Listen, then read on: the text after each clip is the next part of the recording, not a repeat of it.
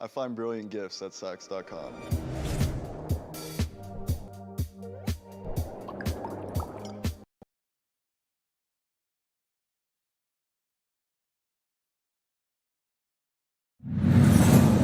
Solo.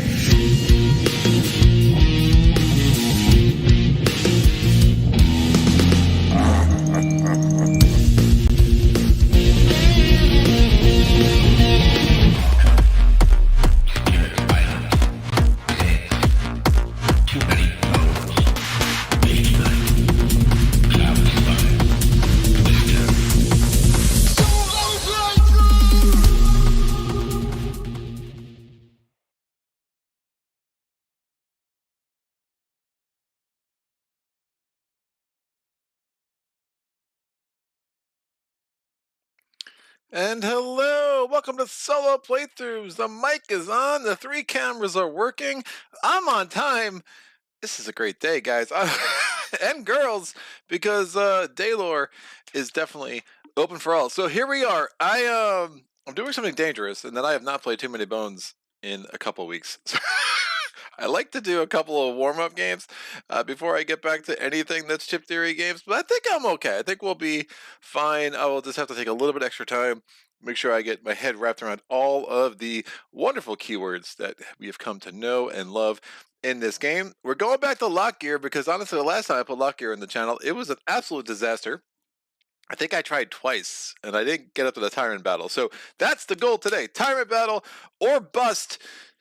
Hopefully bust doesn't happen. I like the battle cam. That looks good. I don't know, man. I'm excited about today. We got ID Jester. Hello, everyone. Hello to you. Sir, I saw that you put up a Nemo's War the other day. Have not had a chance to watch that through, but hopefully you did better than me. Jester says, hello, Solo. So let's get up to Lockgear's little card here. We'll do story time with Greg one more time with this sucker. As experimentation on animals and baddies began to yield promising results, Nobulus turned to experimentation on his own kind. Again, Locgear, gearloc, those chip theory games, guys, I'll tell you what, so clever. Nobulus turned to experimentation on his own kind, confused about where his allegiances lie, and suspicious of everyone and everything. Locgear has developed an unpredictable sense of cunning beneath his less than threatening exterior. Oh, the joys. I should say that this was a review copy sent, not of everything in front of you, but only of the Splice and Dice content, and I will always thank Chip Theory Games for providing that to me. Hopefully they will see fit to provide me with more stuff in the future, but I digress. We have our lockpick dice. I will put them over there. I have Picket, we got Duster. Now Duster, like 2 characters that I kind of like to build in non-optimal ways because I enjoy those experiences more. So I have to decide with Duster, am I going hard into a Nightshade build or am I going to go with the rest of her skills? And with Picket, am I going to go hard into the Captain profession, but I prefer to do the Warden profession. So I will kind of see how it goes, see how things are developing, and I will do what feels right in the moment. Now, Lockier does have some additional setup.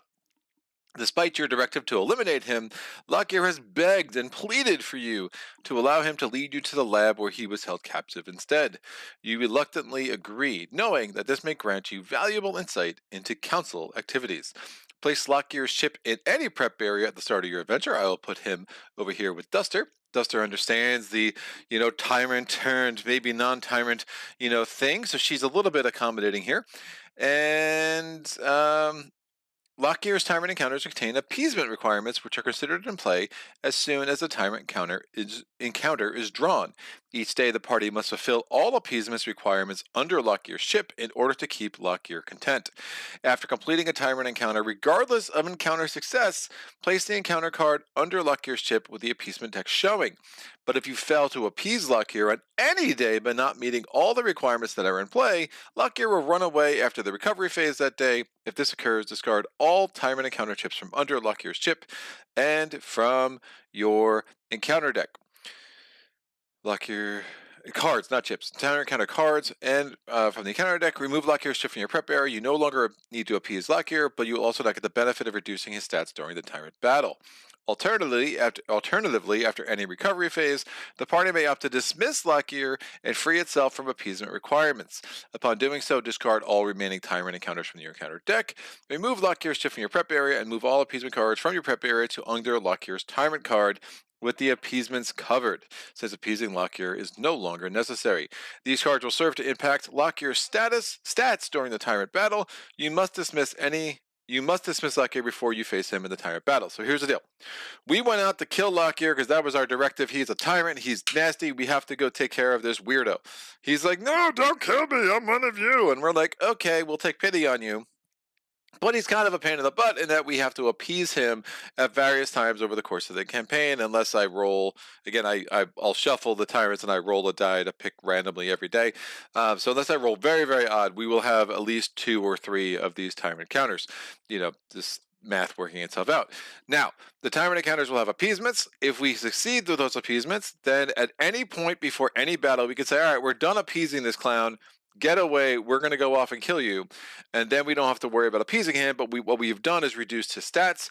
We have to send him away before the tyrant battle. However, if we fail to appease him, if we don't make good on our promises in appeasing him, then he leaves on his own accord, and we'll get no benefit in the tyrant battle. The tyrant battle is indeed a lot easier if we have 2 or 3 of those appeasement things done. So we will definitely need to try our best to do a couple of them before we get up to this tyrant battle. This is a 10-day encounter. We are playing with the base game, so we have our day 1, day 2, and day 3. I will get my Hoplomachus Victorum Kickstarter content, including a bunch of new Too Many Bones stuff, hopefully by the end of next month, and then I will be able to have a wider variety of day 1, day 2, and day 3, but I still am just stuck with the original base game ones. And then we're going to shuffle into that 7 things from the general encounter cards. White Donkey says, woo, Too Many Bones hype. And Warlord Drake, it's too many blondes. I'm at work at the moment. Good luck, buddy. Thank you, sir. All right, shuffling the general encounters. I'm going to take 7 off. 1, 2, 3, 4, 5, 6, and 7. They're going to go underneath these special 3, and then we have the 5 tyrant encounters that I will put under there as well. And I could put these off to this side of the day counter. I will do a pretty thorough shuffling of the chips. I just stacked them, but I did not randomize them in any way. So in here we have 3 kinds of baddies. We have our red baddies, which I believe are trolls. The purple baddies are the beast baddies, and the light blue, aqua, turquoise color, whatever the heck that is, those are the scales baddies. So they bring a lot of the hardy and stuff. And then to this, we have also added the Splice and Dice baddies. Again, I think all of the Splice and Dice baddies are dual class, and only 3 of them are neither of these 3 specific classes. So most of the Splice and Dice baddies are indeed thrown in here as well. So shuffling up the 5-point baddies.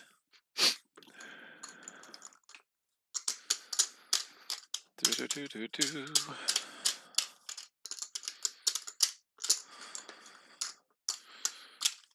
think I was talking to, was it Jonathan Gakoski, is one of my patrons. We were talking about the need for like an ultimate deluxe edition of Mage Knight instead as opposed to the ultimate edition, which it has all the content, but nothing else about it actually indicates that it's an ultimate edition in the truest sense of the word, or at least what I would expect.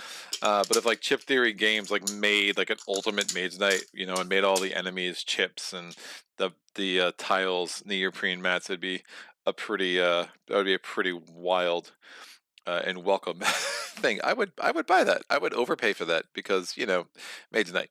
We have our special encounters that may come up over the course of this campaign. I'll just put them down here, and now we just need to shuffle up the loot. But other than that, we are good to go. I got the health chips off the camera to the left, and we got Pickett's dice, we got Duster's dice, we got all the different status dice in a little tray behind the third camera. Everything is looking good, kids. I'm super excited for this. Hopefully we get some better luck than last time for sure. But Duster, how you feeling? Duster's feeling good. The good thing about playing with Picket with Duster is that all of a sudden, like her bottled smoke and stuff, bottled smoke often isn't great because in a two-player game, it just means that the other gearloc is just getting hammered. But if you're playing with Picket and Picket has his defense in order, all of a sudden the idea of making Duster untargetable becomes a lot more palatable for sure. Remember our innates, Duster's innate. Duster may start at any position of the battle match. He also starts with Nightshade, Any Die, and Chip. Nightshade, which I will get his chip. Actually, I need, oops. I need my gearloc chips. I had that stuff in with the undertow stuff. So Nightshade comes into play with 2 health. Again, we can start buffing him as we go. Duster's going to come into play with 3 health. So again, her innate, she starts with Nightshade. At any round that she begins where she's not at full health, Nightshade will come into battle at the top of the innie meter. If she has less than full health at the beginning of a battle, Nightshade will start on the battle mat. We'll have to roll his innie die. Now, half of Nightshade's innie die is a 3, half is a 6. So my preference with Duster, I'm not sure if this is optimal, but this is how I like to play her. I like to play her always having full health, and then Nightshade comes in the middle of battle as soon as she takes the damage. I've just found that more effective in my plays, but I'm sure there's a strong argument to say no, have her have -1 health, Nightshade starts on the battle mat, and things can go better that way. I just like having Nightshade come middle of battle. I can put him right where I want him to. He comes in at the top of the innie meter, and he gets an attack with at least 2 dice. All right, then we have, that is not Picket. All gearlocs look alike. This is Picket. Picket has 5 health. And Picket's innate is at the start of battle, he can roll his defense dice and place his rolled defense dice in the active slots. For this roll, bones cannot be placed in the backup plan. If he gets an 8+1, in addition to shield wall benefits, which is his innate, his normal innate, he can also put his locked, you can also put roll defense dice in the lock slots, even during battle, and that would be a very welcome thing to do. So if you get his innate +1, it really does open up the possibilities for the warden profession. If you don't, those active slots get very, very crowded, and the warden profession becomes a lot less ideal, and that's when you start wanting to lead into the captain profession. So, at least, again, that's how I like to play Picket. Let's get this party started. So I'm going to go to day 1. I'm not going to read it because we all have seen this movie before. I'm going to do option A. Option A is going to allow me to get 2 training points. So I'll just put this sideways. The ones I've done, I'll just put sideways there. And 2 training points, I'm going to give it to Duster. Now, the recommended stat build is grabbing a couple hit points early will help. And then skills considered bottled smoke and jumping into the assassin profession fairly quickly. I do like Duster's Dagger a lot, but I will give her a health. I think that makes some sense, so we'll upgrade that. She already has 2 attack, which makes me happy. Her 3 dex could be a little bit better.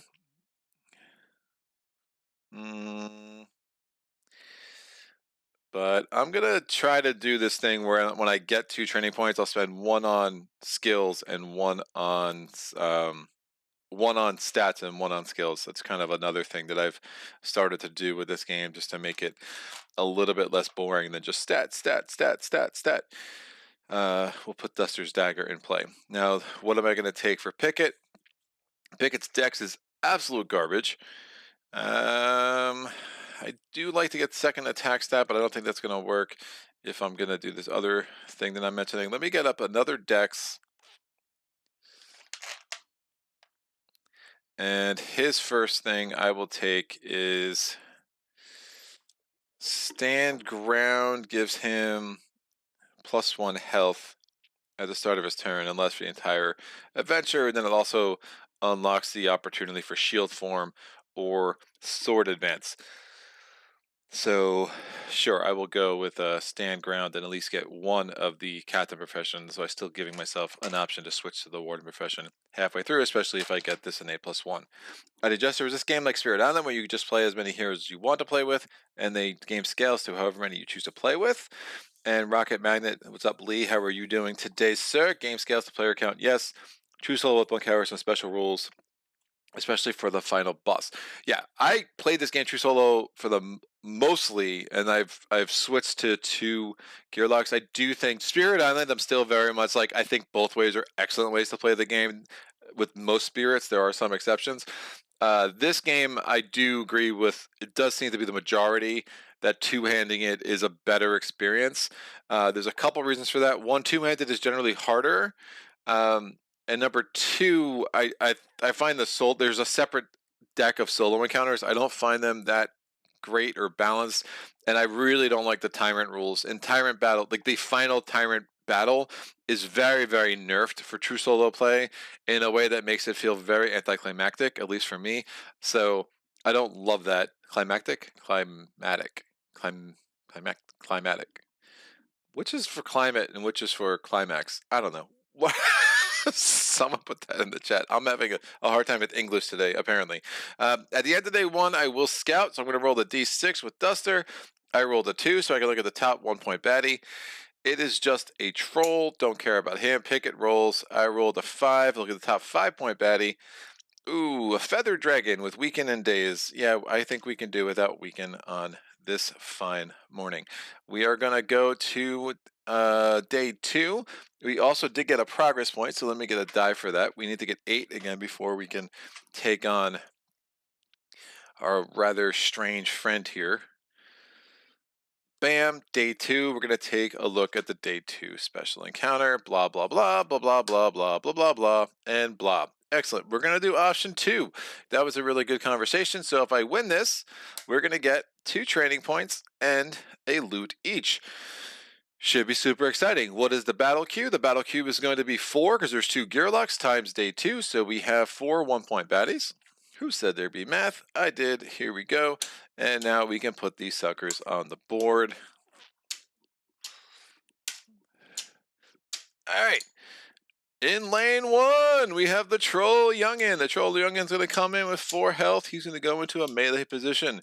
He has Careless, so when he rolls his dice, if he rolls a bones, he will do 1 true damage to himself. In lane 2, we have the Griffin Yearling. Griffin Yearling comes into play with 2 health, is going to be in the melee position in lane 2, has flight. So after the turn for the Griffin Yearling will immediately get the flight die, which means they cannot be targeted until after the next turn when they will lose their flight die. We have the Troll Brute. The Troll Brute comes in with 3 health. It's going to be in a melee position in lane 3. It has thick skin 1, which means that it absorbs the after the defense stat is taken away, so say it has a 1 defense die on it and you do 2 damage to it, well, the 1 damage will take off the defense, the other damage will be absorbed by thick skin, so you'd effectively not reduce its chips at all. So again, it's just another way. It gives it like a buff to any damage done to it. It also has Careless, so again, if it rolls any bones, it will do 1 true damage to itself. Thick skin 1 ignores true damage ignores the thick skin 1 keyword, so we don't have to worry about that. If it rolls a bones, it will indeed get 1 damage. And then finally we have the Dragon Hatchling, which can be helpful. It has Engulf. Engulf does not involve true damage though. Nope, it's just regular damage, so that's not going to help us much with the Thick Brute. It's going to go in a melee position in lane 4, and we'll put it right there. Again, Engulf is when it attacks a target, anything that's adjacent, whether it's a baddie or another gearloc, will also take the same amount of damage. Again, it's not true damage, and it is not halved. I know there was some confusion about that in my last playthrough. I think someone was just confusing Duster's Bombardier skills. All right. John Olveson, we got to get you Age of Tyranny, Greg. These extra day 1-3 are worth the price alone. I know, I'm going to get it. I should have had it already, if not for a really bad mistake, but on the hand of one of the companies Chip Theory was working with. But I should have that by the end of next month, I believe. I'm just gonna tilt this a little bit and hopefully don't fall over. All right, we're good. Yeah, so I really do need those extra encounters. I am very sick of these encounters myself. Can I do that? Perfect. I agree to hint that here is way better, mostly because it raises the difficulty. Climaticalness Esther. White Donkey, don't you like precipitating in solo tyrant battles? Sure. And then laugh out loud. White Donkey smiles. All right. Oh, yes. Joke on, yeah, I do like precipitation. Give me some lightning and some rain. It'll be all awesome. All right. Let's get Duster on the board. She can go anywhere she wants. Oh, I can roll my any dice first, and actually need to put the dice in for the baddies as well. Getting the too many bones cobwebs out of my brain. So in lane one, we have an initiative of a 3. Lane 2, we have an any of a 5. Lane 3, we have an any of a 1. And lane 4, we have an any of a 6. Which will go there. Now, Duster's any die is a 3-3-4-5-5-6, and Picket's is a 2-2-3-3-3-5. So, not the greatest, not the worst. I rolled a 2 and a 3. Well, never mind, it is the worst. So, Duster is going to go here, Picket's going to go here.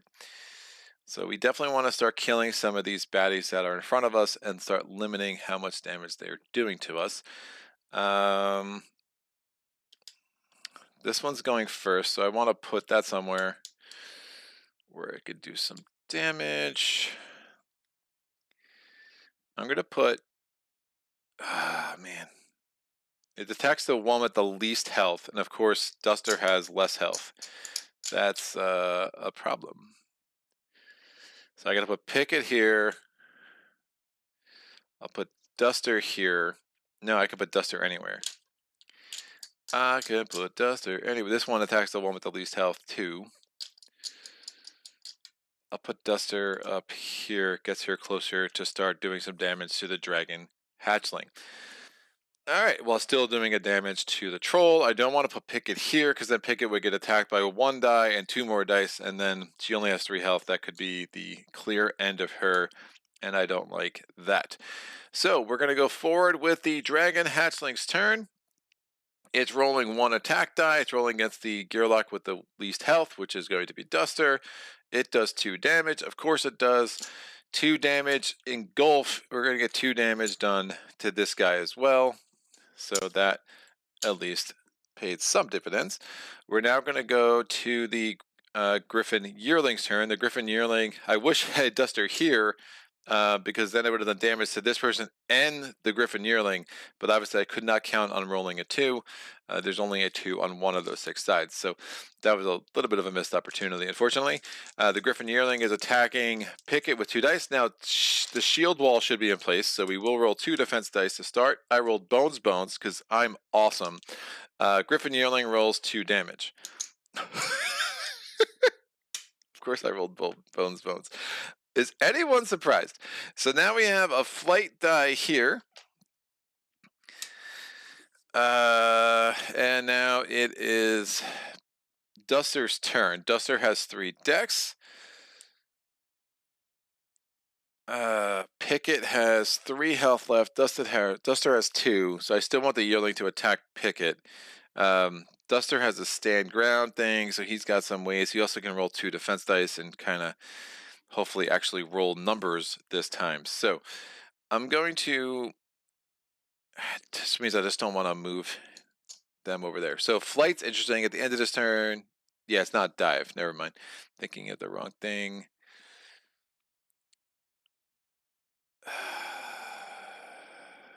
Yeah, I can't target the Yearling because it's in flight. Man, this has been another awesome Greg start. for too many bones. I'm rolling 2 attack dice and 1 defense die against the troll youngin. Hopefully I can kill it. I did not. I got a bones, which I could put here, and I got 1 damage, which I can do that. So that's unfortunate. So I've managed to kill nobody. We're going to go number 3. So the troll youngin is going to attack Duster. It's rolling a defense dice and an attack dice. It bones, careless trigger, so it killed itself. So that's at least a welcome development. I just roll bones all the time. Picket. Picket cannot attack this clown. I think we're going to try to get stand ground out and just do 2 defense because I don't have enough decks to really move anywhere that I want to move, and hopefully we can survive 1 more attack from this Griffin Yearling. That's going to indeed happen next turn. So rolling 2 defense dice and stand ground. 3 defense, that's a roll of dreams. And then I have a reusable bone.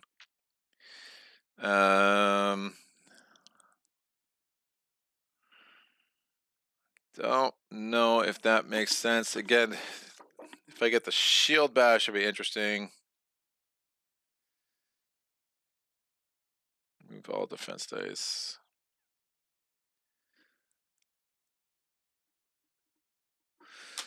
Do I want to put this reusable bone in there?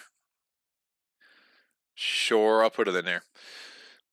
Again, normally skill dice, when they go to backup plans, when they're used, they go over there. Reusable bones, after I use it, I can put it back on the skill dice place and re-roll it later. I'm probably not going to be rolling that die much anymore, and at least it gives me a little bit more of a chance to either get benevolence, but preferably I can somehow get my way to 6 bones this round. Will not be easy, but it's going to be worth a shot. The Troll Brute's going to go toward the closest gearloc. It's going to go to Duster, even though Duster is the weakest. It's rolling 1 defense die and 1 attack die. It does 2 damage and gets a shield. So the 2 damage takes the shield out for Duster, reduces her to 1 health. This is going really well. And by really well, I mean, oh, the joys. All right, we go to round 2. These come down. This dude is out. Because Duster has less than full health, to the rescue comes a little Pupster. Pupster's going to go in any gearloc melee position. We're going to go there, and it's going to take a full turn. It can move 2 spaces just like baddies, and it's going to roll 2 attack dice. And honestly, it does mean the Yearling will also attack Nightshade, which is going to help give a little bit more longevity to Duster here. So Nightshade moves in. Hopefully with this 2 attack dice, I can roll a 3. I rolled a 2. The fact that Duster has 1 health is really unfortunate because it is still oh, never mind. Yeah, we're toast. Yeah, Duster's toast. So we're rolling 1 attack die against Duster. It's a 1 that kills Duster. That also means Nightshade comes out as well. And now hopefully Picket can somehow find a way to bring this home on his own. When Nightshade gets knocked out, it goes back to the mat with just 1 health. So out, out. The Griffin Yearling is going to attack Picket with 2 attack dice. It does 3 damage. Oof. All 3 of Picket's defense come out, but at least that leaves. Oh, man. We have to attack the Griffin Yearling. And I have to roll 2 defense dice. So I'm going to roll 2 defense dice and an attack die. Hopefully I roll a 2. Why would I roll a 2 when I can roll a bones instead? I could shield bash, which would be enough to kill the Yearling. But then I'm left with 3 health and 2 attack dice coming at me.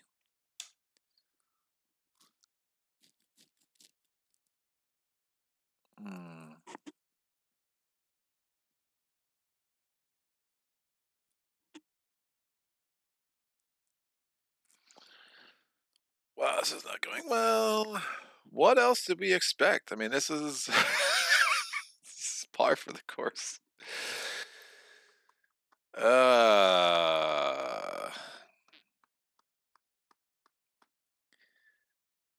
I think I have to get rid of the Yearling. I just have to hope that they just don't roll super well. So I'm going to shield bash. I'm taking out those 2 bones. All my defense dice go away. I'm going to do 2 damage to my target. Griffin Yearling out. Done. Done. and this, because it's a reusable bone, goes back into stand ground. We're gonna go to this troll brute. Troll brute comes down. I could have it go that way. No, I want a little more direct shot on the dragon hatchling. Troll brute is attacking. It doesn't re-roll the defense dice. It just rolls the attack die. 1 damage. Picket's down to 2 health. We go to round 3. The hatchling is rolling 1 attack die. It does 1 damage. Picket's down to 1 health.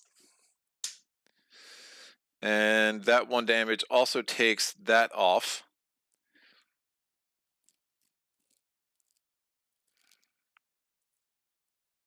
I think I have to just very slowly try to work my way up. Hopefully we'll get good defense dice. If I roll a lot of bones on defense, I'm just toast. I only have 3 decks, which is my problem here. Trying to take this guy out is kind of a fool's errand. And again, I don't have that many rounds, because as soon as I get to fatigue, I'm dead. So I really have to kill them in the next 3 rounds. It's going to be easier said than done. Hopefully this guy starts killing himself a little bit if he rolls a bones. So I'm just going to move 1 and roll 2 defense dice. Trying to roll the stand ground is interesting, but I really need the defense. I rolled a bones and a shield. That's going to be it, because I can't roll well. This guy goes here. He rolls this and this. Please bones on your attack die. He does not. He does 1 damage to himself, but he also takes out my defense. And then we go to round 4, and the hatchling's attacking. Does not bones. I'm dead. We're restarting. Woof! So bad. All right. Well, I'm just going to reshuffle these baddies. We'll scout again, pretend that that never happened, and go from there. I roll so good, I can't stand it. All right, this goes here. 4 health. This goes here. Yeah, I rolled way too good for their attacks to really have a chance. So I did day 1. Let me reshuffle the 5-point baddies and the 1-point baddies, and then we'll rescout and just reset this whole thing.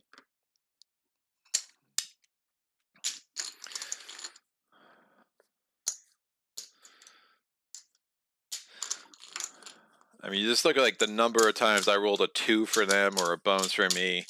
Like the math is, it just didn't even out over the course of that tyrant battle for sure. But that's how things go. This goes here, and yeah, and bonesing with shield wall to start that battle was definitely a problem.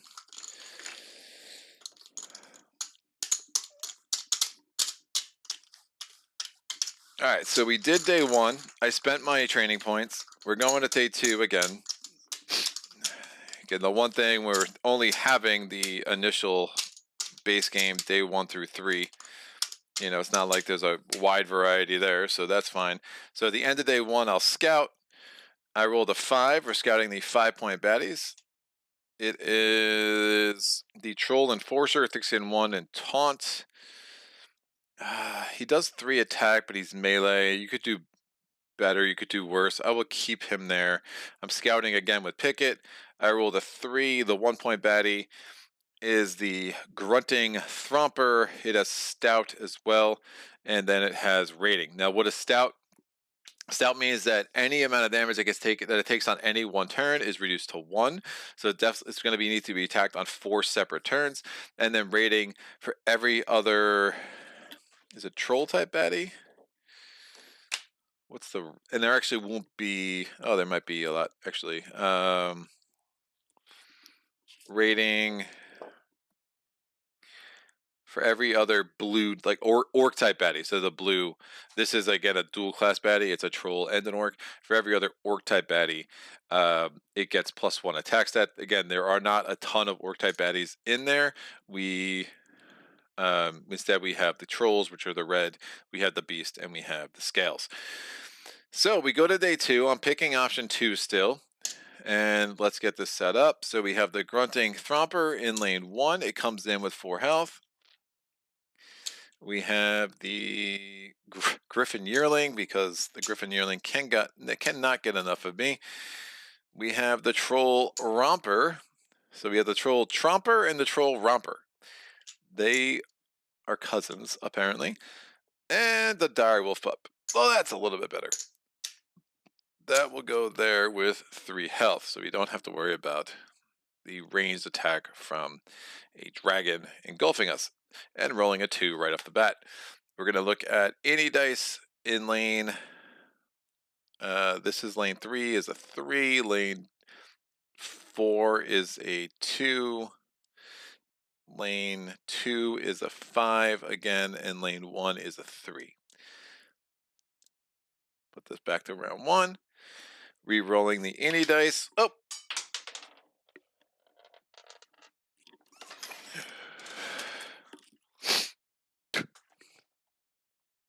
I have no idea where that went.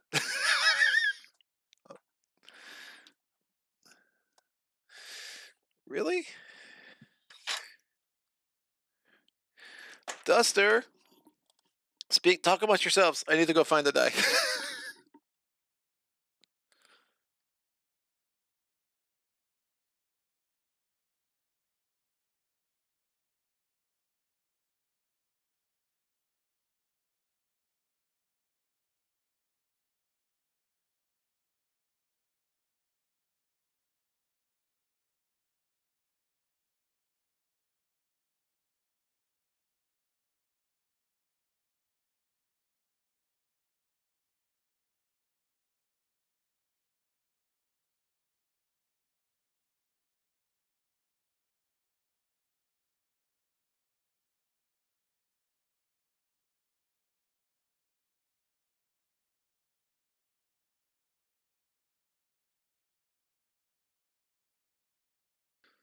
And we're back. Woo! All right. Any dice. A 3 and a 3. Rolling really well with any dice today, kids. But at least we only have 1 baddie attacking us instead of 2. Let me catch up on the chat. Warming up, says White Donkey. Sages, well, hello. Looks like we're back to the scuba diving game material. Yeah, round 2 can be rough on Legendary. Yeah, Lee. And the parallels don't stop there. Even if you have no clue where it rolled, we all know you had the worst result possible on the die. Yup, that's about right. Woo! All right, let's make this happen, kids. So the Griffin, oh, I gotta put myself on the mat. Oh,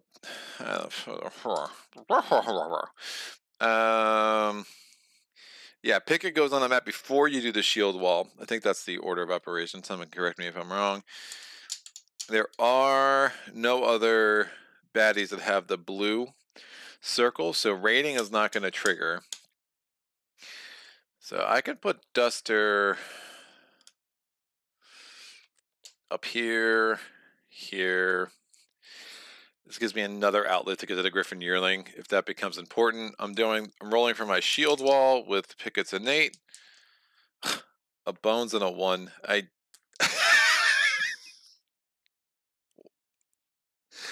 Why do I love this game so much? All right, let's go on. Where the Griffin Yearling is rolling 2 attack dice against Picket. It rolls a 1 on the 1, so I lose that. I lose a health. And now the Griffin Yearling is it's off to the skies, flying around. That's what it does. Duster, what do you say? Duster's going to try to take out this Tromper, I guess, because why not? Duster's rolling...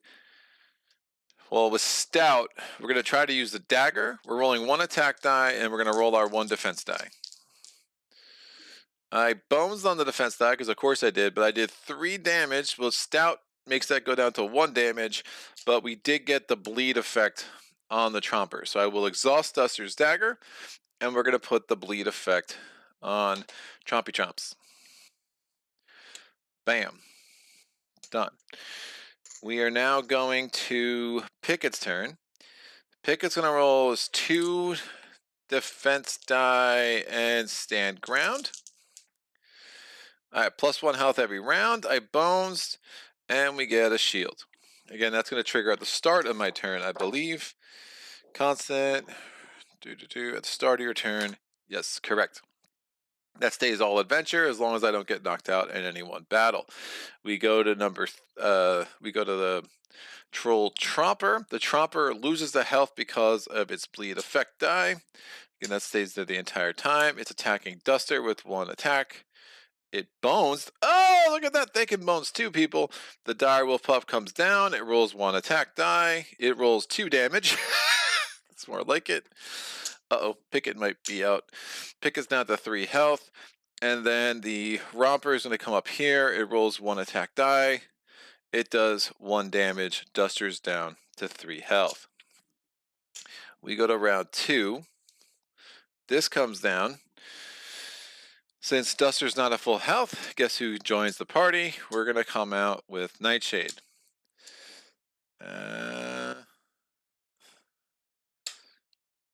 Yeah, Nightshade doesn't have a great place to go. We can maybe start eating into that dude. So Nightshade comes to the top of the Inimeter. He's going to come up. He's rolling 2 attack dice against the Romper. Remember, the Romper has thick skin. So we actually did 3 damage. So the thick skin absorbs 1, and then 2 go through. So that dude's down to 1 health. The Griffin Yearling is going to attack Picket, rolling 2 attack dice, 2 damage. Picket is down to 1 health. All right, beginning of Duster's turn. Duster is going to attack. Oh, and then this goes away. No longer in flight. Duster's going to move here. Roll 1 attack die and 1 defense die because it only has. Oh, and just roll 2 attack dice. Never mind. I feel pretty good about that. So just rolling 2 attack dice with the 3 decks. Again, 1 dex was to move. 2 are now to attack. I roll 2 damage. That kills the Yearling. So 1 dude's finally out. We go to Picket's turn. Picket's going to gain a health at the beginning of its turn because of the skill dice. That is, again, the stand ground die. Picket is going to roll 2 defense dice. Now, Picket's going to move 1. Roll 1 defense die, 1 attack die against. No, I don't want to do that. I'm just going to roll 2 defense dice. I just need to survive for a little bit here.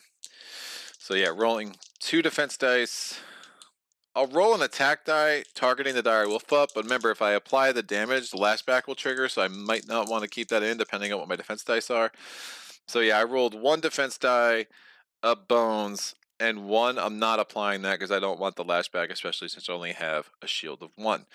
We now go to the Tromper's turn. He loses the health because of the bleed effect. He is going to roll 1 attack die against Nightshade. 2 damage. Nightshade is out. Comes back to the mat with 1 health. The dire wolf pups attacking with 1 attack die against Picket. Does 1 damage. Shield comes out. And now the Romper is going to move forward 1, rolling 1 attack die against Duster. That's a 2. Not happy about it, but that's 2 damage. Duster's down to 1 health. I'm rolling so good. All right. That's 2 2s that I rolled in their last 3 attacks. That's awesome. And by awesome, I mean, scary. He's going to die because of the bleed effect, so I'm not that worried about that. Let's try to kill this dude. So I'm rolling 2 attack dice and 1 defense die with my 3 decks. That's 3 damage and a bones, so we have a backstab ability, but I can maybe prolong this a little bit and try to get this to the point where we can get some innate +1s, hopefully. So this guy is done because I did enough damage. Even with thick skin, he still doesn't survive. We're going to go to Picket's turn. Picket's going to get a health back beginning of his turn. A little bit of patches going on right now. Picket's going to roll 2 defense die and an attack stat against the dire wolf pup. I got a bones, a shield. I could apply 2. I do not want to because I don't want to take the lashback, especially since I only have 1 shield. And let's, again, try to get that innate +1 for sure. This dude just dies because of the bleed effect. So he's out. He's out. And where did I put the... Yeah, that's out. The dire wolf pups rolling 1 a die against Picket. It's 1 damage. Shield comes out. We go to round 4. Whew. Duster only has 2. If we can get up to 4 at least, that fortunate discovery could be pretty nice. I do like her blade dip for sure.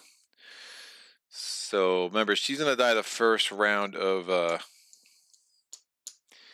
fatigue though. So getting the fortunate discovery and then dying is not exactly going to be a helpful thing. And the wolf pup, remember, attacks the weakest. So that's a little bit of a problem. So I'm just gonna stay where she'll move 1, she'll stay where she is at this point, and she's gonna roll 1 defense die, because that's all. So her defense stat is only a 1. She rolls 1 shield. We're gonna go to Picket's turn. Picket's gonna roll. Well, Picket's gonna get another health back. So he's up to 4 health. He's rolling 2 defense dice and an attack die. Bones! Alright, 1 bones, 1 defense. Not going to apply the damage. And now the dire wolf is attacking Picket because it's adjacent. 1 damage, the shield comes out. We go to round 5. Duster doing anything with her backup plan is going to be not likely. So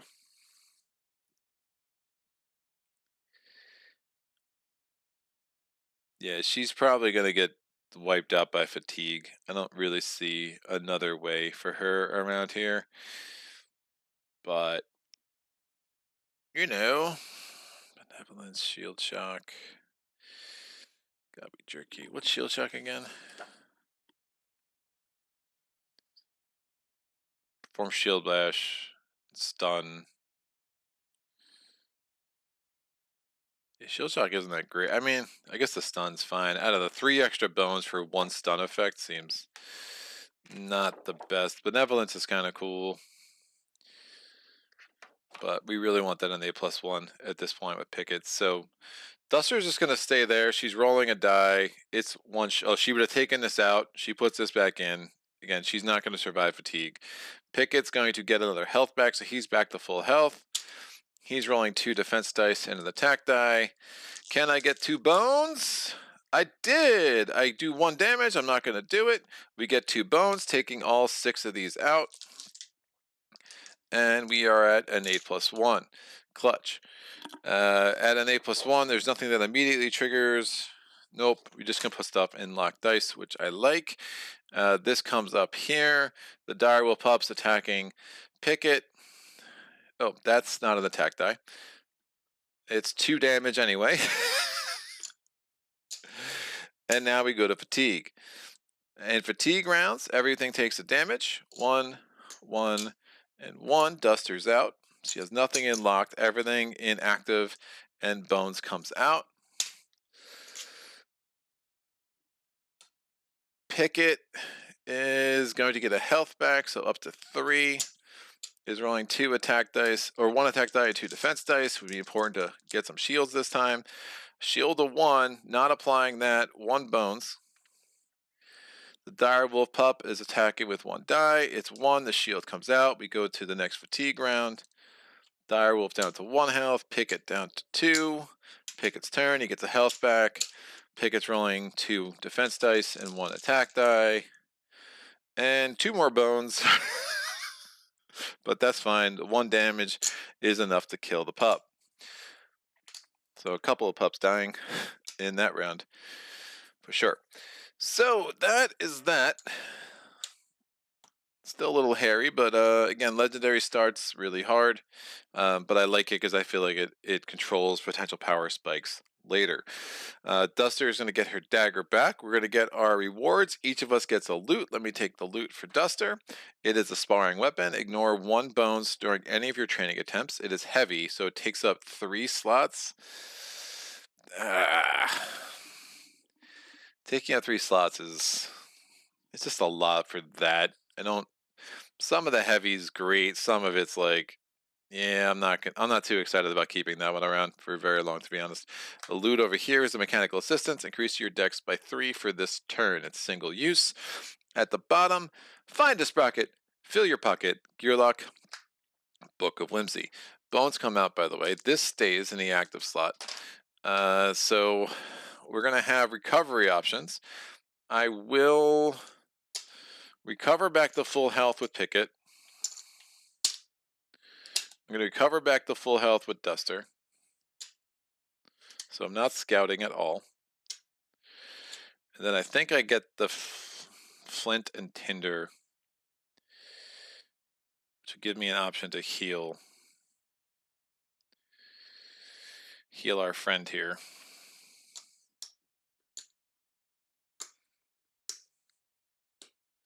Yeah, I'm going to take a Dex and Flint and Tinder.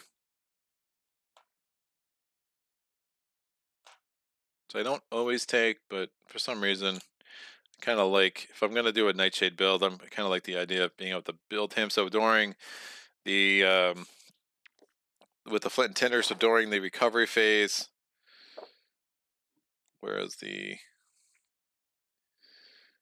during recovery phase only, heal any gearloc or Nightshade for up to hit points. I rolled a 3. I am going to take it on Nightshade, just get him back to full health. That 1 extra health could make a difference for sure. Giving him 2 rounds to be alive instead of just 1 can indeed be pretty powerful. So for Picket, what I'm going to do, I want to get his attack stat above 1 because 1 is garbage. So I'm going to try to train attack. Oh, I'm going to try to train attack. I did succeed. So we'll get a 1 there. We already have that there. Obviously going to want to start beefing up the defense stat next. Having that there is helpful. Mess with this dexterity stat as well.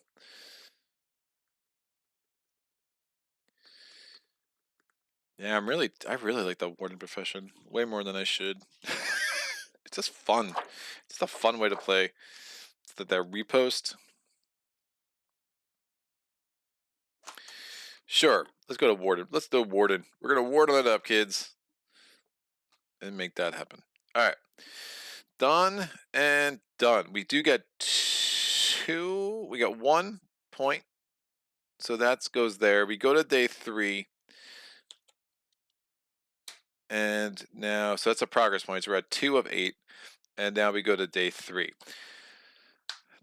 I will do option 1. So again, option 1, I have to roll a d6 for each member of the party. So I'm going to roll, again, these are the standard base game, day 1, 2, and 3. I just don't read them anymore because, you know, they're the same thing every freaking time. So rolling a d6. I rolled a 5 for Duster. If I roll a 1 or a 2, we're going to have a little bit of a problem, but I rolled a 5 for both. So that's fine. Now I get a training point and a progress point. I get 2 progress points. So I'm up to 4 progress points, and both gearlocs get a training point. I will use this on stats.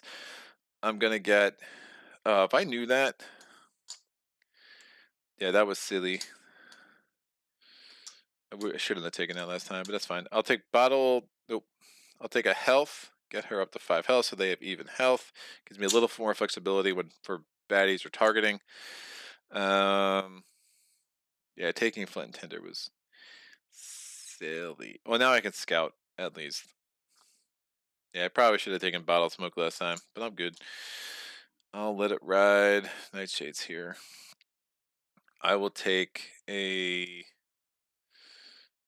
Dex because I have 2 attack, 2 defense. Give me some more Dex, and I'm going to try to actually start beefing up the defense pretty much immediately.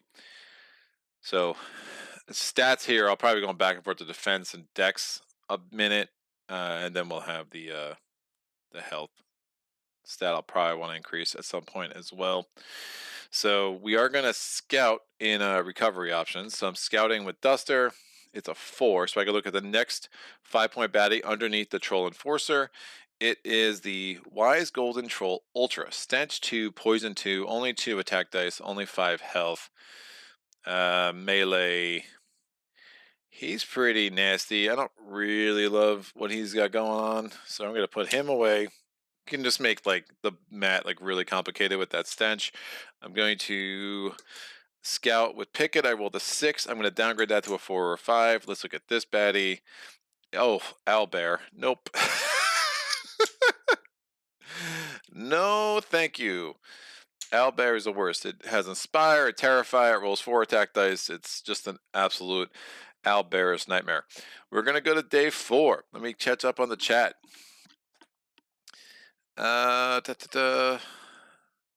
John Olderson, no, this definitely was a 2, which won't happen again this game for Greg.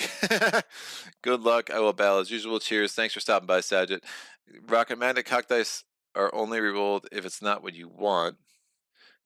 And then man down to the wire says white donkey. Nice.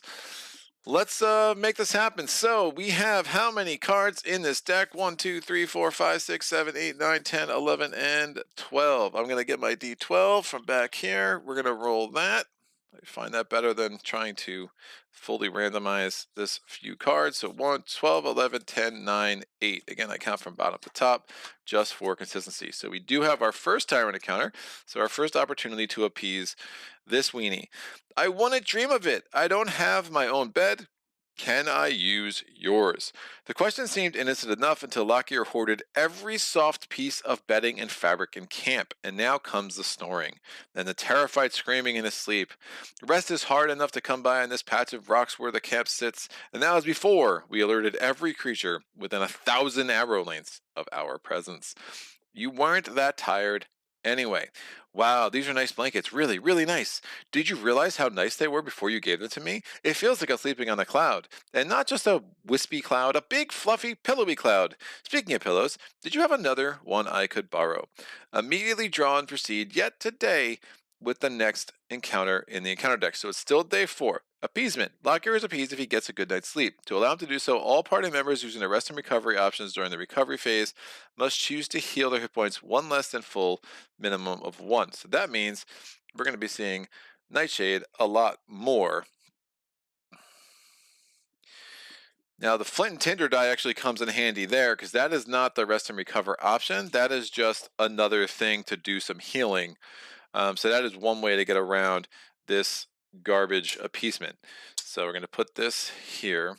Honestly, some of the appeasements are way worse. I do not mind that one.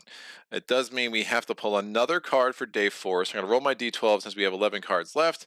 I rolled an 8 again. So again, 11, 10, 9, 8.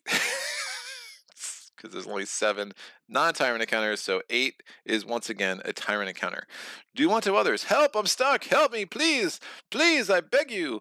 Luckier struggles imply. His vest caught in a prickly bush. Attempts to quiet him are too late. His piteous mewling has already alerted nearby enemies to his presence. Bash in the brambles. Cut me loose. They're gonna kill me. I can't move my foot. Cut me loose. Baddie points is the battle queue, which would be a 5 and 3 ones. On their turn, gearlocs must remove 1 bones from their backup plan in order to move. Does not count as using their backup plan. So cannot move unless we remove a bones. Appeasements. Lockier is appeased if you assist him in cutting the brambles he keeps getting stuck in. To do so, gearlocs must avoid applying attack dice to baddies until they have successfully sacrificed a number of rolled attack dice equal to party size set on this card to track. So I need, for the rest of this battle, for as long as I keep this dingbat around, I need to sacrifice 2 successfully rolled attack dice, and it has to be gearlocs. So that would not count if Nightshade was rolling. Nightshade is a member of the party, but he is not a gearloc. So, sacrificing 2. That's going to be a little rough. To successfully sacrifice a number rolled, blah, blah, blah, and blah, blah, blah. So both of those are in play. I mean, there's an argument to just cut this dude loose immediately after this battle. So if I succeed in this, I get just 1 training point and 1 loot and 1 progress point. So again, still day 4. Battle queue is going to be baddie points. So we have a 5, 3 ones. Fiber is going to be on top. Oneer. Nope, That's lane 4. I think I might have been doing lane 3 and lane 4 backwards. Doesn't matter. All random. And then, yeah, 1, 2, 3, 4. I get sometimes the undertone map kind of messes me up. So someone can go back and let me know if I put something in the wrong place. We have the 5-pointer here. Again, it's got thick skin 1 and taunt. Taunt's not a big deal. If you're adjacent to him, you have to attack him, but you can move away from him and attack somebody else. The troll romper, again, we just saw one of these the other last round. Not too bad. Melee thing there. The troll brute. This has 3 health. Again, not too bad. It has thick skin and careless. And the Neanderthal. Neanderthal has 3 health.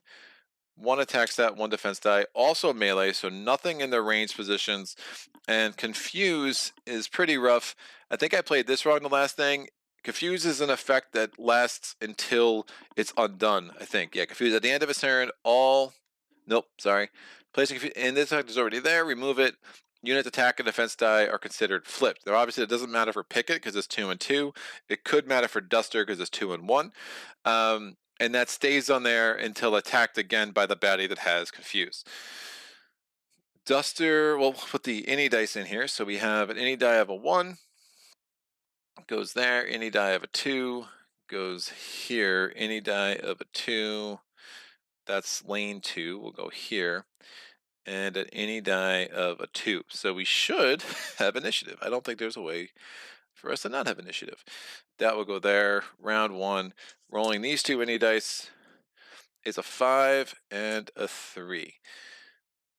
All right, Picket is going to roll his 2 defense dice. A 2 and a 1, and I could put them in active slots. Now what that means, when they're in the active slots, they do not reduce my defense dexterity or my defense number, so I can still roll 2 more defense dice every turn. It basically makes me an uber tank. I'm going to put myself in a place where I don't mind getting attacked. This is the one that's obviously the most concerning. And it's going to be pretty much impossible to avoid him attacking somebody this round. But if I go here, he would have to come out, and then I could put Nightshade there, in theory, to start messing him up that way. I also don't mind if he gets confused. He's going after the strongest. They're equal. Oh, well, yeah, they'll be equally strong at that point.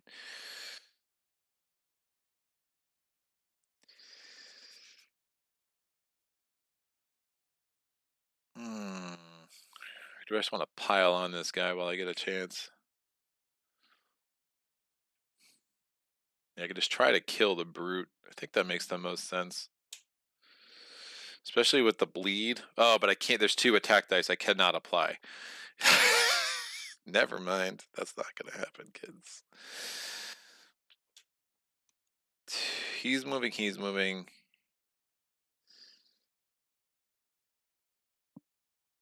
Yeah, I do not want Duster to get confused.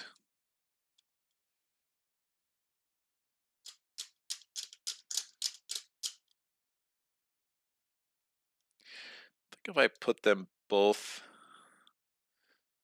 in the corner, and it's got to be collectively. All right, that's gonna have to be good. So, Picket's going first. He's rolling 2 attack dice and 2 defense dice. Remember, I'm not applying at minimum 2 attack dice. My attack stat's 2, so even if I did mechanical assistance, adding dex isn't going to help. I can still only roll 2 attack dice. Mike James, Luckier beat me down the last time I tried. I have faith in you, Greg. Avenge me. I'm trying to avenge myself, Mike. I'll try to avenge both of us. How about that? So I'm rolling 2 attack, 2 defense. 2 successfully rolled attack dice. I'm going to get rid of them. So we have done the appeasement and 2 bones. I could just shield bash him, but I'm going to have to get punished by that dude. No, not shield bashing him. Try to save a shield bash for this clown. Oh, but he's going to have 2 defense stats. Ah, super gross. All right. Duster's going. Duster's going to roll Duster's Dagger, 2 attack dice, and a defense die. See if she can't just take out this confused thing. Just one less thing to think about. So again, I have the dex of 4. I did 2 damage and a bleed. That will work. So 2 damage.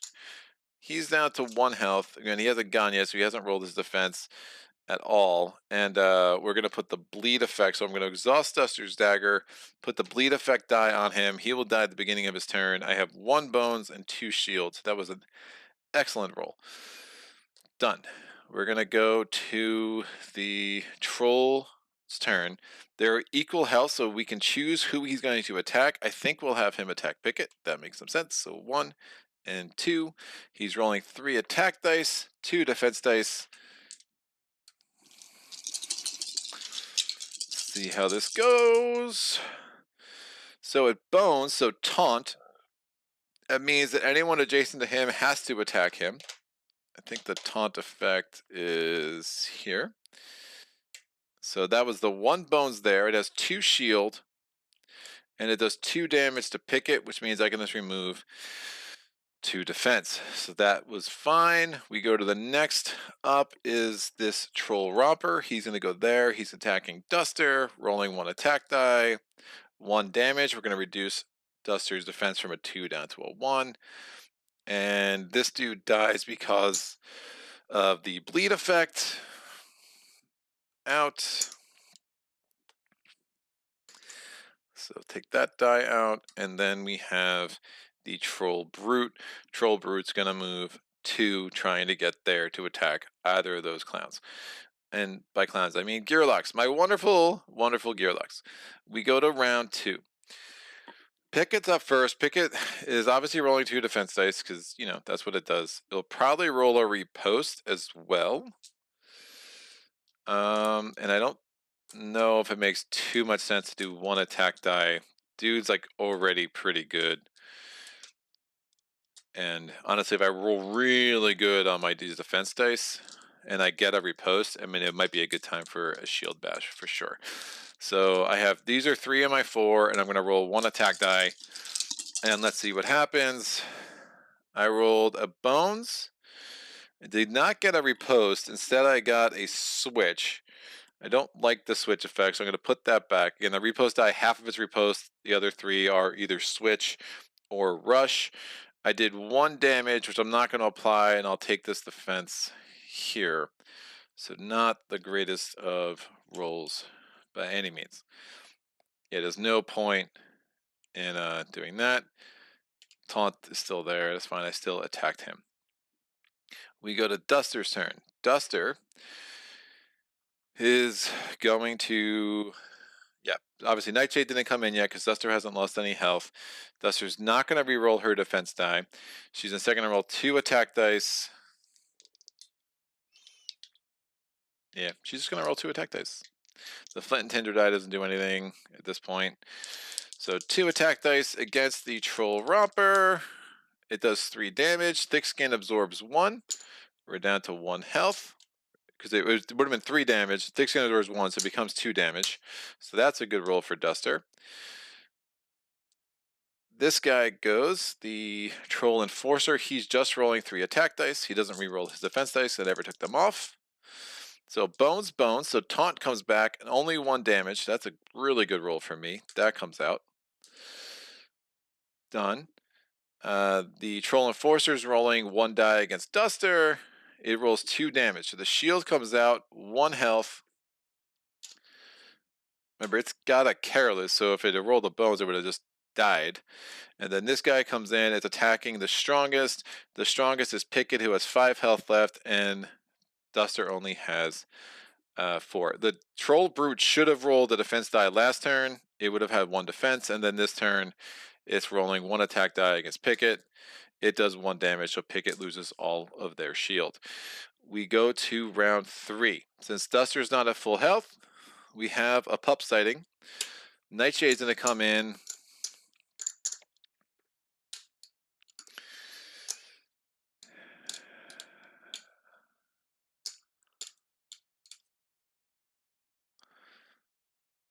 Yeah, eventually the Troll Unfortunate is going to get a big roll, which is my concern. But I think I kind of like where things are at. Just try to kill everything else, and then all three of them can beef up in this dude. Picket should have enough to survive a couple more rounds, especially with the stand ground die. So Nightshade Zen comes in at the top of the inning meter. So I'll just set this to a 6 just to signify that.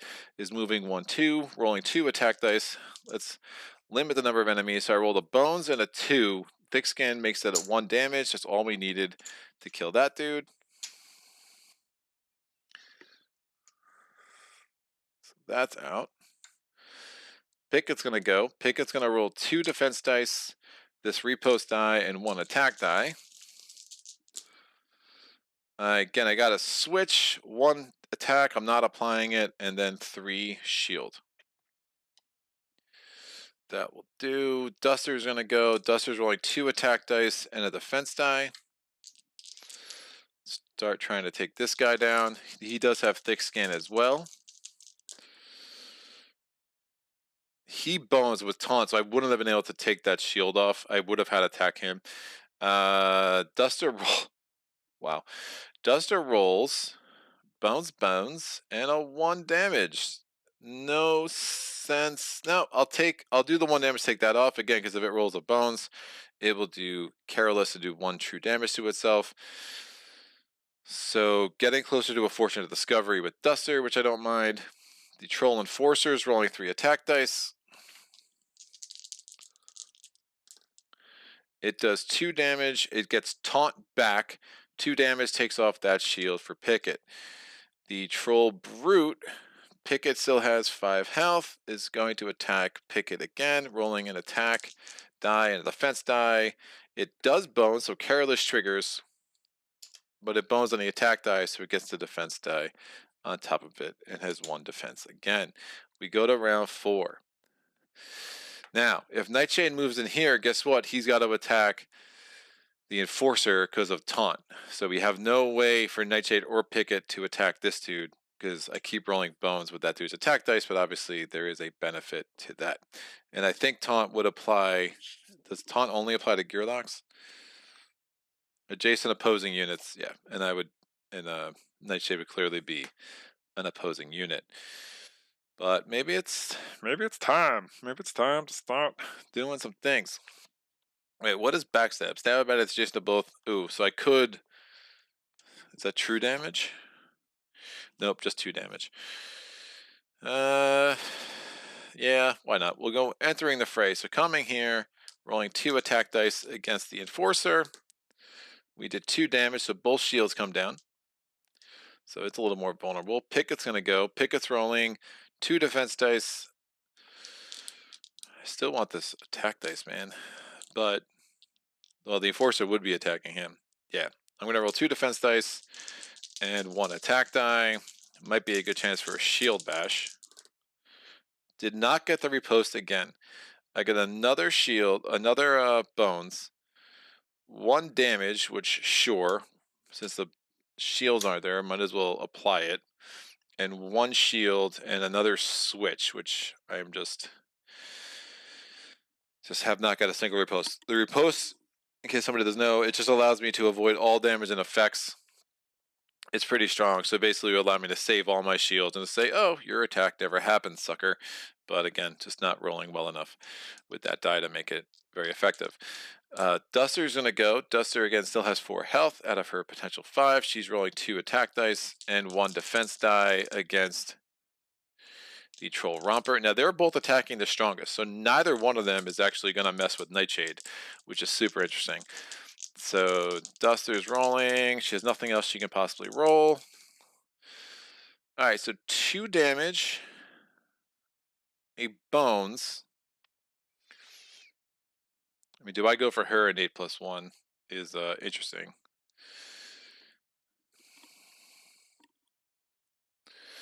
Or do I just backstab it, get rid of it, simplify life? I think that makes more sense. So I have 2 damage. I'm going to apply it to that dude. The 1 takes the shield off. The other one would do 1 damage. However, again, thick skin absorbs it. I'm going to do backstab since they're both adjacent to the troll brute. When you do backstab, stab about adjacent to both Duster and Nightshade for 2 damage. That 2 damage is enough. Again, remember, thick skin already applied. That applies for the turn. So ignore the first number of damage it would take this turn. So it's still Duster's turn. So I did a total of 4 damage to it. So it's enough to take 1 shield off, enough to get through the thick skin, and the 2 more damage kills it. I think that just simplifying variables here, I think makes more sense.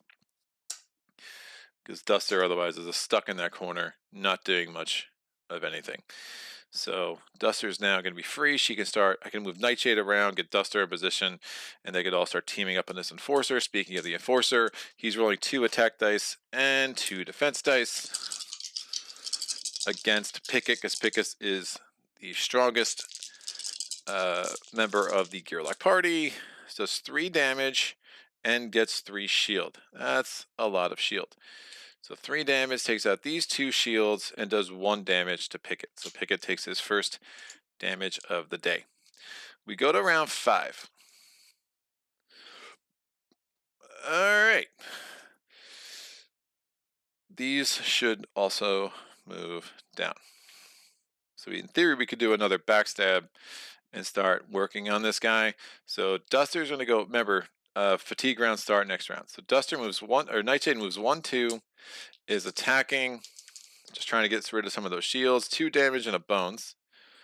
I don't think he bones last time, right? No, right, he rolled 1, 1, 1, and then a 2 and 1. So the taunt actually isn't there, but there's no one else there anyway, so it doesn't matter.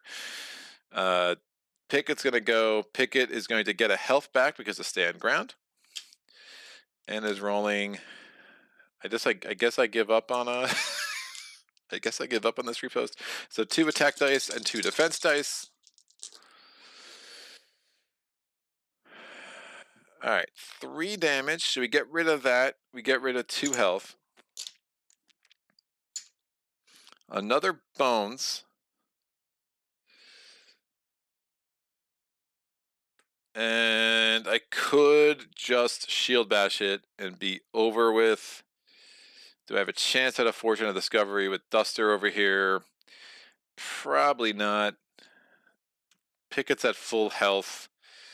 I think this makes the... Oh, he's got thick skin.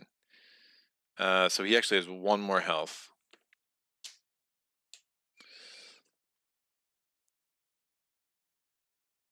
Oh, which means he would have absorbed... He has another health from last round, too. Well, that changes things. Well, I could stun him. Yeah, I don't hate that. So I did 3 damage to it, which means that meant only 1 got through. I'm going to shield shock, which means I do a shield bash. So that's 2 damage. Again, we've already applied thick skin this round, and then we could add a stun effect to this dude, which means he won't act. Let's disable, which is the stun. There's a stun on here. Yeah, he's stunned. Stun, play stun effect, target loses this next turn, and negates everything. Alright, Duster's gonna go. Duster is, I guess, gonna try to finish him off. So 1, 2, rolling 2 attack dice.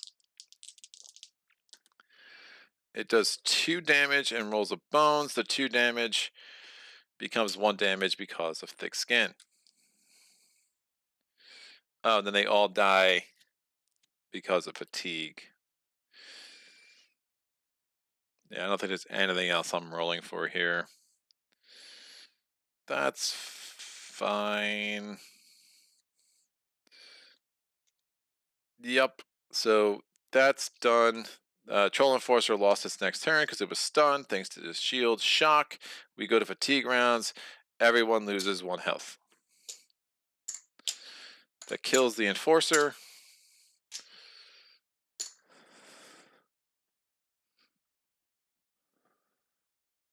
And we'll put this over here. Done. Comes back. So 3 health on Duster. And 4 health on Picket. Remember, they all have to heal to 1 less because of this 1 appeasement. I'm wondering if I should let this dude go because I'd like to get a third one, but it could be a while, right? Because I am 70% of the time I'm gonna roll a 1 through a 7 on a D10, so like that's not gonna be good odds of getting to that third appeasement, and this could get rough. Having to waste attack dice, the numbers are gonna get such that that's gonna be tough, and then healing up to less is not great. I could let him go, I think, after any recovery phase. So I'd have to count this thing now and only heal to 1 less, and then I would have to just send him off. And I don't know if that's crazy. I mean, it reduces his stats pretty significantly in a way I think would probably be enough to give me a really solid shot. Luckier. All right, so Mike is the last comment, so we're good there. I will do the recovery phase. I will heal. I can't heal at the full. I'm only healing the 4. I'm going to roll the Flint and Tinder die. That gets Nightshade up to full. Picket's at 4 health, so he can't heal to 5 anyway. And that means he's going to scout. So we're rolling a d6. I rolled a 2. We can scout a 1-point baddie. It is the Cobalt Tracker, Hardy, Compound, whatever. Oh, did I misapply Stout? What was Stout? I think I treated Stout as if it was Hardy. The units last week can only be used by fatigue. Ugh. Yeah, I can't go back and fix that. That was just an oversight. Stout is not Hardy. Hardy is not Stout. Hardy is the one where it's only 1 damage per round. Stout, the last hit point has to remove high fatigue. Obviously, that whole round plays out differently. I don't use the Duster's Dagger on that person. I use it on someone else. Considering how I rolled, I would have killed someone else quicker. He's still only rolling 1 die. So you're probably just trading things off. And then once we get to fatigue rounds, which I think we actually did, I would have just killed the dire wolf pup. He would have died at fatigue rounds instead of the dire wolf pup. So sorry about that. Again, Picket was fine. Picket was full health. I mean, there was never really a time in those last couple rounds that Picket was close to its last health. So yeah, definitely had Stout and Hardy mixed up because I haven't played this in a couple weeks. that's what happens. That's what happens. What is my reward? I get a training point and a progress point. So progress points are up to 5. Training point. We get a loot each. So loot for Duster. I got herbs. Heal yourself on one in battle. That's helpful. And the Zephyr Seeds. Heal any gearloc for 2. I'm going to try to train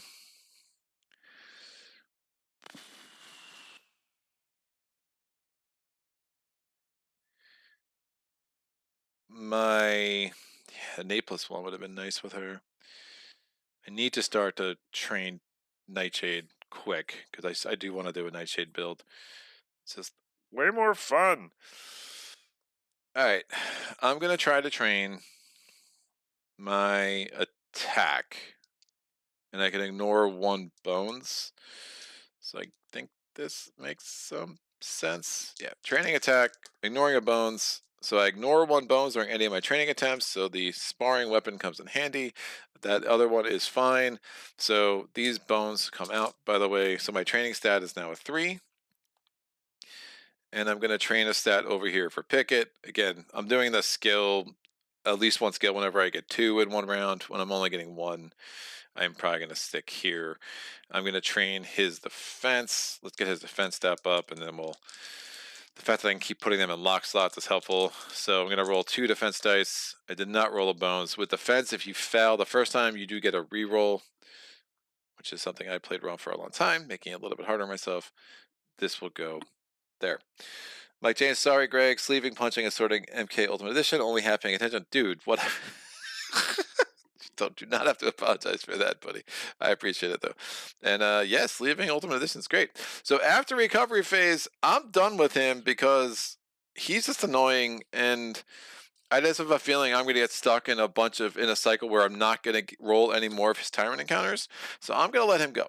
We're done, man. I find you just overbearing, so I dismiss him. I discard all remaining tyrant encounters out, and then he's gonna come over here, and he's gonna be with these two face down. So those appeasements no longer matter.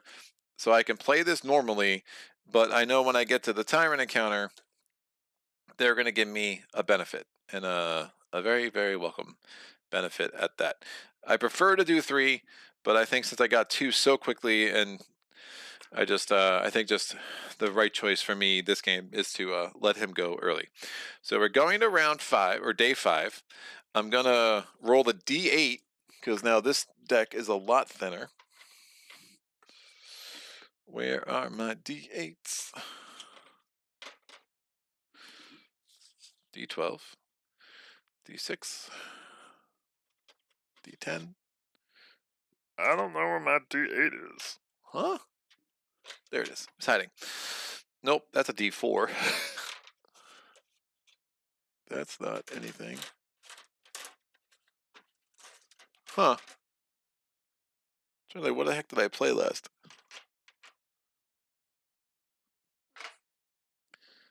Oh, there it is. I have it up here, keeping track of days. That would have been, we're at 5 already. I'll just use a D6 for that. So 5. So we just need 3 more. So I'm rolling a D8, counting from the bottom, 7, 6, and 5. Spread too thin, baby. Like an overly liquid margarine. All right, or butter. Or I can't believe it's not better. I don't know. Choose your product. Let's go. Raiders to the right of us, raiders to the left of us. Well, not us, but a poor merchant party following the distant river path at the bottom of the valley. Let's go get them, someone yells, but get whom? The raiders already at the end of the valley about to overtake the merchants? Or the larger party forging a longer route dangerously close to us? So I can do well, frankly, getting a trove loot each just isn't worth doing option 2. I can never. Ooh, but if we're successful, all recovery options can be chosen. I don't think I'm doing this. But option 1, we can't save them from both. Set traps for the larger groups. So baddie points, party of 2. We add 2 1-point baddies on top. So the baddie points is 10. So we're going to have 2 5-pointers and then 2 1-pointers is how that would work out. Everybody loses 2 hit points as they enter the battle mat, which means this guy dead right off the bat. All right, take them all. Sound the horn. Baddie points, add 1 1-pointer and a 5-pointer. And they don't lose 2 points. That is just not something that seems worth it to me. So we're going to do option 1. Again, it gives me a trove loot. I might not even be able to unlock a trove loot, considering it's already day 5. I think the trove loot is very not that good relative to how hard it is to get. There are exceptions, obviously, but I'm not going to trust in one of those exceptions happening today. So I'm getting 2 5-pointers, 2 1-pointers. Everything loses 2 hit points as it enters the battle mat. So 5, 1, 3, 4. So what is this? Oh, it's a Griffin Howler. Griffin Howler comes in with 3 health as opposed to 5 health. It has dive, flight, and signal 1. So we will have extra baddies. Oh, the joy. Next one is a Sandbagging Brute. It has Confuse and Decoy 2. It comes in with 3 health. It's going to go in lane 2. Again, it would normally have 5. We have this dude. He would go into lane 3 in ranged. Instead, he's dead. And then there's some question as to whether is he the lane 3 guy, or would the next one assume the lane 3 position? I've never seen a good answer on it. I don't know how much it matters. I mean, it's just one of those like chip theory things, but I will put the dire wolf pup in lane 3 in melee, and it only has 1 health instead of 3. So that's done. We're going so we essentially set traps for them. I'm gonna put Nightshade is going to start on the battle mat, because remember, Duster only has 4 health, not 5, because of the appeasements. So I can put her anywhere. Nightshade is going to start in a melee position. So I can roll all 3 of these dice. I rolled a 6 for Nightshade, so top of the inning meter anyway. We got a 4 for Duster and a 3 for Picket. The other dice here, we have a 5 for the Griffin Howler. We have a 3 for the Direwolf Pup. We have a 4 for the Sandbagging Brute. So, I'm going to put attacking the weakest. Yeah, the Howler's probably killing Nightshade, which is fine. I'm going to put Duster here. Oh, he's going to have Flight. And then he'll have Dive. None of which is great. Hold on one sec.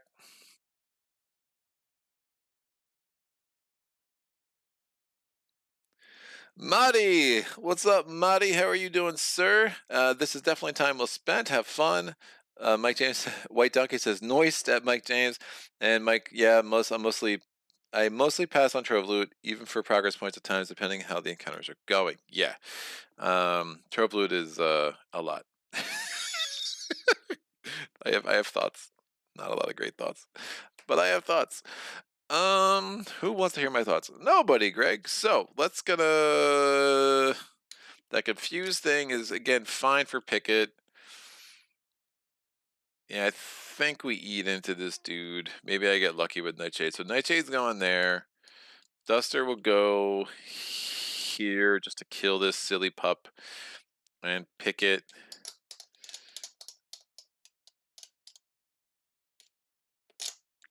Yeah, because I really don't want Duster to get confused. Decoy 2 is also kind of stupid. The problem is this guy's going in front of Picket, but Picket was going to get Picket getting confused is interesting. But then his attack becomes a 3, so I don't hate that either. So I'll put Picket there. Nightshade's rolling 2 attack dice. Come on, baby, give me a 3. Or bones.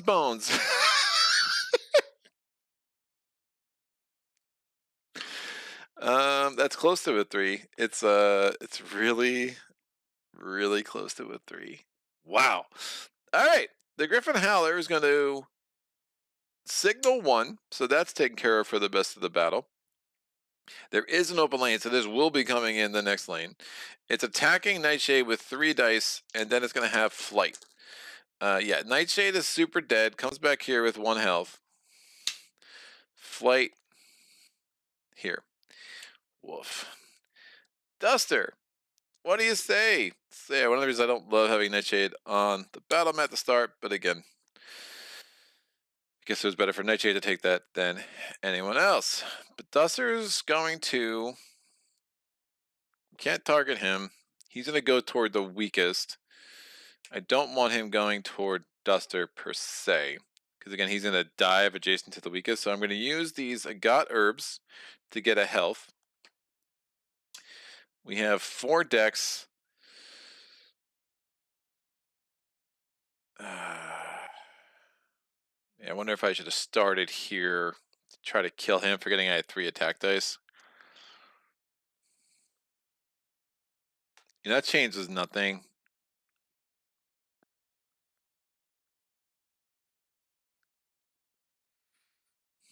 Get that to the weakest.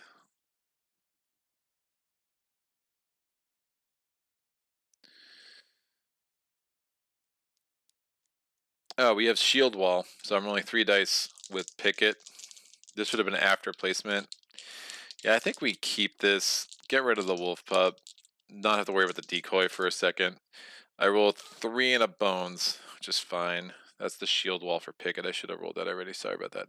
So Duster is going to roll 3 attack dice and a defense die. Wouldn't mind a 1 damage and 3 bones. Or 4 damage and 2 shield.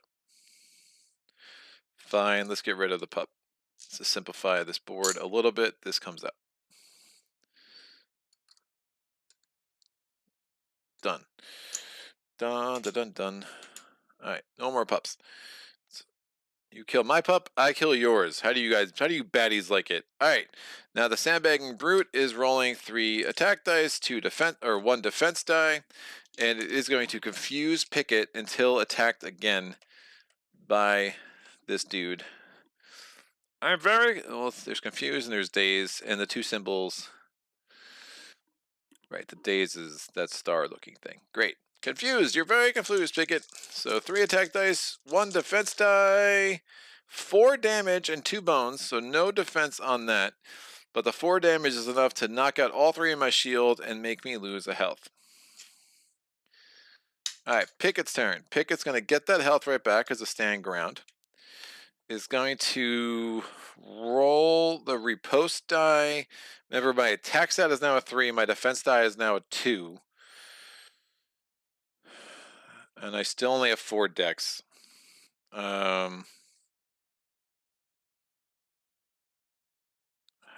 gotta nail this riposte thing once in my life, right? Probably he comes down with a 3. I just don't want to get knocked out because then I lose my stand ground. 5 health, 4 health. Come on, baby. You could do it. I'm gonna risk it. It's 50% I'm hitting this riposte. I just haven't been able to hit it.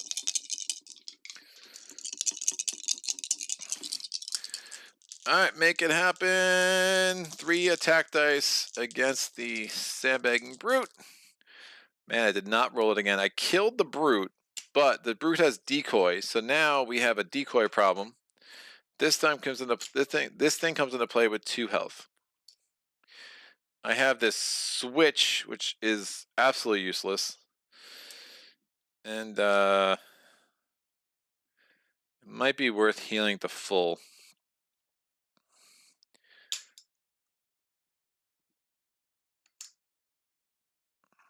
Yeah, I'm going to use the self-reseeds now and just try to make sure I survive this so I get the full. But I'm confused for the rest of the battle.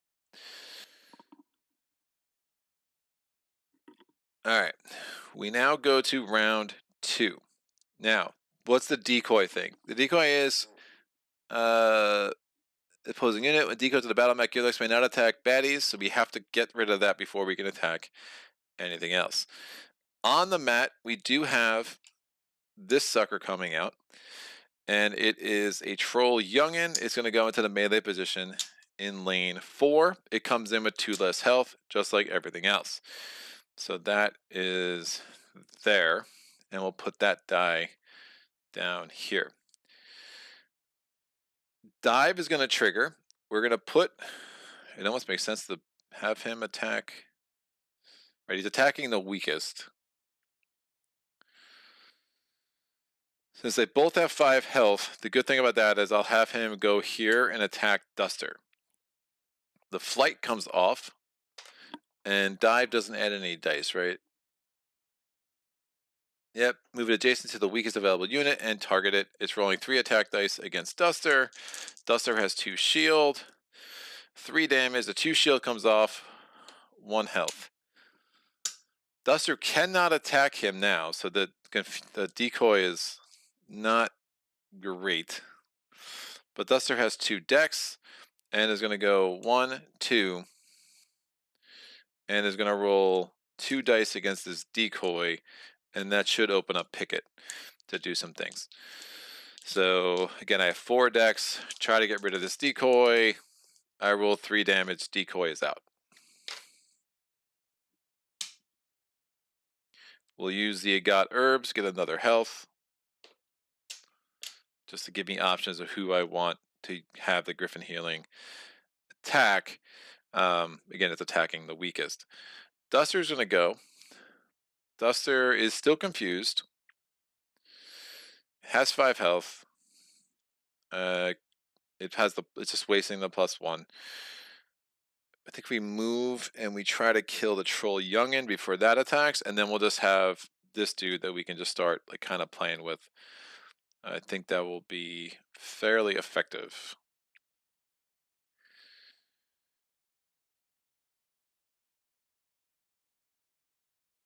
Yeah, he doesn't have thick skin, so that's even better. So I'm going to move there, rolling 2 attack dice and a riposte. because I'm gonna get it one of these days, guys. 2 attack dice and riposte, 2 damage. Nope, did not get it. We kill this guy though, because he has no shield. He does not have thick skin, so he's out. And now we just got to deal with the Griffin Howler. All right, we go to round 3. Griffin Howler is going to move here because that's closest, attacking Picket with 3 attack dice. It does 1 damage. Great. Done. And now it has flight, so it cannot be targeted. Duster can't do much. Can't be targeted. It's going to move here with its 3 defense, or one of its 4 decks. It's going to roll just 1 defense die now, because that's all it can really do. It gets 2 shield. Picket's turn. Picket's going to get a health back because of stand ground.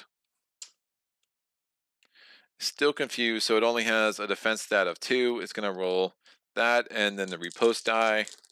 Hey, we got a riposte, kids. It's a magical, magical day. This goes here, and this bones goes here. We go to round 4. The Griffin Howler is going to dive next to Picket. It's going to attack Picket with 3 attack dice. Well, it would be 5 damage, but we're going to take the riposte die out and ignore all of that damage. So that's super nice. It's now no longer in flight, so we can target it. Duster is going to take this die out. Is rolling 3 attack dice and 1 defense die against the Griffin Howler. It does 2 damage. It gets a bones and 1 shield. And then Picket is going to do the same thing. It's attacking with 3 attack dice, again, because it's confused, and it's going to roll 1 defense die. It does 3 damage and gets a bones. So we've killed the Howler, and that, my friends, is the end of that battle. This goes here. Duster has full health. Picket has full health. We'll roll the Tinder die. Nightshade has full health. We never use Duster's Dagger. We'll put the riposte die back here. This comes back here. And what's our reward? So 2 training points, a loot each. Now remember, Duster is full. So she's going to have to drop 1 if she wants to keep this. Stone Hammer add 4 to an action to result during a lockpick attempt. Yeah, we don't want that. That's garbage. Loot for Picket. Utility parts on your turn. You may unexhaust any 1 die. Definitely don't mind that. We are going to go to spend our training points. So I'm going to get another attack plus defense plus 1 is like always like, that's like the George rule, which I really like. Oh, but no longer confused. I'm going to go +1 on dex with both of these guys. Because again, attack plus defense is 5 for Picket. Picket's stand ground die is still there. This 2 can stay in the locked dice area. Everything else comes out on both mats. And we will take the other die that's most likely to give me a riposte is going to be the rush die, which is die number 10. And somebody, like, if I'm saying riposte wrong, if that's like some French words like riposte, or something, awesome, just let me know. And then we're going to get for a skill over here, because there's 1, 2, 3 skills here. 1, 2, my 3rd skill here. I don't know if bottled smoke makes much sense with this setup, but maybe. Do I finally get into? Do I finally like really start trying to invest in Nightshade over here? Promise of Prey is super interesting, so I can lock it, and then when Nightshade comes in, he can do twice as much damage, which obviously makes more sense when he's doing a mega amount of damage. The other option is I forget the Nightshade build, especially as I'm doing this stuff over here, and I just focus more on bottled smoke, throwing knives, and fusion bracers. The fusion bracers are going to need the D cells, which I literally don't think I've ever used. Instant active counter.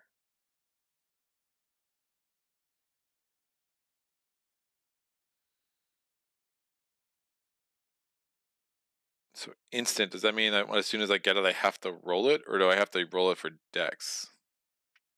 No, it's just an instant effect. I assume I have to roll it. I don't know why it says use. I don't know why that. I guess you instantly put it in the active space for a counter. Why doesn't it just say counter?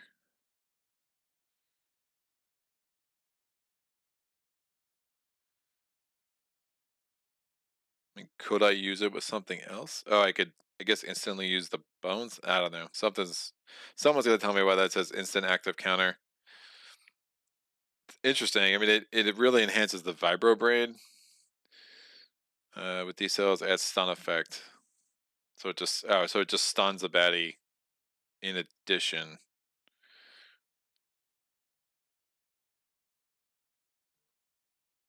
I don't know if that's that great. I guess stuns, but it's gotta be a 5 or less, so it wouldn't even stun a tyrant. I don't know. Throwing knives, vibro braid. Throwing knives give me some flexibility. I'll take the throwing knives. What the feigned death is. The next time you would lose your last hit point, said your hit point to steal place on target will die on yourself. That's also interesting. Yeah, but just kind of. Alright, I won't do a nightshade build. I think I did a nightshade build last time. Let me kind of mess around with this stuff up here. So I will get the throwing knives. You know, if I just get the assassin and survivalist profession, and then maybe go into the, what is it, gadgeteer. Yeah, I'm not sure how much I love the gadgeteer, to be honest with you. So throwing knives are 6. So 5. I've spent 8 over here. I've spent 8 over here. 5 of those were for stats. 3 of them were toward skills. All right, we're going to day 6. That is another progress point, so we are already at 6 coming in. We're going to roll a d7. Nope, we only have 6 left, so we're going to roll a d6. Stop lying, Greg. d6. It's a 1. I don't know why I'm using this d6 when I have this d6 that came with the game, but you know, it is what it is. I'll put that one back over there. And checking the chat. I want to hear this is White Donkey. I've only been playing 21 for a while, but I tend to enjoy picking the Trove Loot more than I enjoy the Trove Loot treasure itself so far. White Donkey agreed. Greg's opinions are why we are here. I don't. Well, that makes a few people in the world. My wife probably not so much. She's like, I've already heard all of Greg's opinions, and I don't really care about his opinions about board games either. So. But I appreciate it. I appreciate it. A bed of bones. Over here, our scout calls, ending our pursuit of the owner of an odd set of tracks we've been following all day in hopes they'd lead to something special. Well, they did. Unfortunately, they have led us to a cavern filled with heaps of torn armor and gnawed on bones of what once were the ability to speak, which I seem to have lost, of what once were other all too eager suckers. I mean, adventurers. What's more disturbing are the piercing eyes staring down at us through the dark? There's something very much alive in here with us. So, run in all directions. It is a battle. Battle queue is baddie points. Add a 20-point baddie to the top of the battle queue, and then between the entire party, choose 1 to 6 attack and defense dice to exhaust. Cannot be rolled this battle. Gearlocs must have at least as much attack and defense. Do? I don't know. Roll a d6 at the start of each round. Shoot. Did I forget to?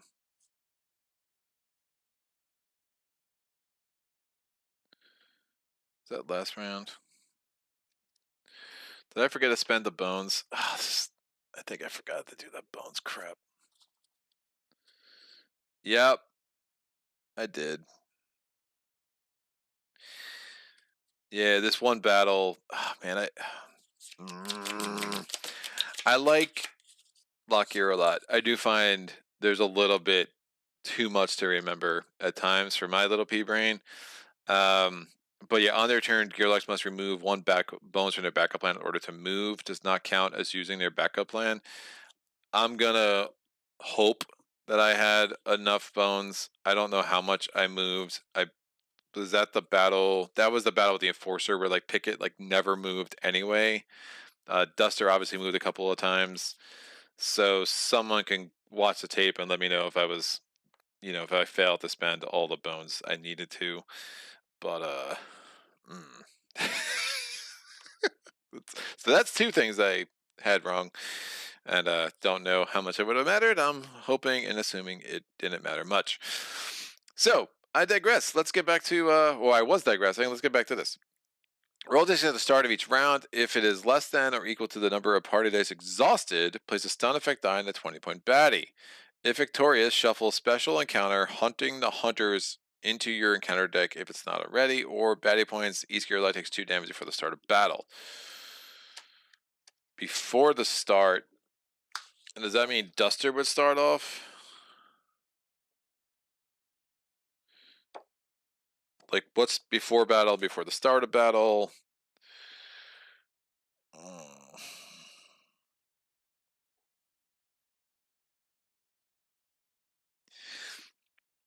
I mean, I have 2 5-pointers, 2 1-pointers. I have nothing scouted.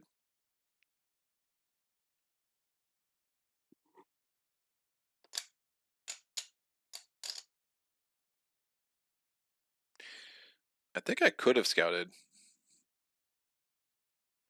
Yeah, they were both at full health. I rolled a flint die there, so I should have scouted last turn with both of them. I'm pretty sure they're both at full health. Just the way that I use things. And yeah, he still has his shield, and he was healing that. So let me scout with both of them. 5-point baddie. Oh, stubborn, untargetable. It's the mini-phage. Basically just dies in fatigue, so you're just dealing with it the entire time, unless something else. Unless you have some other effect that can do damage to it. Throwing knives are not attacking target.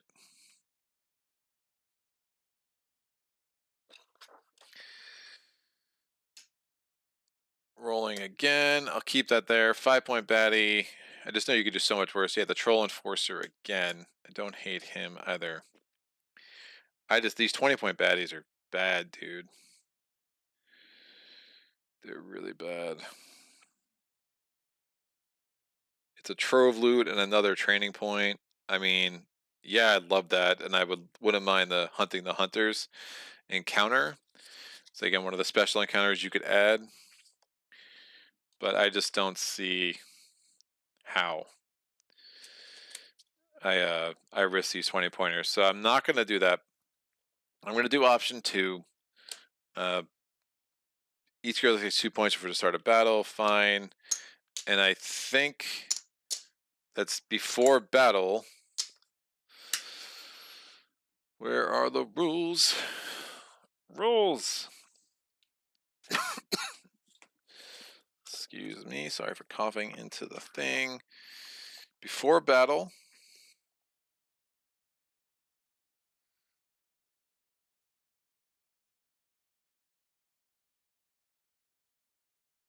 Triggers start of battle. So that's super unhelpful that it used 2 things. I think that the timing point. This is a classic chip theory. Just use one set of vocabulary and just make it consistent. Like, all right, so because we have 2 points before the start of battle. There's start of battle effects, and then there's before battle. If before battle, Duster Nightshade would enter, I'm assuming that before the start of battle which is step 7, is later. So actually before battle, Nightshade would not start on the mat. But I mean, that could be 100% wrong, and it just is what it is. I'm just gonna have to go with it because I'm not gonna spend 20 minutes trying to parse little sloppily written chip theory games rules, which they do from time to time. So we're going to get our battle queue, which is 2 5-pointers, 2 1-pointers. So I lost 2 health from both of these clowns. We have the mini phage is coming in with 4 health in lane 4 or lane 1. It's like lane 4, it's just different. The troll enforcer's coming in with 5 health in lane 2. In lane 1, we have the orc witness, so he's super annoying. Or lane 3, I'm sorry, comes in with 4 health. So he's got rating. So if there's any other orc type baddies, which again are the blue with the axe, which we will be unlikely to have, he would have an extra die. The other thing that he does is return. So with return, what that means is if this is not the last baddie defeated this battle, place it on top of the battle queue instead. So again, we probably want to kill him last, but the mini phase is going to be untargetable, so there's a whole bunch of oddity there. And then finally we have the troubled trollbold, which has daze, and that means it's not confused. It's very different. It means that you just can't move. So he comes in with 4 health as well. None of them are. Nope, the orc witness is ranged. I lied. It's the first ranged baddie in a while, right? I had no other ranged baddies. Yeah, the Cobalt Tracker would have been ranged, but it died. It took 2 damage as it entered. Everything else has been melee for sure. So, Orc Witness, what do you say? He's got his range. I'm going to roll just these 2 dice, and again, that means Nightshade will come in next. 3 and a 2. What a... what a fantastic roll. Good thing about this is the Enforcer is only a 2. The mini phage is a 4.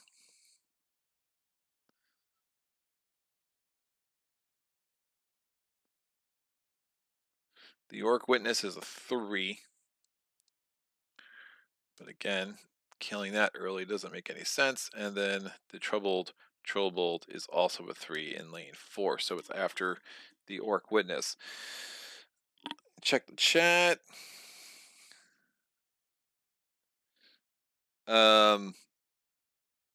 It would have, yeah, good question. So Madi, it would have been that battle. As it would have been it would have been only that battle. It would have been only that battle because the appeasement was separate. The appeasement was one where I had to exhaust the attack dice without applying them. So successfully rolled attack dice had to be put on the card without applying until I could actually apply damage. So I did that. I just forgot to spend the bones every time I moved. But again, I did not move very often. I don't think I moved until the end with Duster. So just a thing. So I think the battle mat's right. Again, between the difference between before the start of battle and before battle, I'm assuming that Nightshade will come in next. I guess thematically, it's like Duster went off the battle, got injured right away, and now we're gonna wait for her pup to try to come and save the day. Picket, I could put Duster anywhere. I don't know how I feel about Picket taking both of those attacks between the mini phage and the troll enforcer, but I think that's gonna have to work. The orc witness will probably attack him too, which is a wee bit of a problem.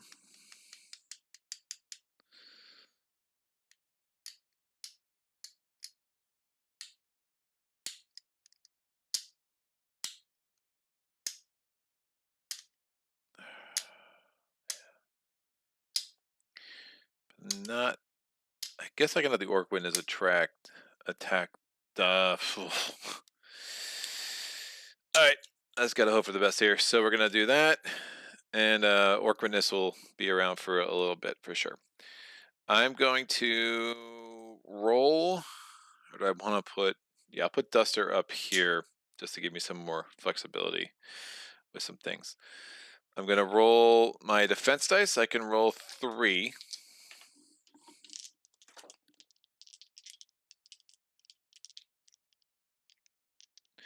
And I can place that. Remember, that stays there from last round, so I can still roll 3 more because my defense stat is a 3. I rolled a 1, 2, 1. So lots of defense will help our boy Picket for sure. The mini phage is coming in. So what's stubborn? If the mini phage dies, it immediately takes a turn afterwards and will attack somebody, which is a little rough. But right now, it's also going to get the untargetable thing, so it's going to be untargetable, and it's going to attack Duster or Picket with 2 attack dice. It does 2 damage. I will take those 2 dice out. Picket's going to go, or Duster's going to go, one of these two. Duster is going to use the got herbs up, get a health. Is going to attack the troubled troll bold. And I think kind of just want to kill it. I do have the throwing knives. My dex is 5, so that's helpful. So if I roll 3 attack dice, a defense die, the non-adjacent baddie doesn't help all that much.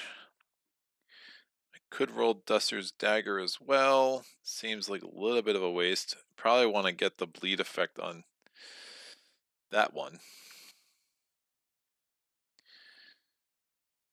But if I roll, I have nothing else really good to roll here. I could roll the throwing knives and potentially start eating away at him and maybe do something cool with Picket. Yeah, I rolled these 5 dice.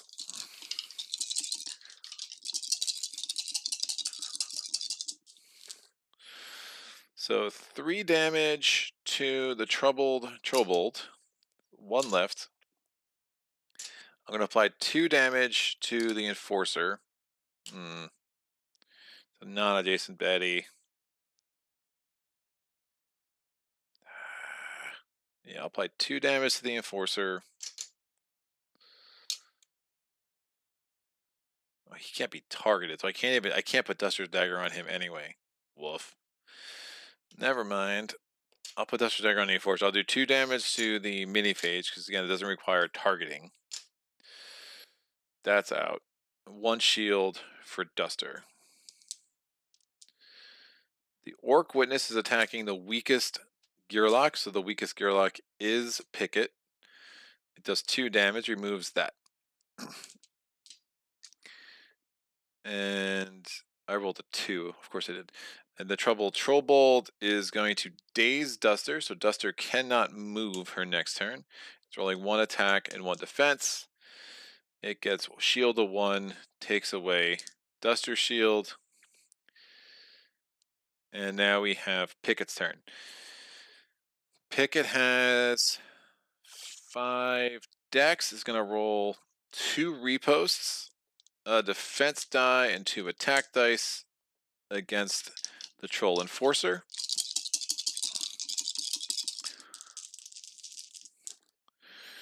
I got 1 repost. I will keep that. I do 3 damage. It becomes 2 damage because of thick skin, so that sucker's down to 3 health.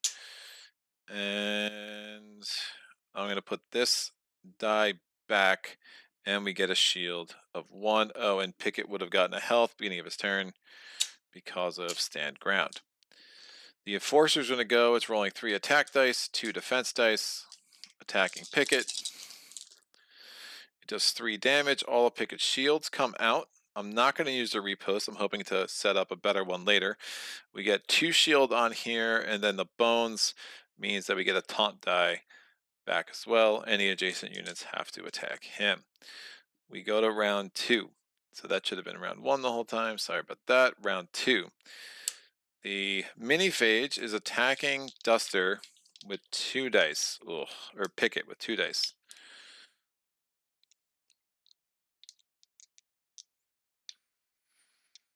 I think this is where. Oh, is Duster at full health? Nope. So Nightshade enters the battle mat, which is good.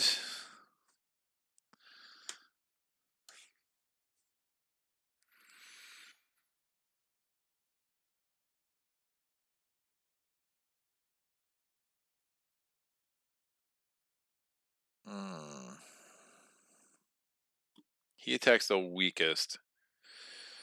So I could use Nightshade to shield Picket, which I think is probably better. So I'm going to put Nightshade here. Nightshade is going to run 1, 2, and is going to attack the Enforcer. Let's get that shield down and see if he can just wipe that dude out. Of course, Duster not being able to move isn't great, but if I get my if this rush die, I have a 1/3 of a chance getting a repost, so I can ignore the damage plus do 3 damage back, which would be really nice. So Nightshade is going to roll 2 dice against the Enforcer, 2 damage. We get rid of the shield. Yeah, I probably should have used the throwing knives against the Enforcer, but I also don't want to have 7,000 rounds of fatigue with the mini-phage over here. So that's done. The mini-phage is now attacking Nightshade. It does 2 damage. Nightshade is dead. Comes back here. This comes out. Duster can't move because she's dazed. He's going to roll 3 attack dice, a defense die, and that's it. Let's kill this dude. Does 3 damage. Shield comes off. Trollbolt is dead. 1 shield here.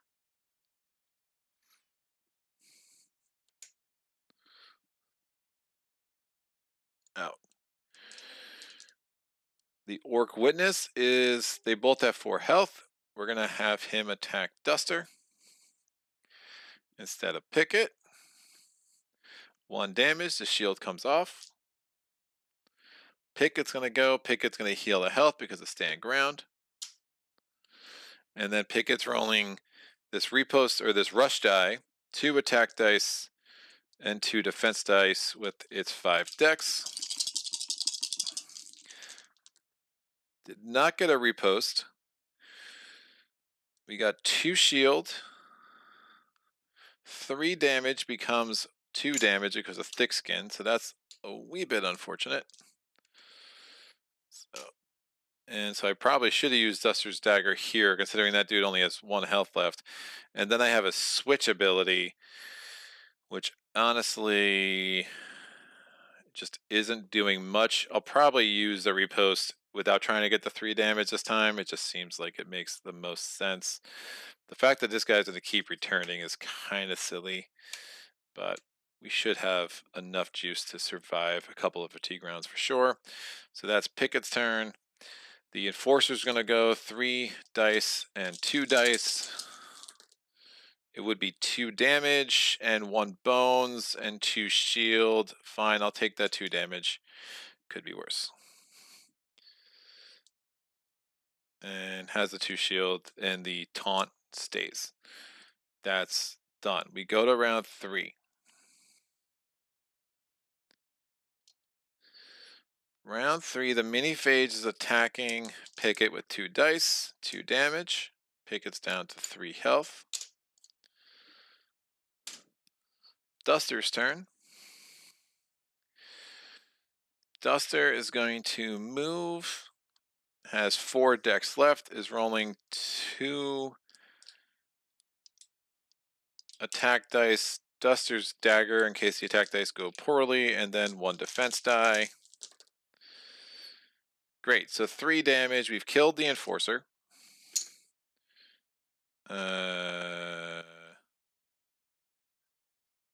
that was a 1, I'm pretty sure. Nope, here's the 1. There's a 1 shield here. So Enforcer's dead. We're going to exhaust the Dagger.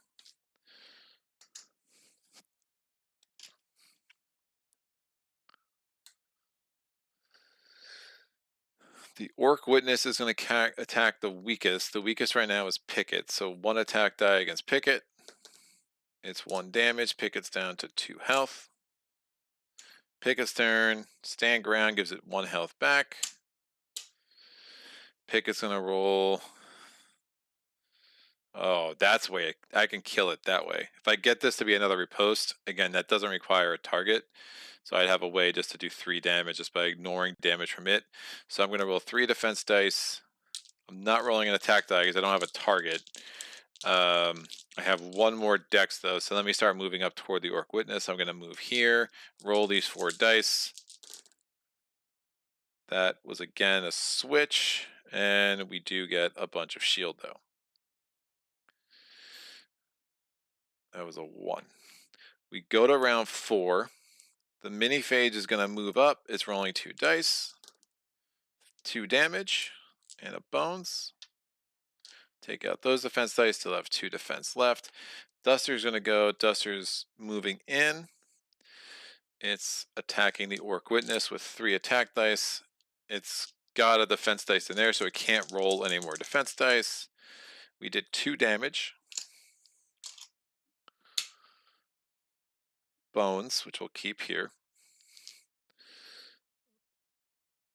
The Orc Witness is attacking the weakest. That's attacking Picket. It does 1 damage. This defense goes down to a 1.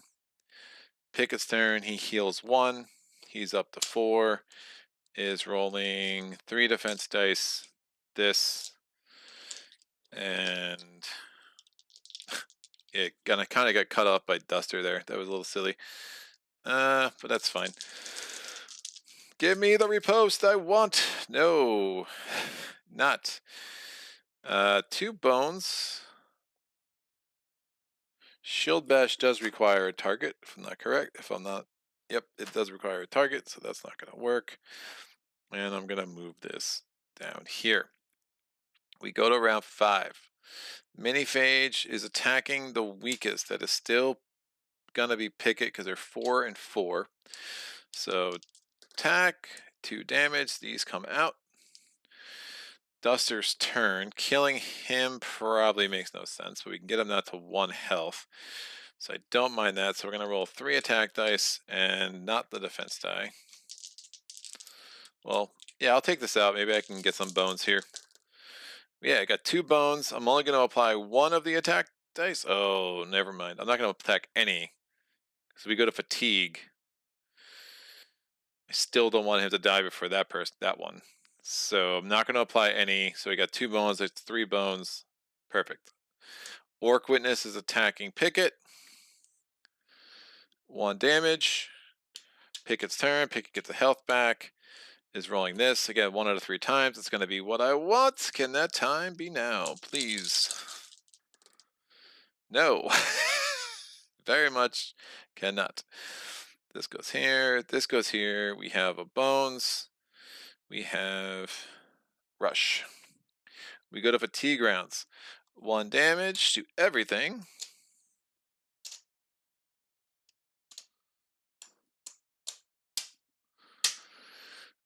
We are going to, the mini phage is attacking Picket. We're just going to use the repost and ignore the damage. No, it's 1 damage. Never mind. We'll just take that out. Duster's going to go. Duster is rolling 3 attack dice and 1 defense die. Would love a fortunate discovery. Give me a 1 bones, please. Yes. 1 bones. I'm going to get this 1 shield. I'm not applying that damage. With the 4 bones, I'm going to get a fortunate discovery. I'm going to get the blade dip. When you acquire it, you immediately roll it. It's a 2. I put it in my lock slots. How does blade dip work? So I can use it as a counter, and then I can reduce it by 1 to roll when I do an attack. And if no bones are rolled, then I place poison effect equal to the amount of attack dice I rolled. Max 3. It can be very, very effective. Unfortunately, if I roll the bones with any of those attack dice, then the blade tip is broken and I exhaust the consumable. So that was fine. The Orc Witness is attacking Duster. Bones, no damage. Or Picket, I mean, and then Picket's going to go. And Picket is... Yeah, Picket really can't do much here. It's going to get a health because of stand firm. It will roll these dice for no good reason. I mean, benevolence could be good, I guess. Bones, bones. 1 shield. What is this 3 again? I could use it to move 3 positions, whatever. I'm going to use the benevolence just to get some health back. So I'm going to heal Picket for 2 to get him up to full, because he's about to lose 1 with fatigue. And add a defense dice 2 in an active slot. We're going to go to the next fatigue round. Duster loses a health. Picket loses a health, and we can do this whatever order we want. We're going to kill off this clown. Stubborn means it's going to immediately do attack. Oh, it's attacking the weakest.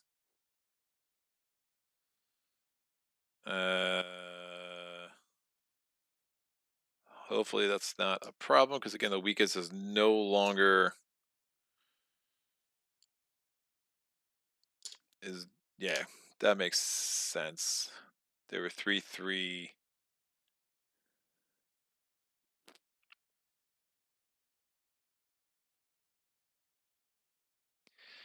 I think he had 3. I think they both had 3 last turn, so I think that was right. And then he got it to 4, and I got him at the 5. So 2 attacks against Duster. Please don't roll a 3. I rolled a 3. Wow. All right, so Duster's out. So much for the blade tip, because that gets exhausted. Everything in lock dice go away. So 3 damage to her. She's dead. So that was a little bit annoying, but who's shocked? And now this dude's out. And now this dude's out. He's the last one to be eliminated. So we are done with him. Picket survives. All right, we're going to go to recovery options. Duster's getting full health back. Hopefully we'll get blade dip again in the future. We're rolling the flint and tinder. We heal Nightshade up to full. And then Picket will also just heal up the full. This comes out. This repost will come back here. Didn't do much good. It would have been really good if I could have gotten this to match. I could have done 3 damage during the round and not have to worry about the stubborn. Duster wouldn't have gotten knocked out. Duster's getting knocked out. She still has a blade dip, but was not meant to be. So just one of those days of rolling, man. I'll tell you what. Done. This goes here. These can come down here. Gonna keep these somewhat orderly so I know where things are. And we're good to go. So we get another progress point, so that gets us up to 7 in 6 days, which is great. I did my rest and recovery. I just recovered everybody, and we are going to get 2 training points. Again, I did not do option 1, which would give me 3. I did option 2, which is just going to give me 2. I think it makes sense to get a 6 health for Duster, and I'm going to get a 6th health for Picket. It just 6 is like a magic number, I think. It just the number of times different than 5 and 6 can come in handy. We still have stand ground. I'm gonna get another die to really increase my chances of rolling these reposts. I'm gonna get the die number 9. Nope, die number 14 has 2 reposts. That should work.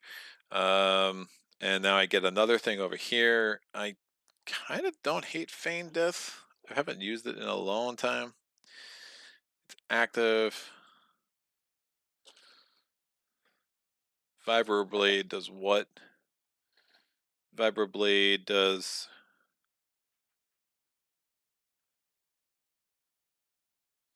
deal number of damage to target. His target is Krellin or Mech.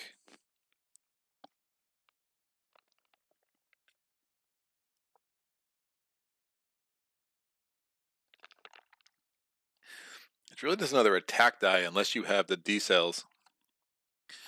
And I clearly don't. I clearly don't.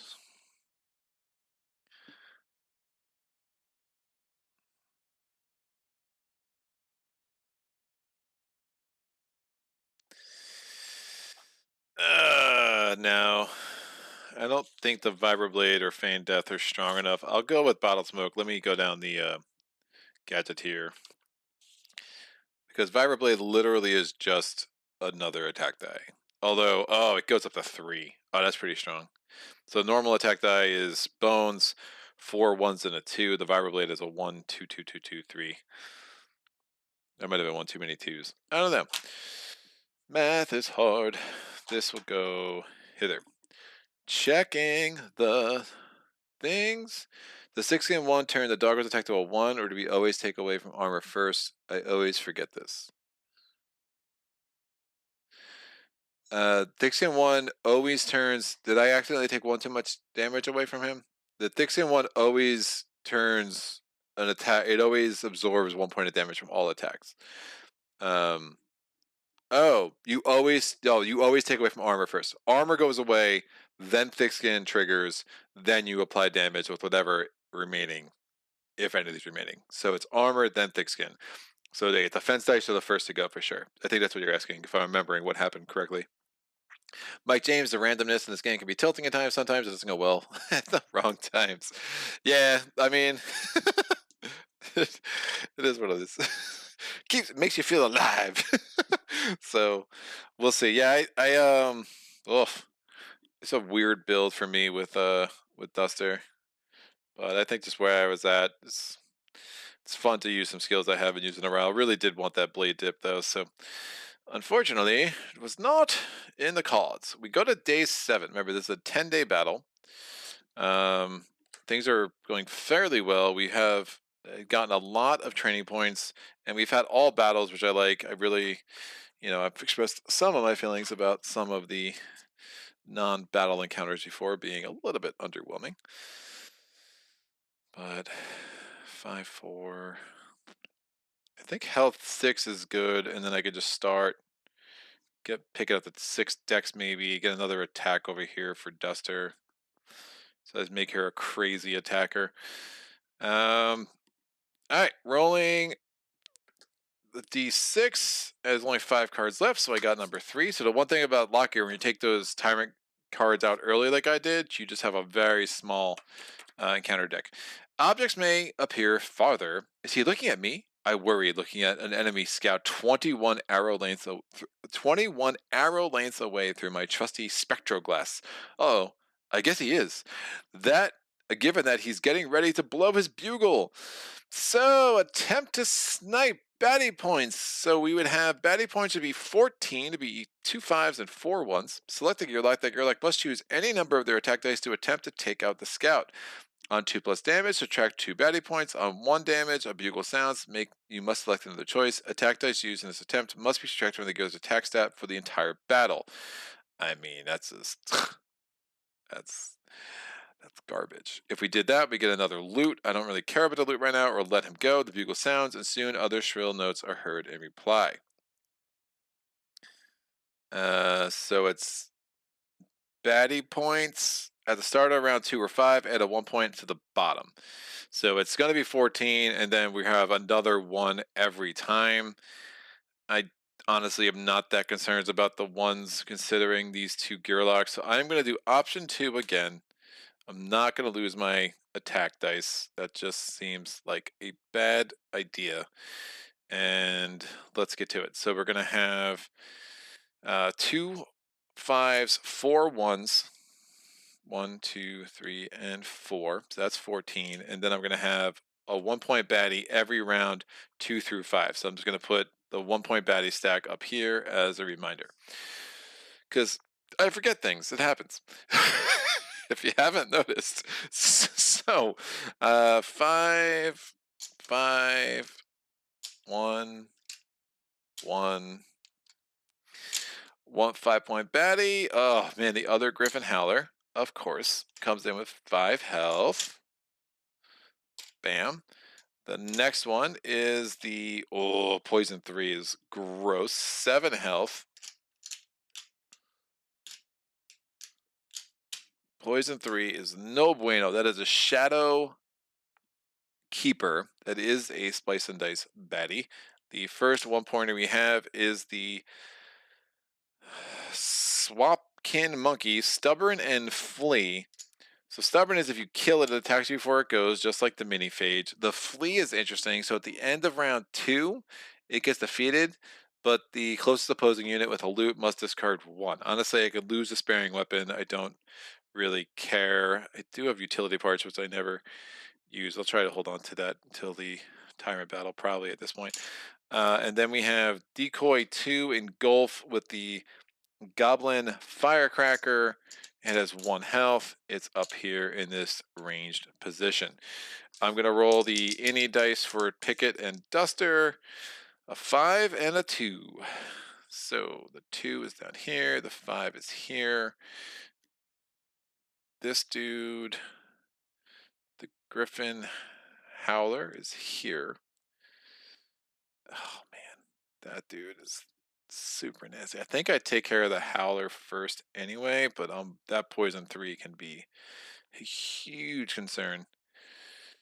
Rolling a 2 with Picket is it's bad news for sure. But you know, that's how I roll. The green die. If you had a drinking game with that's how I roll set up for today, I'm very sorry for the night you're about to experience.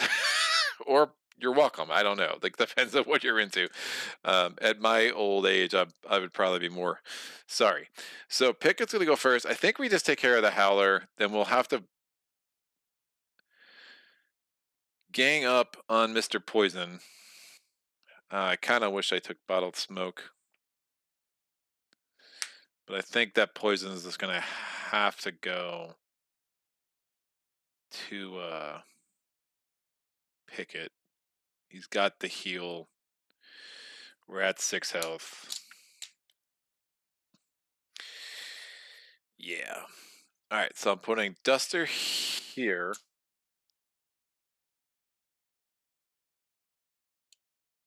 Then Golf.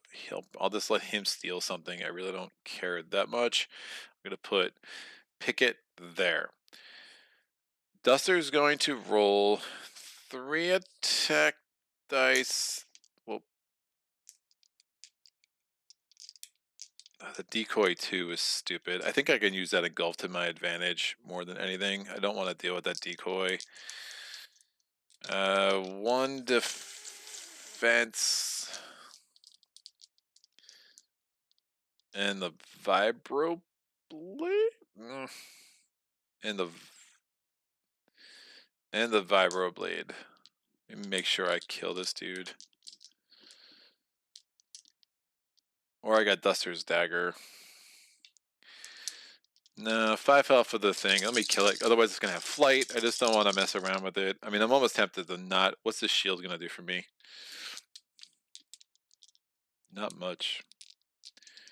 I have 6 health. 1 shield doesn't make any sense. I'm going to roll Duster's Dagger too. I just want to kill the Griffin Howler. Alright.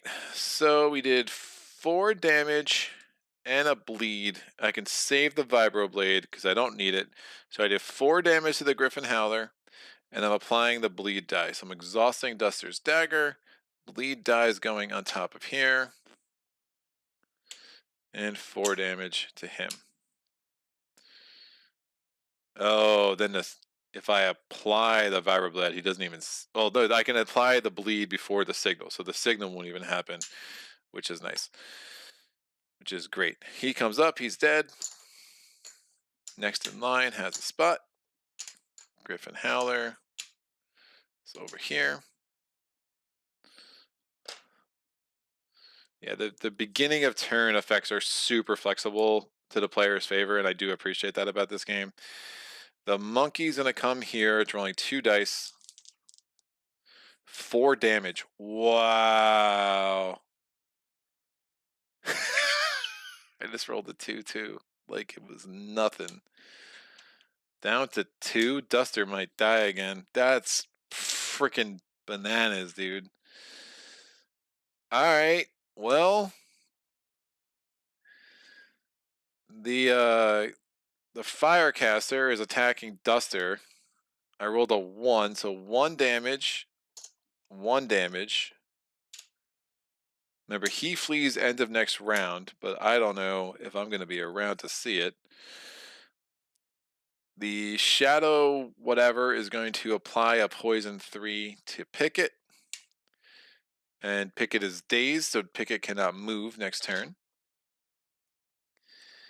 And then Picket goes. Picket loses 3 damage from the poison, gets 1 back from stand ground. Poison ticks down to 2. Picket's going to roll a repost die, 2 attack dice, and 2 defense dice. Now, Dumb. I'm just gonna roll all 3 of these dice. I already have defense 3. What's really attacking me right now? Doesn't seem like much. Wish I took feign death at this point. All right. So I can't move. I did get 1 repost. I did 3 damage. Oh, he should have rolled a defense die. It was 1. I did 3 damage, so that comes off, and then 2 actual health go away.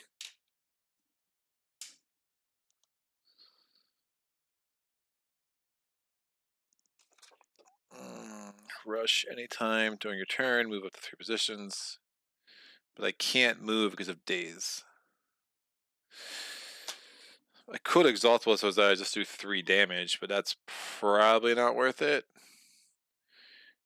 Yeah, I don't think Duster is going to be around for very long this round, which is unfortunate.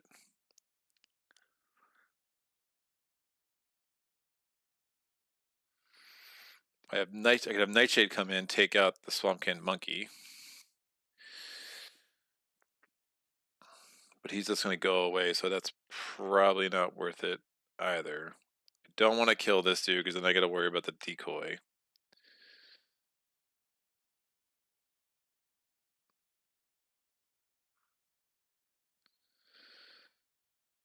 Ooh, I got some ideas. All right, I'm going to go to round 2. Now, what's the deal? At the start of rounds 2 through 5, we add a 1-point battery to the bottom of the battle queue, so I'm adding this in round 2. This is also, at the end of the last round, this would have come in because there was an open spot. It's a lane 2, lane 1, ooh, interesting. That's a bad one. It's a lane 1 range baddie. Lane 1's full, so it just goes to lane 2. It has 2 health. It has hardy and compound, so that prevents. I was going to try to get in there, so the fact that it's a range baddie definitely made my life a little bit harder. And that's going to come in at the bottom of the any meter. So yeah, I don't think Duster survives this at all. Thing is, what's going to kill her?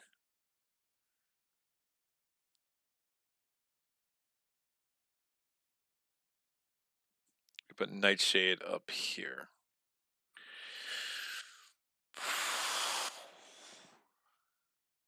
Wish I still had that bleed die. If I could have made the Cobalt Tracker bleed, it would have been a little bit better. For sure.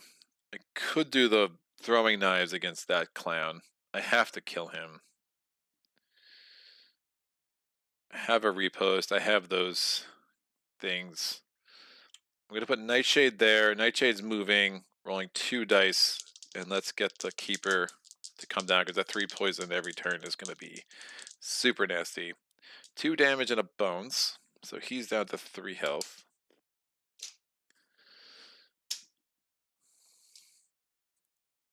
The daze can go away, but the poison's still there. Duster's going to go. I don't know how she survives this.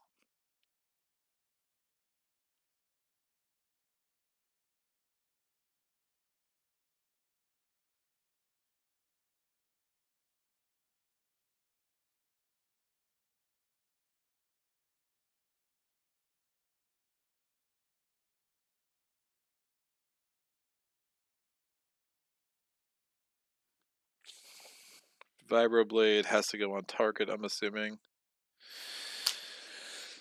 Woof. Yeah, feign death would have been better.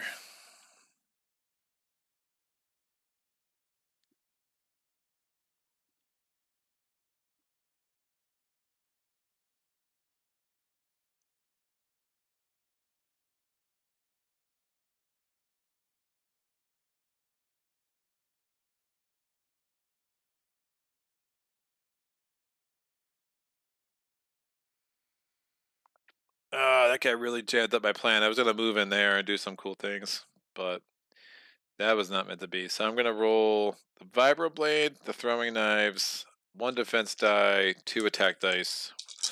I'm attacking that dude. It just makes the most sense. So the throwing knives, I can take a damage off of him. Just really hoping I get a 2. I got 1 bones, 1 shield, and I'm doing 1 damage to this guy. Again, it's hardy, not stout, so I'm going to play that correctly this time. That's exhausted, and that goes away. The Swampkin Monkey is attacking Duster.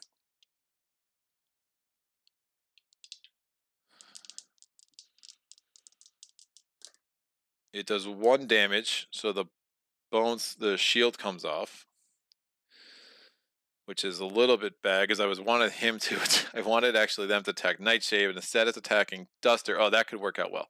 So 1 damage to Duster, or 1 attack to Duster. I bonesed. Oh, that would have killed him and him. Oh my god.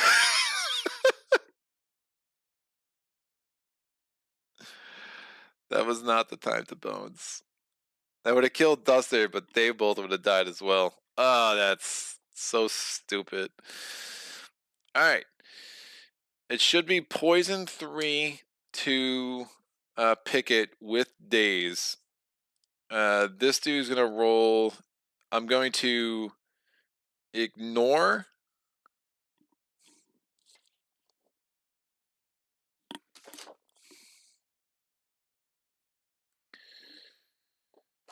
That's fine. I'm gonna kill him with these.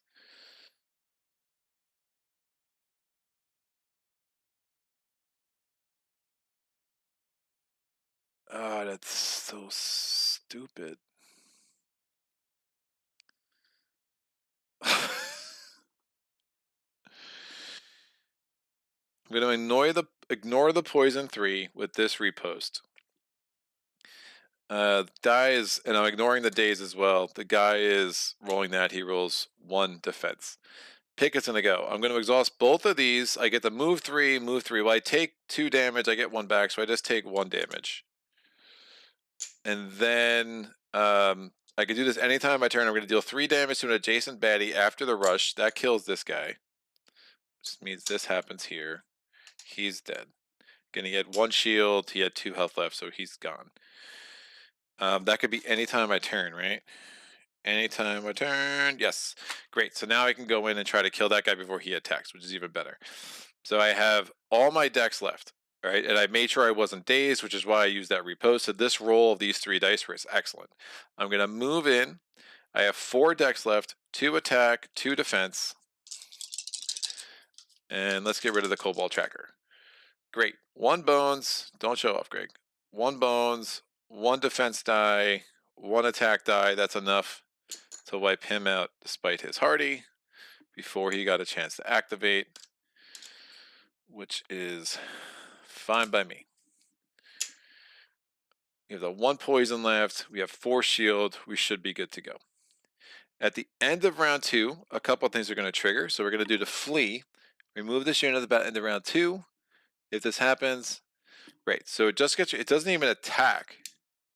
Oh, I was thinking stubborn might. No, it just goes away.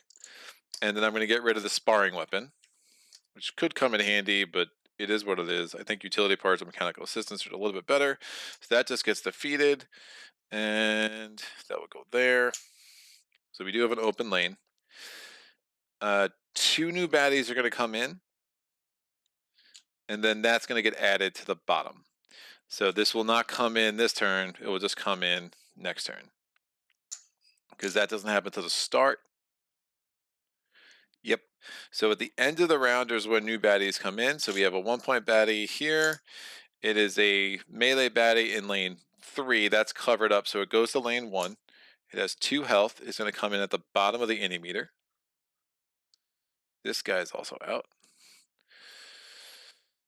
This sucker is a troll brute. It has 3 health. It comes in at the bottom of the innie meter.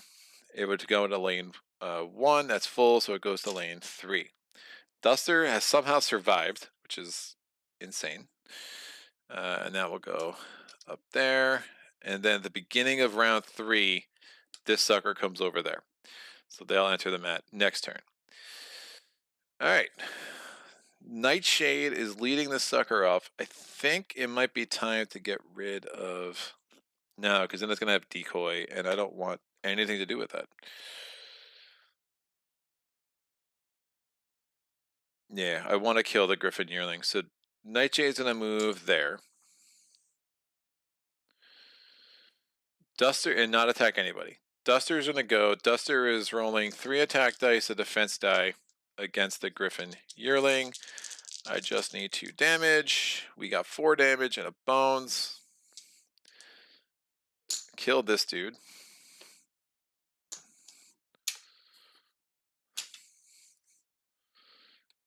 Done.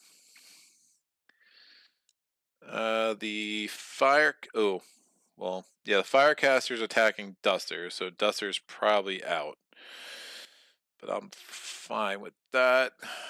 Firecaster, green, purple, whatever. Firecaster attacking Duster. Duster is defeated because I bonesed on my defense die, and that means Nightshade comes off the mat. Nightshade's not defeated, so I don't think it loses all of its health. I think it keeps its 2 health.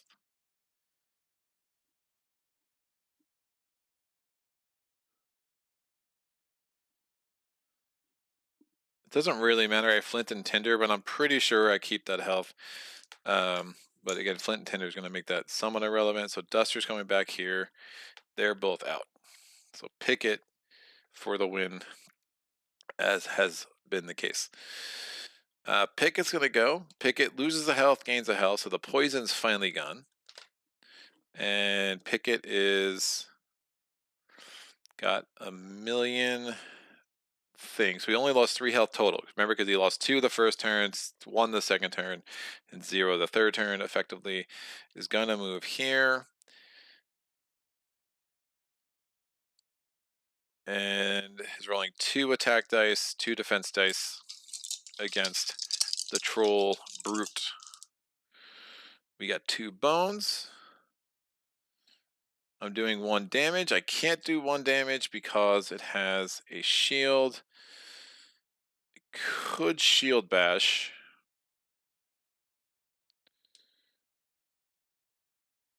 And kill him.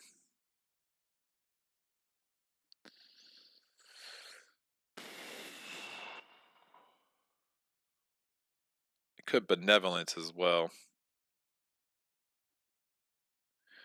Yeah, I don't think the upside is there to shield bash. I'm going to have a whole bunch of 1-point baddies coming in anyway. Benevolence actually makes a little bit more sense to me.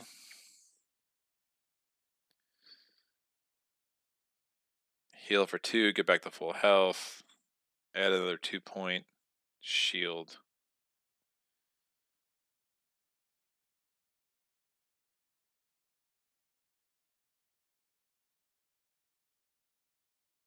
Nah, maybe I shield bash.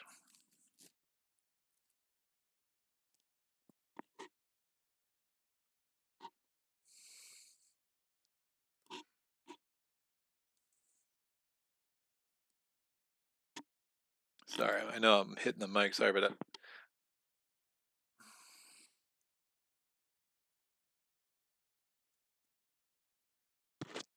I did it again. Wow, this is kind of an interesting decision. Shield bash, I get shield bash again. I'm getting attacked by the 1. Yeah, I don't want my health to start waning. I think I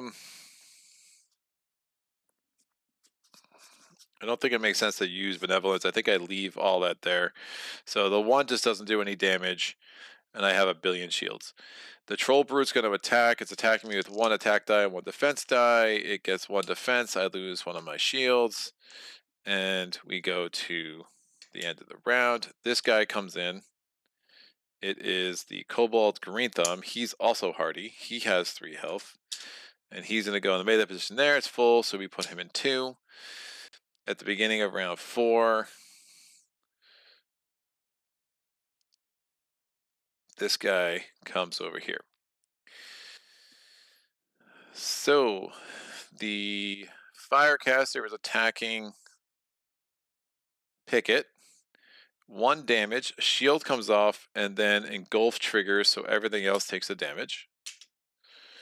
Picket's turn. Picket gets a health, so up to 4 health. is going to attack the Troll Brute with 2 attack dice and can roll 3 defense dice. All my active slots don't have defense dice in them, or dice. 3 damage. Thick Skin's going to absorb 1 of those, so 2 damage. And we have a bunch of shield.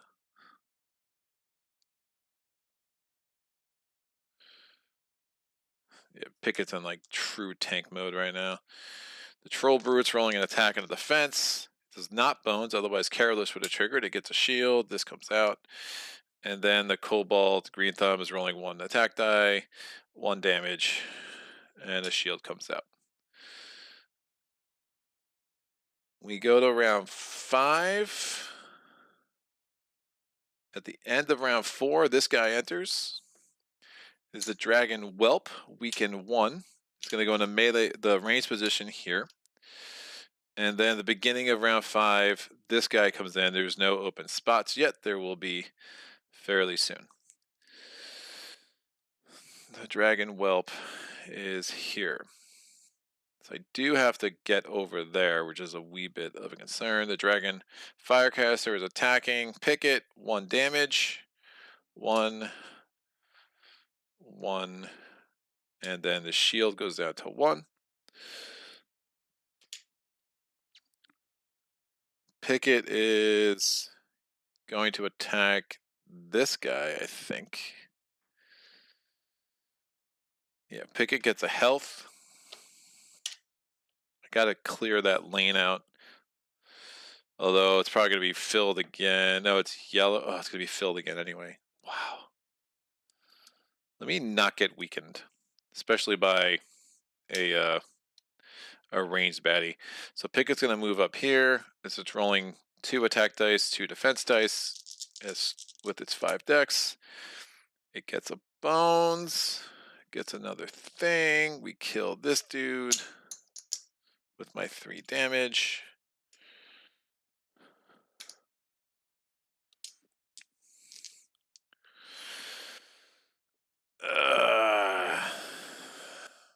Alright, that's done.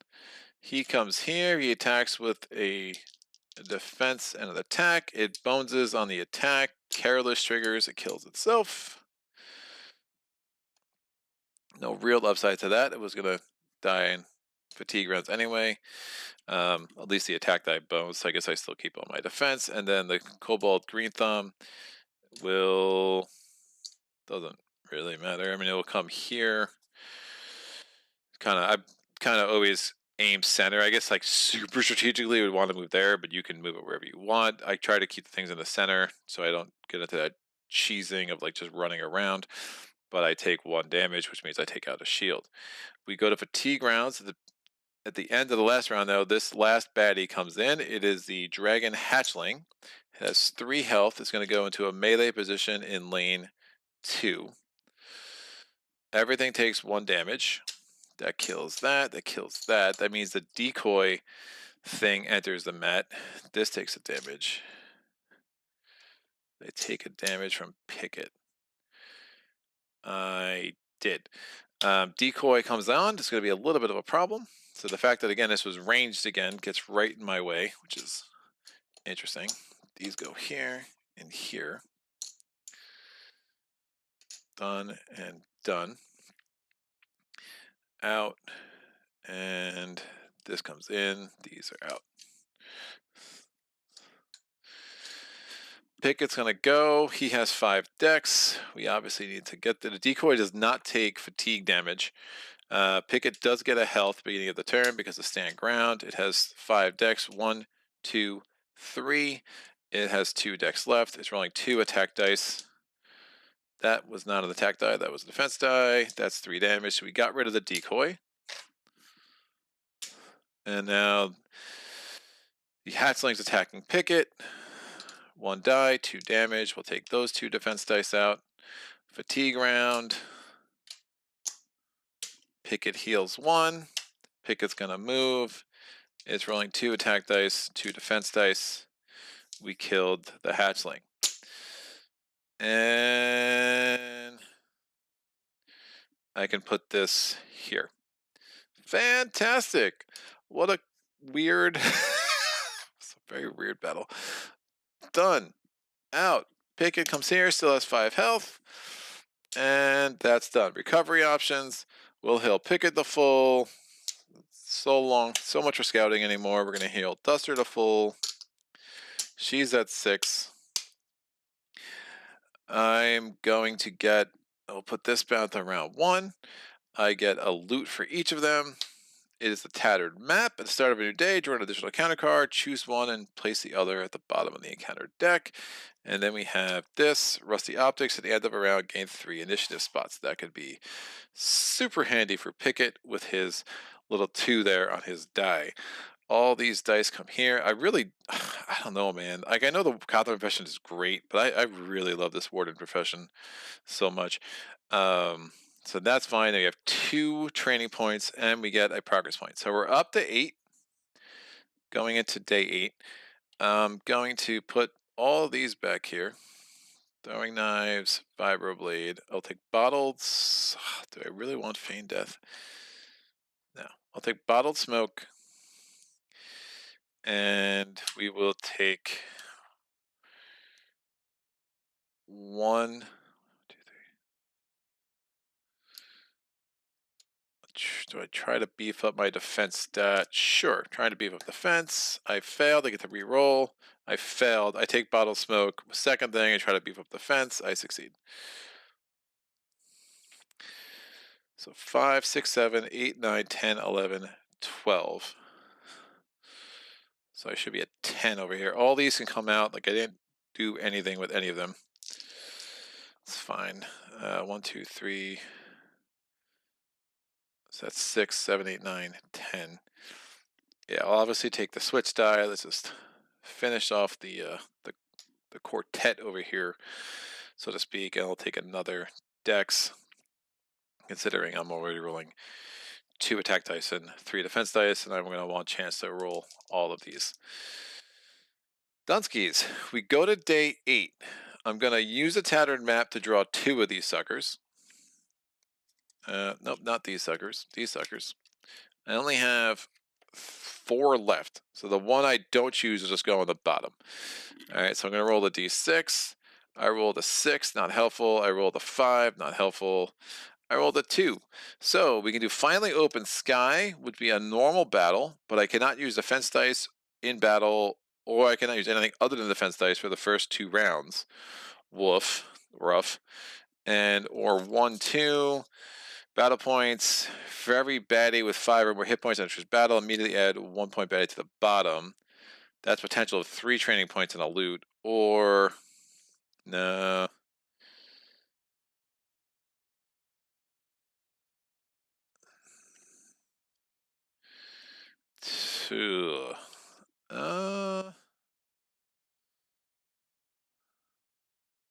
Don't really care about the 1-pointer.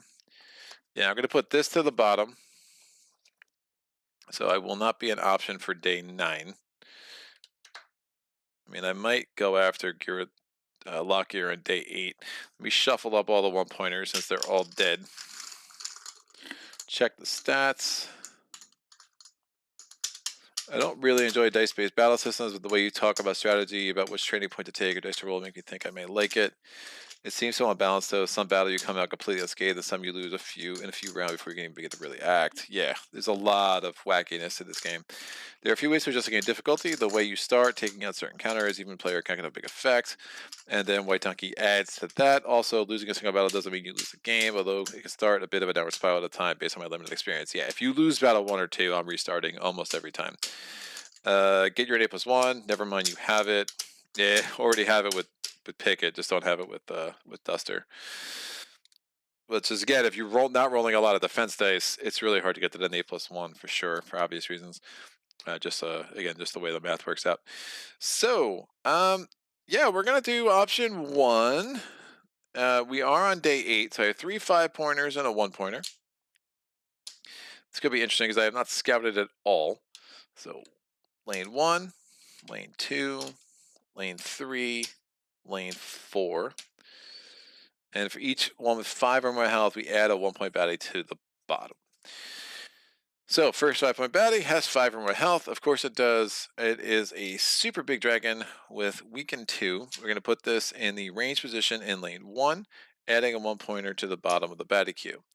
Next, 5 health. Of course, we add a 1-pointer to the bottom of the baddie queue. It is a Troll Sage, 6 health, Thick Skin 1, Inspire 1 if he rolls a Bones. This is Engulf and then Weaken 2 if you roll a Bones. So the Weaken 2 is obviously a big problemo. 6 health there, melee position. Lane 3, 5 health, add a 1-pointer. I mean, that was pretty predictable with 3 5-pointers, but I'm not that upset about it. Is it more than? Yeah, 5 or more. Hardy, compound, that could be pretty nasty. You can try to get a bleed effect on him pretty quick. And then the first 1-pointer to start, Thick Skin and Careless.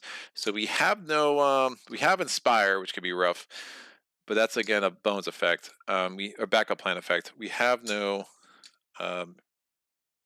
Signal, which is obviously can really make things super complicated. But we virtually had Signal 3 as part of the battle setup. So there's the initial 16. Here's a 1-point extra for each. We're going to get day 3. Yeah, I might go at him in day 9, especially if we get 3 more training points. There's an upside there. Instead of having to deal with a 20-pointer, I mean, those 20-pointers can really rock your world. But we'll see. We'll see how this battle goes. What's Infusion Bracers, Micro MPs? All right. I'm going to roll my any dice. So Nightshade comes here, rolling these 2. I rolled a 3 and a 5. This Rusty Optics with Picket can actually be very, very nice.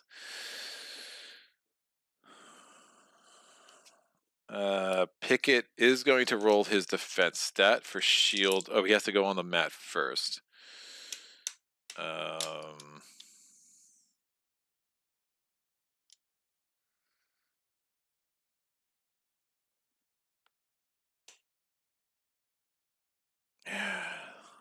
I think I want to try to kill him.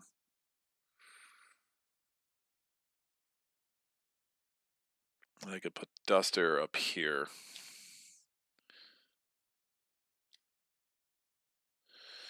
Inspire means he would come and roll +1. Oof.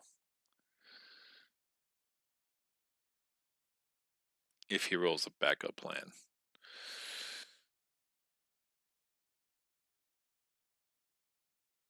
Yeah, it could be pretty gross, especially with compound, but I don't want him attacking 2 people if I get 2 people next to him. So that's fine. We're gonna keep it there. Rolling for shield wall, 2, just 2, and a bones, which is pretty garbage roll. All right, the Dragon Delinquent is going to attack the weakest. Remember, it's a ranged baddie, so proximity doesn't matter. It's attacking with 2 attack dice and 2 defense dice. If it rolls an engulf, so we're going to already, well, that's one argument to have Picket over there.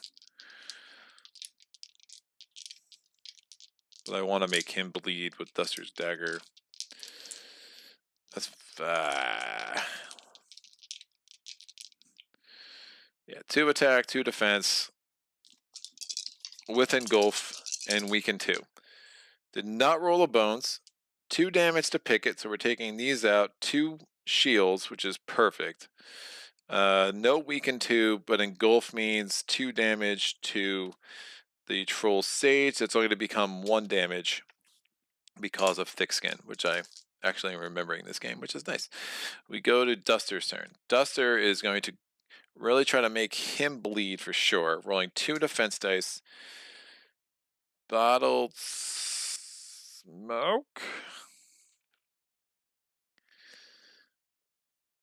So Bottled Smoke, if I roll that, it's active instant on your turn, trigger the untargetable die on yourself. So I can put it in my active slots, and then I can make it an instant effect. So I want to get it set, and then I could exhaust it when I want. So it's like I'm basically putting a concoction of Bottled Smoke in my pocket, because who wouldn't want to do that? I'm going to roll these 3 dice. This is my 4th dice. I only have 1 more die. Duster's Dagger. You know, let me not roll the bottle of smoke. Let me make sure I get at least 1 damage on him with the hardy. So what do we get? Alright, so we did 1 damage. Duster's Dagger is good enough for the bleed effect, so that's been really effective today for sure. That's a bones with the throwing knife, so I'm just going to not accept the result, put that there. That's a bones I'm going to put there. That's 1 shield, and I already applied the 1 damage. We now go to the Troll Sage's turn. Troll Sages are only 2 attack dice and 1 defense die. It's going to attack Picket because of proximity. And what does it do? 2 damage. So this shield comes out and then 1 shield on itself. It does not roll a bone, so Inspire 1 does not apply, which is super awesome. Picket's turn. Picket's rolling 2 attack, or I'm going to roll the repost, the situational awareness, 2 attack, 2 defense. Again, I have up to 6 decks with Picket. I bonesed. Ooh, that's interesting. I can do 2 switches to get me 3 damage on him. And 1 shield which I can put in my locked spot. Sure. So I'm going to do the switch twice. And I'm going to apply this. So that's 4 damage total. So I switch twice. Swap positions with an adjacent unit. And then that's 3 damage because I did the switch and then I spent another one.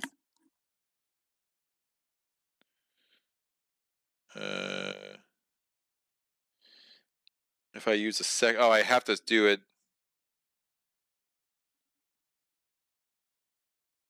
If I use a second one, do I have to actually use the swap?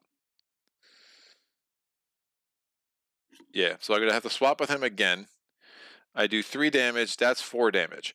So 4 damage total means 1 shield comes off, the thick skin absorbs 1, and then 2 damage to him. So he's down to 3 health and has no shield left. Which isn't great, but I'm just trying to chip away at him for sure. Alright, that's done. Lane 3, the bleed comes into play. We have Compound rolling 1 die against Duster because Duster is closest. It's 1 damage. Duster's shields comes out. And then 6, this guy comes down here. 1 attack die against Picket. Bones' Careless triggers. He's down to 2 health. We go to round 2. Alright, this guy, they both have 5 health still. We'll have him attack Picket. Seems like the best bet. And does not bones 2 damage to Picket. Oh, he should not have rolled either of those because he already had those 2 on him. 2 damage to Picket. We're going to take this thing out. Remember, there is engulf. So that's going to be 2 damage to the Troll Romper. Thick Skin absorbs 1, so it's down to 1 health.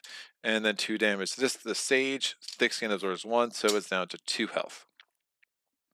And again, Picket is not weakened, which is great. Duster's going to go. I think it's going to be a lot. We have to really keep to wear him down. So we're going to roll Throwing Knives, Vibroblade, 2 defense dice, and Bottled Smoke. Nope. And an attack die. Nope. 2 attack dice.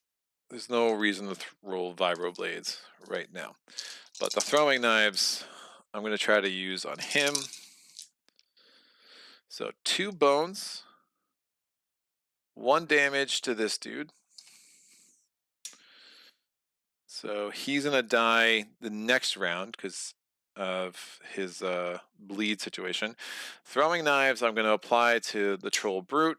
Thick Skin absorbs 1. The other one does 1 damage. And I already used this 1 damage to take a health off of the, what is that?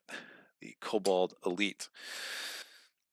Alright, that's done. Next, the Troll Brute's going to go, so rolling 2 defense dice, or 2 attack dice and a defense die. Hoping not to roll Inspire. But we bones. So 3 damage to Picket. 3 damage to Picket means this shield comes out, 2 damage. And then we do an inspire because we did the backup plan. So what that means is this guy moves immediately next. And now it's attacking Duster. It would have attacked with 2 because of compound. It's now attacking with 3 attack dice because it's inspired by the Troll Sage. I mean, naturally, wouldn't you also be inspired? That 3 damage is, those 3 dice is 3 damage. So the shield comes off, 2 damage to Duster. I'm inspired. How about you? Also, he does take a damage at the beginning of his turn because of his wound, so I really don't have to worry about him for the rest of the battle. Picket's gonna go. Picket gets a health back to get back to 5. And let's kill this nasty troll thing. Rolling 6 dex. I kind of want to move closer to that dude because he's gonna be no joke.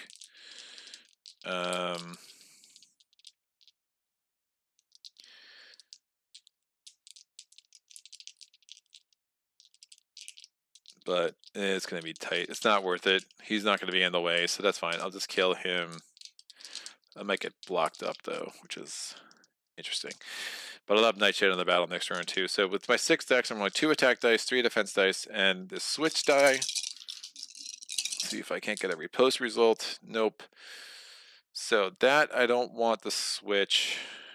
I'm going to take all this shield, though. So 2, 1... And then I did 2 damage. Thick Skin absorbs 1. So he bones on his defense, which meant he rolled 1 extra die, but that meant I only needed 2 damage to kill him because of his Thick Skin. So that worked out to my favor for sure. So he's out. Picket's done.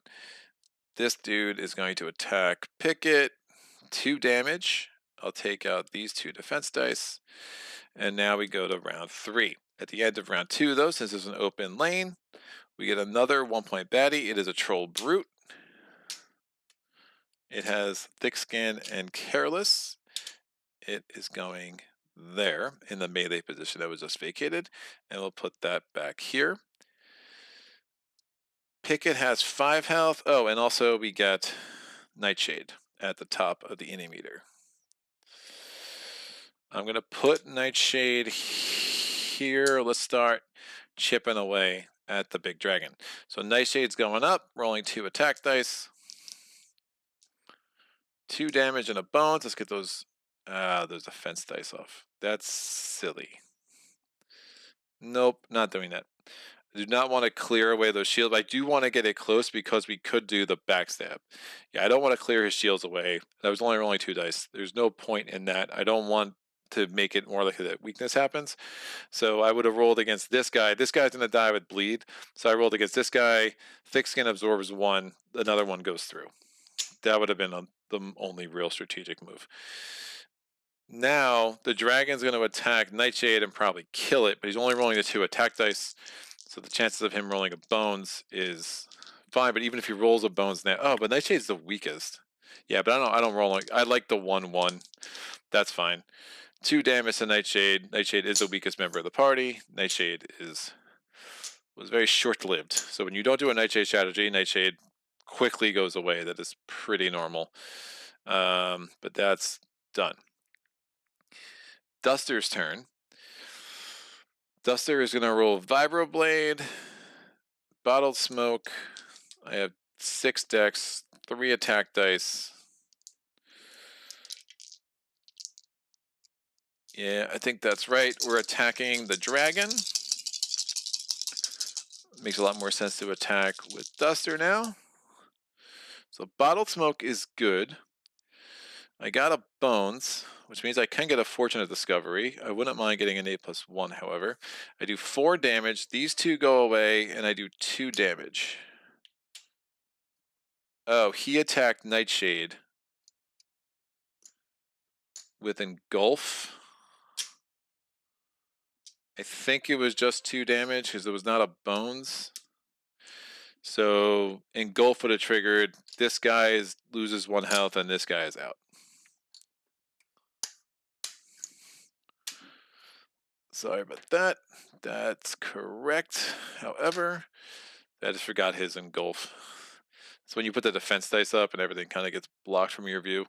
So he is no longer, and now it's Picket's turn.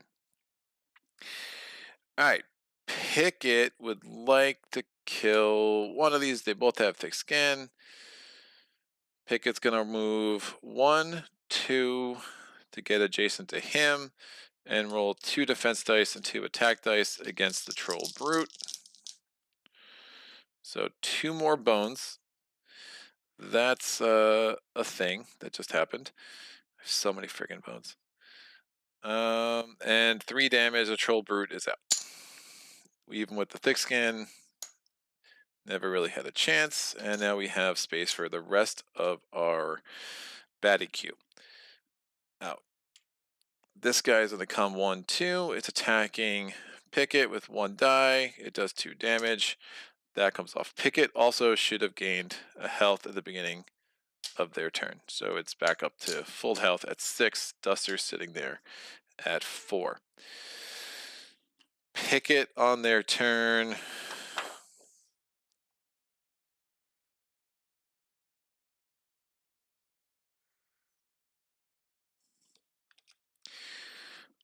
I mean, Duster on their turn, I think becoming untargetable would have made some degree of sense. So I should have done that on my turn. So she would have rolled the bottle of smoke and then active used it to become untargetable. I got no new information. There's no point to not doing that.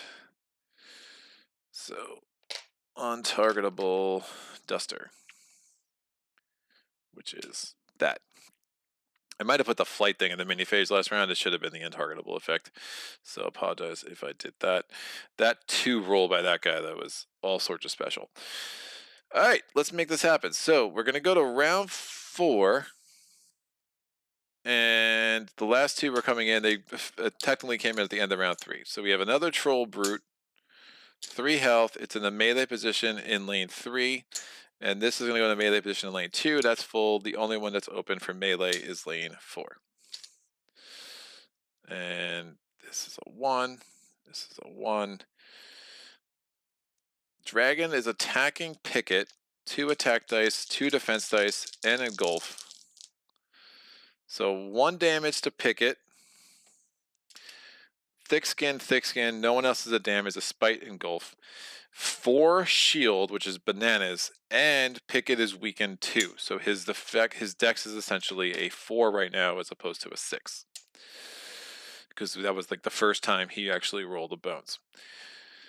Duster loses the untargetable. And Duster is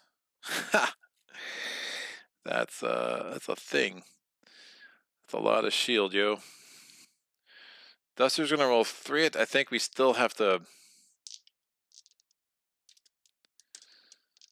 I mean, I guess we could limit the rest of these clowns. Yeah, 3 attack dice, 2 defense dice. There's nothing else I can roll with Duster. I can get the Fortunate Discovery. Shield bash doesn't make much sense.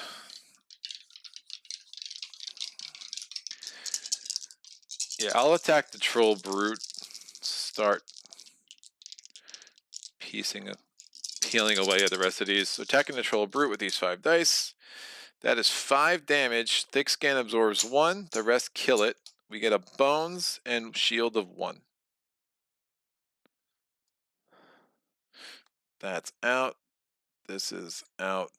These go here. Done. Picket's turn. Picket is weakened 2, so it only has 4 dice it can roll. I'm going to roll 2 dice, 2 defense dice, 2 defense dice. I get a health. So 2 attack dice, 2 defense dice. Health gets me back to full. And I'm rolling against the other troll brute. 3 damage. Another bones. 1 shield as I can put an active slot. We've killed the troll brute. Done. And now The wolf pup is going to come in here, attacking with 1 die. It does 2 damage. Of course it does. That goes away. Weaken goes away. And Picket is down to 5 health. Duster has 4. We go to round 5. Rolling 2 attack dice against the weakest. The weakest is Duster. It's a bones and 2 damage, so the shield comes out. Duster gets down to 3 health, and she's also weakened because of that bone, so 2 bones in a row is not great. So she only has a dex of 3. It is her turn. She's gonna roll 3 attack dice straight up, try to get it to an 8+1. If she doesn't survive this, I think Picket should be able to pull it off anyway. And at least we can get rid of some of these shields. So she's rolling 3 attack dice. Again, she only has a dex of 3. I really want to get that 3rd bones though. Woof. Oh, that's 6 bones. Yeah, weaken 2 is no joke.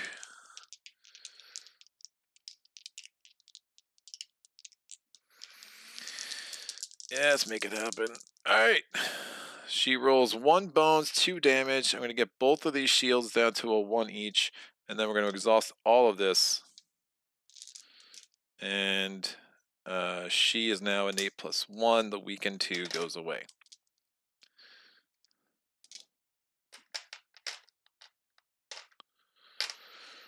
Done. Alright, Picket's turn. Picket has 6 dex, is rolling 2 attack dice, 2 defense dice, and these 2 dice. Let's see if I can't get something good.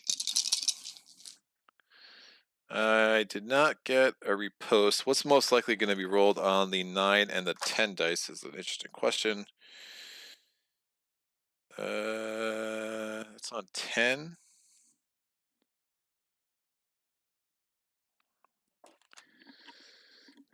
Yeah, I'm just not rolling what I want.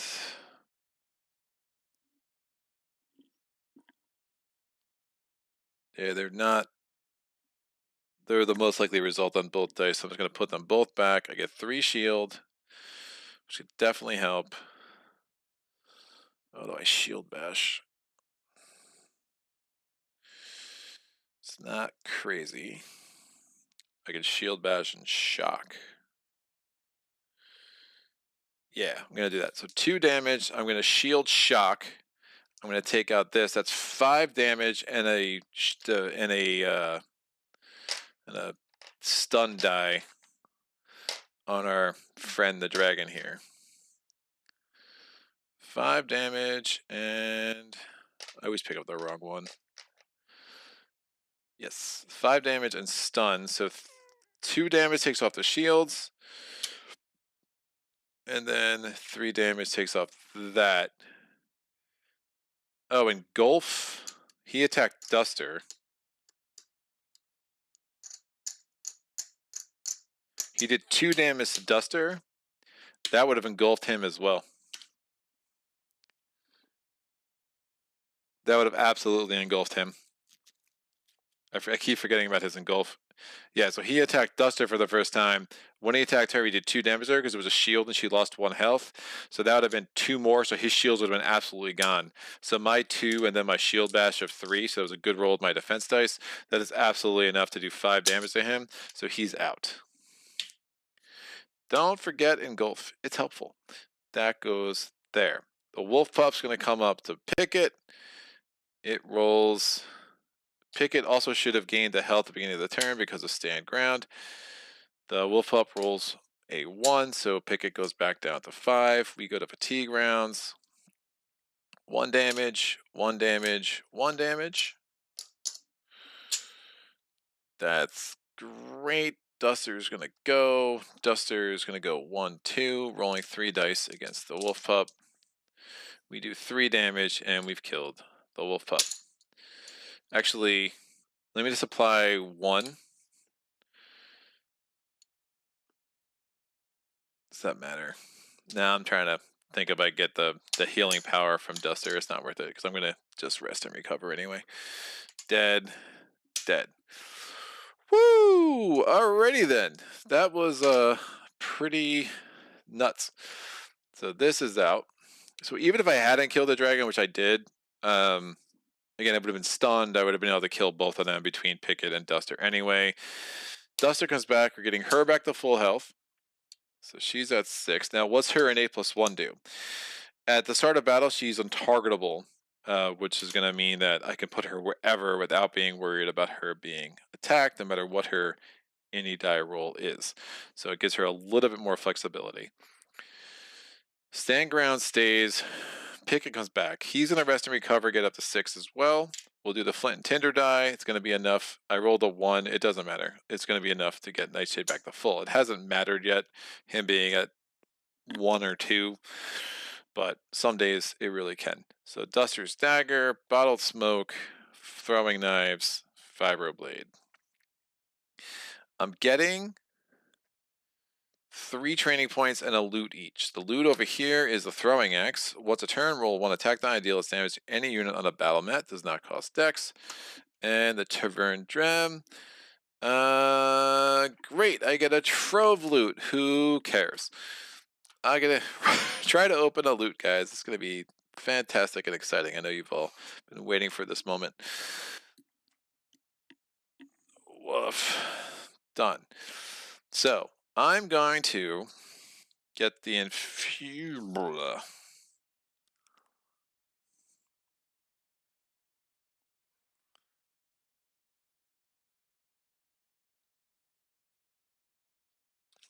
The infusion bracers. I have 2 more.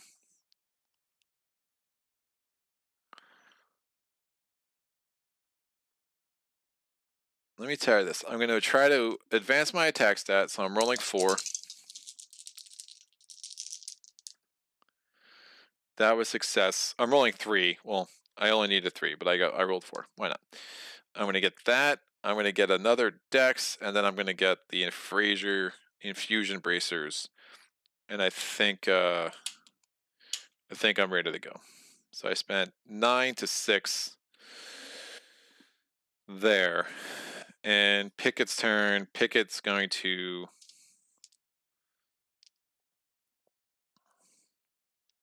upgrade his defense, hopefully. Success. Upgrade dex to a 5. And we'll take 1 more die somewhere.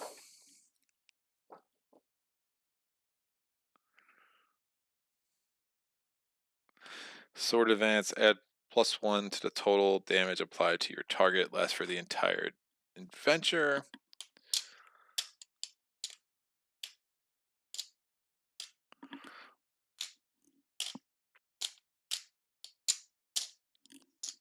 Yeah, I don't think the rest of these matter. All right, let's do it. We're gonna go back to the captain profession, and we're gonna get die number 5.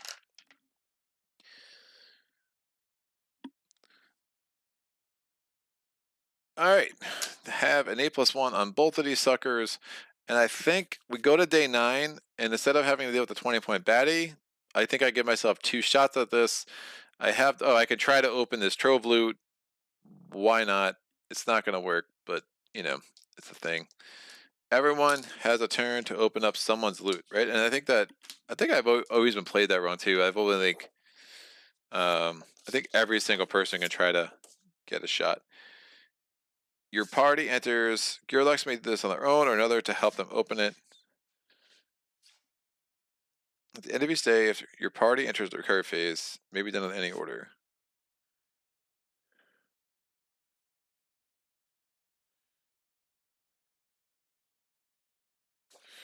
Yeah, it doesn't say each gearloc, but I'm pretty sure it's each gearloc. I don't think it's gonna matter, but we'll try to open the loot. So Duster's trying to open Picket's loot. I did not roll a 5L. This was my first loot lockpicking attempt of the day. It failed. I get to re-roll. I did not roll a 5L. So that was a big fat miss. Picket's trying to open his own. I did not roll a 5L. And I did not roll a 5L. So 4 attempts, didn't even get through lock number 1. Awesome. We now go to round 1 and the Locgear finale. We got there, kids. The joys. Done. So, Stockholm Syndrome. Battle queue is baddie points. Party of 1 ignores that. Forget that. So we're going to get 3 5s and 3 1s. I do think this is better than a 20. I really, really do. Some of these 20s are nasty. And a lot of 20s bring in 5s anyway. And they just absolutely could wreck you. But if this goes bad, I would still have day 10 to try again. Remember, this is a 10-day endeavor. So this can go away. Lockgear's chip can come in. And whatever. So lane 1, lane 2, lane 3, lane 4, and Luckier at the bottom. Loctier's attack and hit point stat are both reduced by the number of appeasement cards, so both of his stats are reduced by 2. That's attack and defense. Lockier's rolled bones are placed on his ship and carried over between turns. When his ship contains 4 bones on his turn, they are removed to trigger Timid. Unique Tyrant skills. Revenge. Luckier deals 1 true damage to the strongest adjacent unit and gains the removed hit points. May exceed hit point stat. And Timid to the strongest adjacent unit. So it has to be adjacent, and it can be any unit, baddie or gearloc. And Timid, at the end of this turn, place Luckier in any position on the battle mat that is not adjacent to opposing units, if possible. Tyrant die. There is a third of this die. Yep, a third of the third is Survivor. Until the start of his next turn, Luckier can only lose hit points from damage dealt by backup plans and insider knowledge. Remove all bones from parties' backup plans. That could be pretty brutal, but again, shield bash, we'll try to do some things quickly. Yeah, holding on to a bunch of bones. I mean, I will have so many bones as Picket that it's like not, it's pretty unreasonable, not gonna lie. So this will go there, and now we can take these off, and let's get the battle mat set in lane 1. So Stout, Sonar Troll is awful.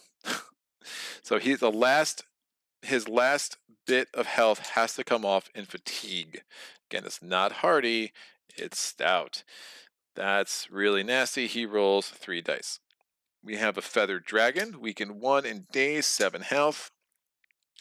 So these are fun. Maybe the 20-point baddie would have been the way to go. But we'll have 2 cracks at this apple.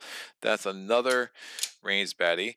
We have another Stout, 8 health, so none of these guys are going away. Now, technically, remember, the game ends as soon as you defeat Lockier, but getting Lockier on the battle mat with 2 Stouters coming in is going to make that super interesting. So it has Stout, Treasure, Thick-Skinned 1, which is pretty nuts. And then we have our 1-pointers. We have a Cobalt Green Thumb that comes in with 3 health, and he'll go right there.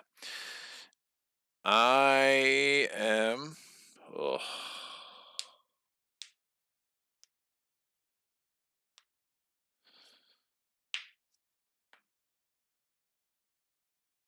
Definitely want to take him out. He's nasty. I can put Duster there, and she's going to be untargetable because of her innate +1. And now I'll put Picket.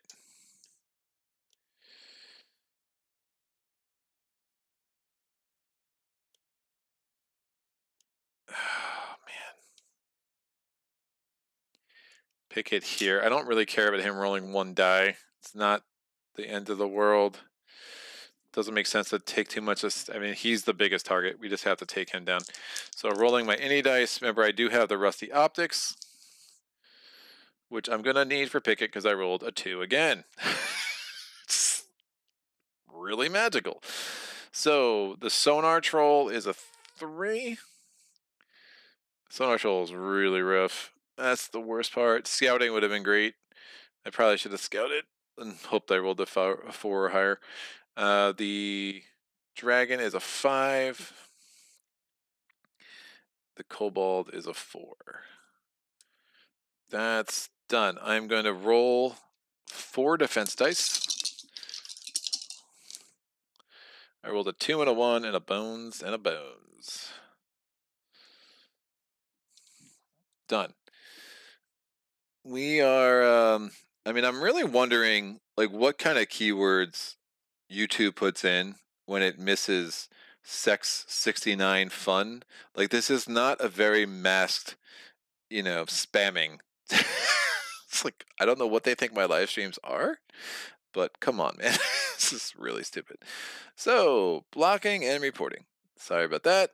Let's get back to the regularly scheduled program, and we're gonna go forward with Duster's turn. Now, she's untargetable, which doesn't matter. Oh,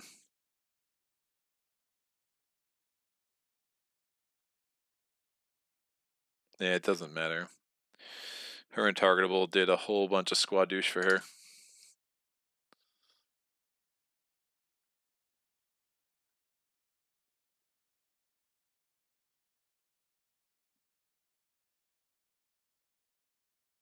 Yep, that didn't do much.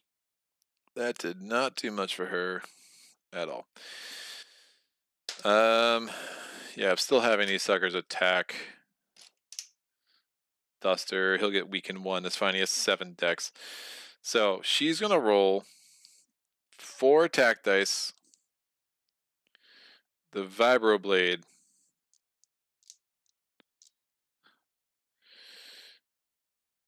and Dustin's.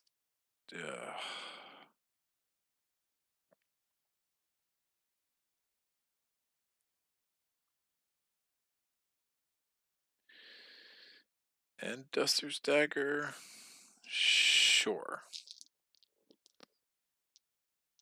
Definitely got to keep her health up. Or at least keep Picket's health down 1 or 2. Because I want him to be the one targeted.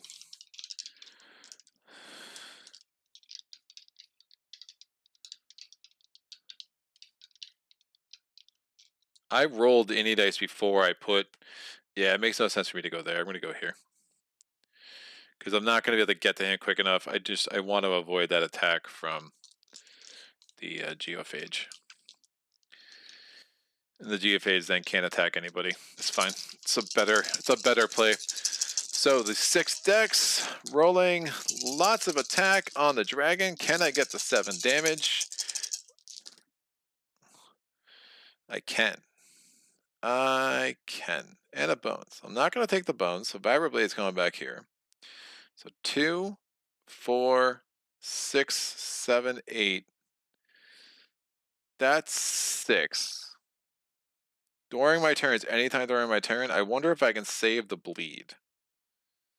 I'm going to do Throwing Axe. I'm going to roll 1 die.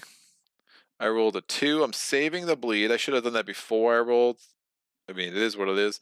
And I'm applying all this damage to this dragon. Dragon is very dead.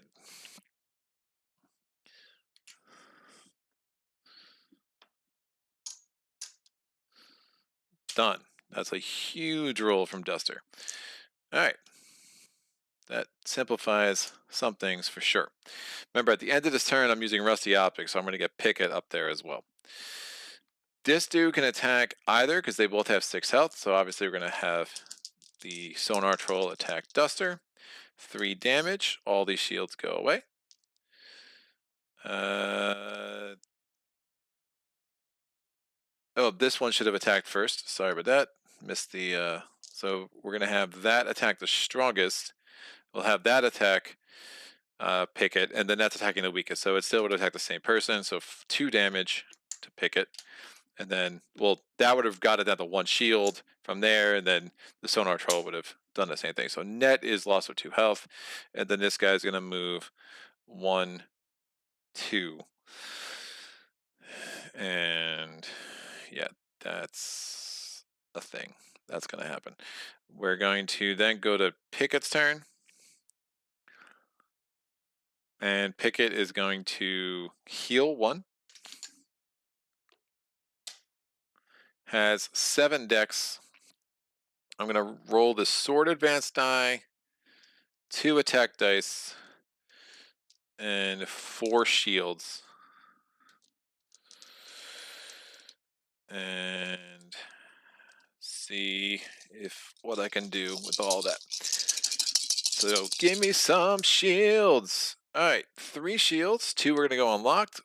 Sword advance whiffed, and that is going to go unlocked when I roll it. Right, that is a locked die. Yeah, so I'm going to actually leave that spot open just in case. I get 1 bones, and we have 3 damage, which hardy means I only do 1 damage to that dude. I'm not going to take... Ooh, yeah, I'm not going to take the shield form. Sword advance. No point. At the end of the round, we're going to use Rusty Optics. We're going to move up 3. Also, at the end of the round, we add another baddie.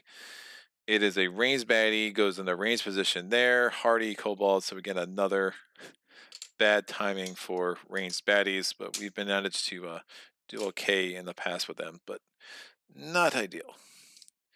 That's going to go there. There's no engulf to help us out this time either. Alright, Nightshade's still not on the battle mat. Throwing knives has to be to a non-adjacent baddie. Bottled smoke can be helpful, and fusion bracers can be helpful. So I just want to pick him off a little bit, so I'm going to do 1. Oh, I got to get damage to both of them. Ooh. Alright, 2 defense dice for sure. Bottled smoke, they're both hardy, so I'll just roll 2 attack dice. And then, alright, do I want to get Duster's Dagger in there? Try to make one of them bleed.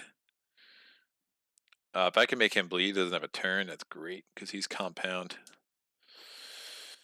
So let me not roll that. I'll roll thick skin is a thing. I'll roll fusion bracers, try to get that set up. Fusion bracers are where are you? Lashback when damaged by an adjacent baddie. Nope, that's lashback. Fusion bracers. The next time a baddie attacks you, deal that much damage in return, even if you're defeated. Oh, that's the next time.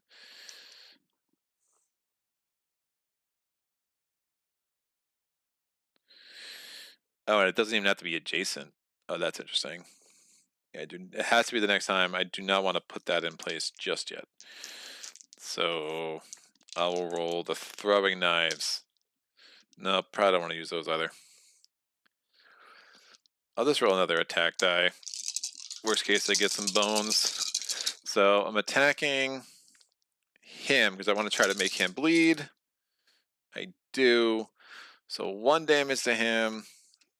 This goes away. He's now bleeding. I get 2 shield, 3 shield. I do get bottled smoke, so I can choose to make myself untargetable at some point, and then that's fine. So no throwing knives.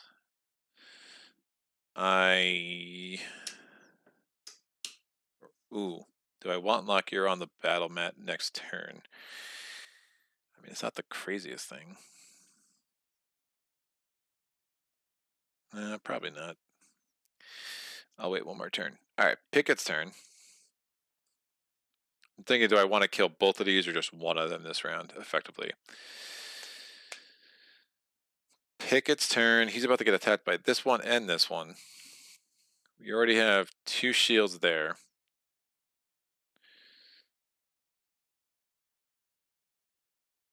I'm going to roll this, 2 defense dice, 1 attack die, assuming I get the hardy to trigger. I just need 1 damage, so just hopefully I don't have bones on that. And then I'm going to roll 3 of these dice. I'm going to roll the ones with the repost. These are all locked. That's bad. I'll roll 2 of these dice. Yeah, I'm running out of spots. Even with, it's funny, even with enable 1, I'm still running out of spots. I'll roll 2 of these dice, see if I can't roll a 2. Actually, roll 3 of these dice. That's 7. I'll roll another attack die. And if I have to take out a die to fit another one, that's fine. So these 7 dice, which is the one with the most reposts, is 9 it. Nope, 9 only has 1 repost, so I don't want that. I'm going to take 14. situational awareness. So we get one repost. The sword advance works. So I put that in place. Now, add +1 to the total damage applied to my target. I would have applied 0 damage, but sword advance makes it +1. So I actually do get a damage off of this clown. And these are both defense dice. They'll go there. This is not a repost. I'm going to put this back here. I'm going to remove this die and make this a 2 and this a 2. So lots of defense. And some potential to shield bash Lockier when he gets out here. The whole 9 yards should be good to go. So Hardy, we also got a health back. And we're back to 6. That was because of stand ground. I just forgot to do that. The Kobold, remember I was at the 4. I got a health back last turn. I got a health back this turn, so we're both back to 6. The Kobold's attracting the strongest, rolling a die. 1 damage. I'll take this shield out. The Troll Brute's attacking the weakest. I'm going to have him attack.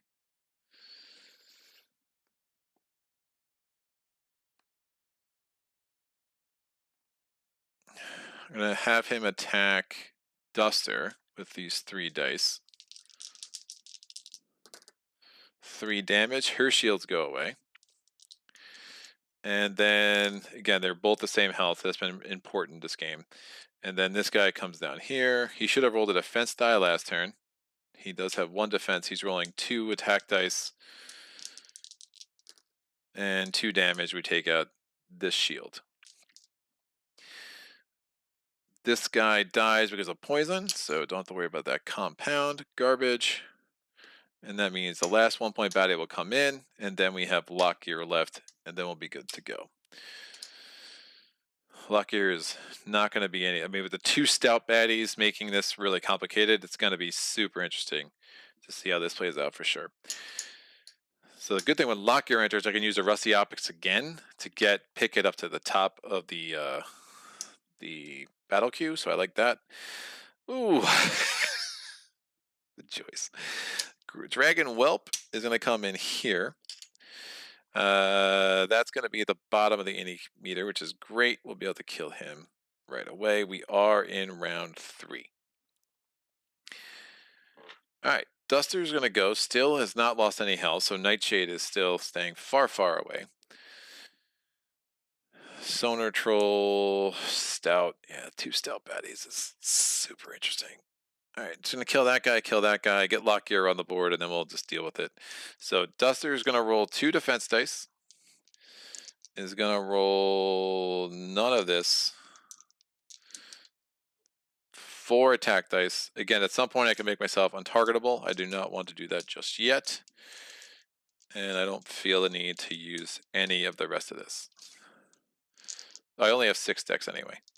Did I roll 1 too many last turn? I don't think I did. Yeah, he has 7 decks, she has 6. So with my 6 decks, that person was hardy anyway, so it wouldn't have mattered, I don't think. Even I did, yeah, I didn't bones on any of my attack dice. So attacking the Dragon Whelp, that no bones, 2 defense, 6 damage, kills the Dragon Whelp. Big rolls for Duster. Lockear is coming into play next turn. He's out. Picket's turn. Picket is going to roll. We already got sword advance. I'm going to roll situational awareness.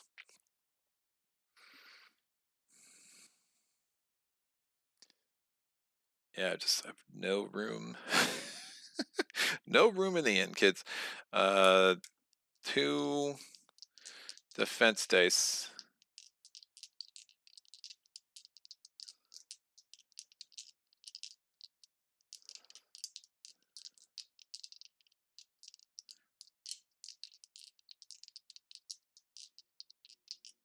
Two attack dice.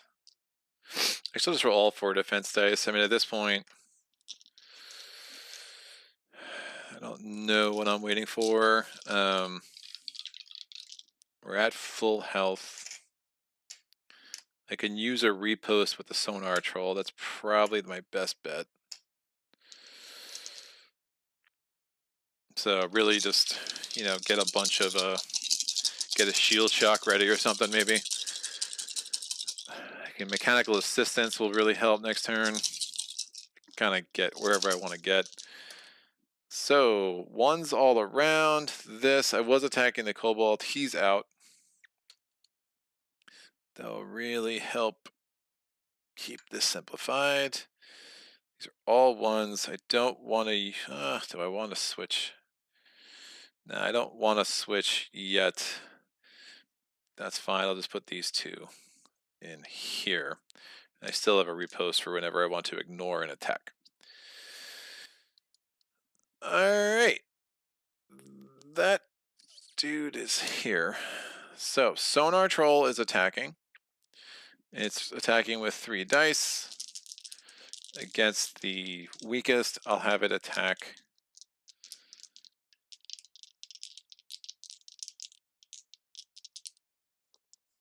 Man. Do I want Nightshade on the battle mat next turn? Probably not. I'll have it attack Picket. 4 damage. I could just ignore that. 4 damage is a lot. I'll just ignore that. Remember, I can unexhaust that too, which would be good. May include fellow gearloc dice. Ooh, interesting. I could get Duster's Dagger back, which could be really good on Luckier for sure. So I'm ignoring that attack from the Sonar Troll. This clown's now attacking me with 2 dice. It does 2 damage. We'll remove these. That worked out better. And now we go to the end of the turn. Locgear is entering the battle mat. Locgear stats are normally a 5-3. Instead, they are a 3-1. 9 health. It's going to come into the melee position in lane 2. And remember, that means it will just steal a health from the strongest adjacent baddie at the beginning of its turn because of its revenge. Yeah, so it's going to get above 10 pretty quick. All right, Locgear. Oh, do I have Lockgear's die? Oh no, I have. Funny. I took a Locgear's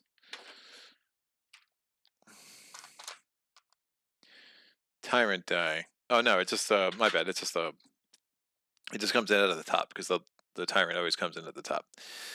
So Locgear is going to go first. It is attacking the 2 strongest, so it will attack both Picket and Duster. So before it does anything else, so Revenge triggers the beginning of its turn.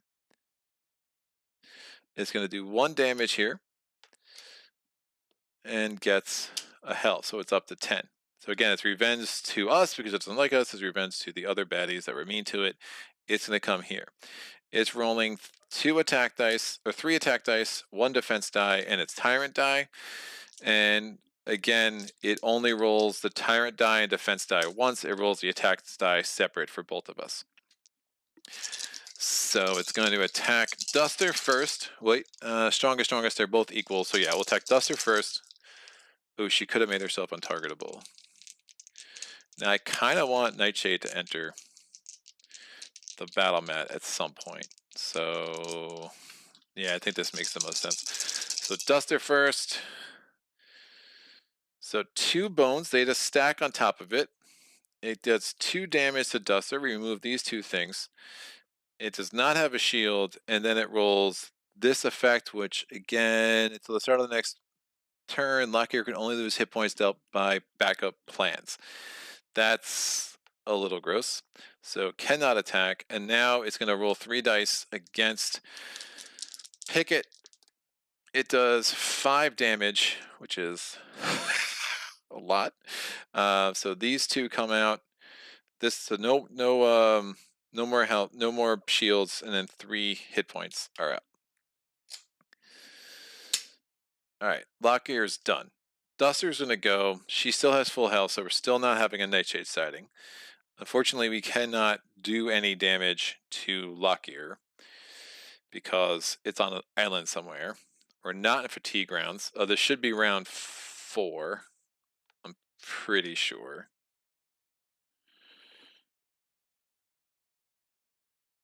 Yeah, this would definitely be round 4.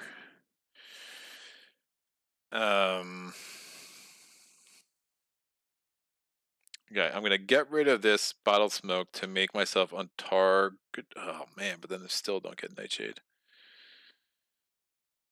Nope, I still need nightshade. I think if he rolls the other things, then I lose all my backup plans. Oh, it's really bad. I could get it ready for these guys just to get off the board once we get to fatigue.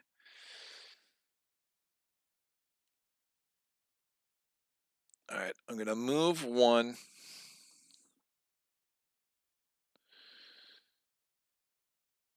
I'm gonna roll 2 defense dice, 3 attack dice. I have 1 more dex. I'm gonna roll.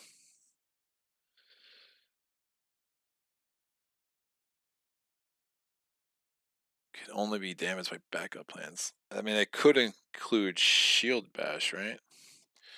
Shield shock.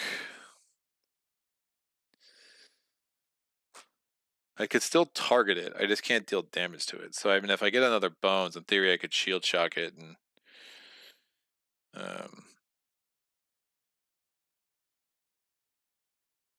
at least do some damage to it. I moved for 1, so I actually would have no more dex.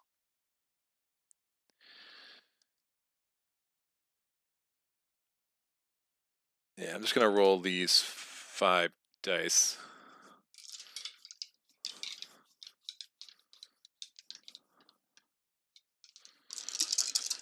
Oh, this is a weird pickle. I think I use this to get the heck out of here.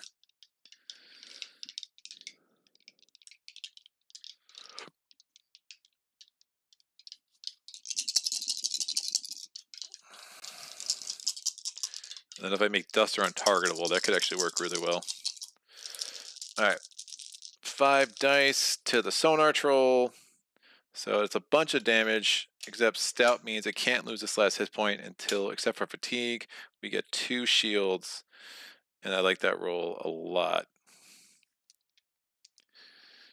Okay, we're only 2 rounds from fatigue, so there's a chance that all these suckers just go away. I will make myself untargetable. There's a chance we don't get nightshade until a fatigue round, which is just a thing. But that way the sonar troll is not attacking me. The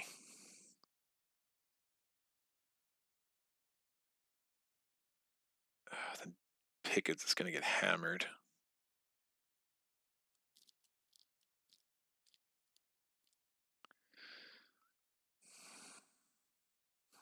Does he have diagonal movement? No, he doesn't.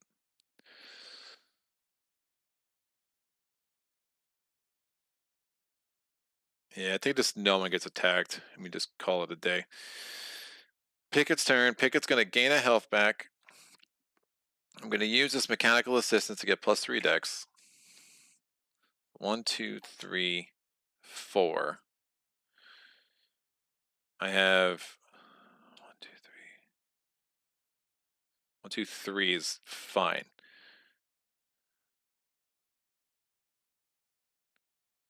Yeah, that's fine.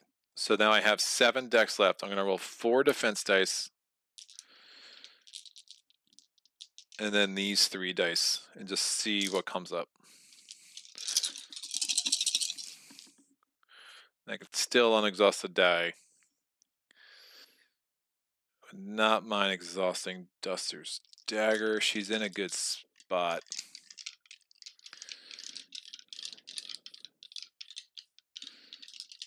And I will gain any at the end of the turn to get up to the top of the enemy. So that's even better. All right. 1 repost, 2 switches. I'm maxed out on that. Oh, I could do that. This is exhausted. I'll take the repost, put this shield here. don't think I want the switches. So 14 and 9, I could put this here. And then I'm going to do a benevolence, especially since he might take away all my stuff in my backup plan. When I do benevolence, I heal for 2, so that gets me back to full. And I put a 2 shield in my active slot. And then these things can move over. All right. Whoo, lots of decisions right now. End of the, nope, not end of the round. Sonar Troll's attacking, well, this person's untargetable, so he's going to attack the, it's going to attack Picket. Picket's back to full health thanks to benevolence. It does 3 damage. We'll take out these 3 shield. And then this dude comes down.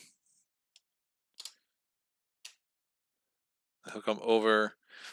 He's attacking with 2 Dak dice, 2 damage, 1 shield, 1 health.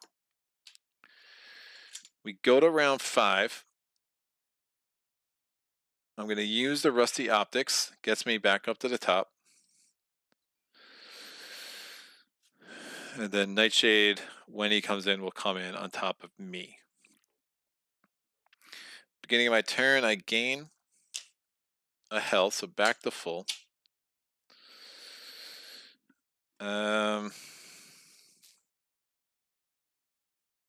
Still have a repost, which is nice. He can't lose damage. I mean, that's such a bad roll, dude. There's no one adjacent to him, so he's not going to get the extra health. Let's try to whittle this guy down. So we're going to do 4 defense dice, 2 attack dice, and I have a repost. I feel good about that. We'll see about the rest of it. And remember, the +1 with sword defense, so it's +1 damage. So whatever damage I do. So 2 more shields. So many shields. Or 2 more bones. 1 defense, 1 defense. I do 3 damage because of sword advance, so that comes off, and then 2 damage. Oh, he's got thick skin 1. Dear God, 1 damage. That's oh, he has thick skin 1 too. I did like a billion damage though. He was definitely down to 1. Yeah, I did like at least 4. So the thick skin 1's for the win. So Picket's done. He can't target her, so Lockier is going to come down here. It will roll a defense die and a tyrant, and its tyrant die. It cannot lose health except for backup plans. Now you can take out its shield, I think.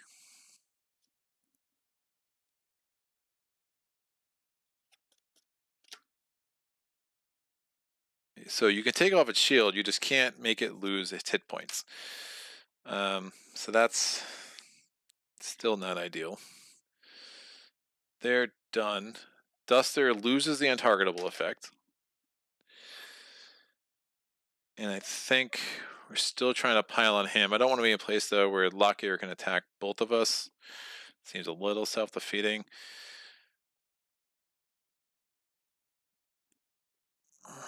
One damage. I mean, at some point, I have to stop rolling that I can only damage this dude by backup plans, because that's not going to... I mean, backstab will help that, but I still only have Nightshade. Still don't even have Nightshade on the board. I don't want to get Infusion Bracers in yet, because I'm not... I want to make sure I do that damage to Lockier. Throwing knives probably don't make any sense.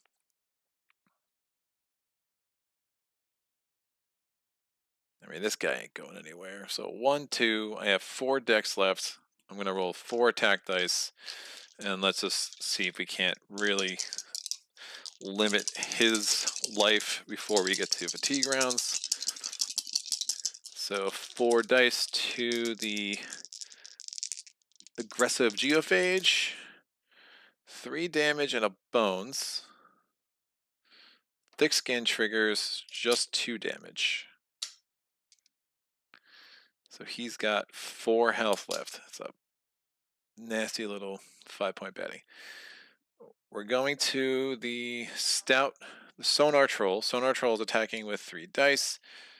We'll have it attack Picket. It's going to die next turn, which is great. 2 damage. We'll take out these 2 shields. The Geophage is going to attack with 2 dice and also roll a defense die. We'll have him attack Duster, and I would not mind rolling a 3 at this point. Nope, 2 damage, bones on the defense die. So these 2 defense dice come out. That's the end of the round. We go to fatigue rounds. Everything loses a health. So Sonar Troll's finally out.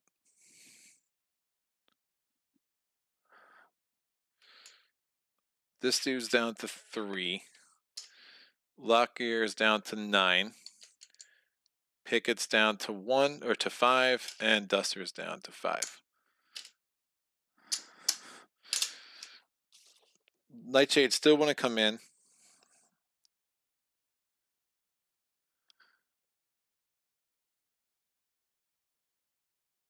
Yeah, at the end of any round. So since it's not the end of the round and fatigue happens at the beginning of the round, Nightshade still does not come in. Picket's going to go, and Picket has a repost, so it's going to get in the way of Locgear. But then it's going to lose a health. No, Picket's not going to do that. Picket's going to stay right where right where they are. Picket's going to gain a health. He's going to roll 4 defense dice, 2 attack dice. Again, that's 7 dex. I'm going to unexhaust Duster's Dagger. And I'm going to roll this situational awareness. Strongest. Yeah, we'll just have go toward Picket. All right. So not helpful. 2 damage. Thick skin makes it 1 damage.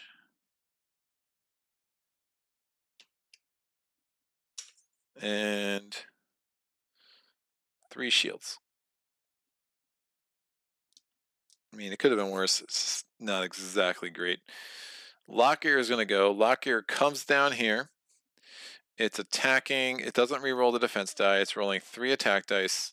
Oh, it does take a health from the Geophage. Geophage will die next turn. It's rolling 3 attack dice against Picket. It does 3 damage, and it gets a 3rd bones. Again, 4th bones. It's going to move to another place on the mat. It also has to roll its tyrant die. And again, cannot be damaged except by backup plans. I will repost that. And that way I can do a shield bash with these 3 and just try to find a way to start getting rid of its health, which has been really annoying. And that's that. Duster's going to go.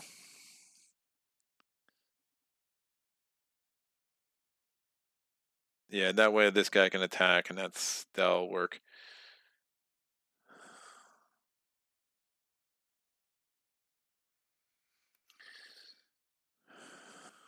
Duster has 2 health. It has some other things. Duster's going to move there. It's going to roll 2 defense die. And this infusion bracers, we'll get that set up. Infusion bracers are set up, so next time I'm attacked, I can do 2 damage back, even if I am defeated. We get 1 shield, and I bones on the backstab, or bones there, but it does give me options for backstab, so I might be able to get more damage on Luckier as we move forward.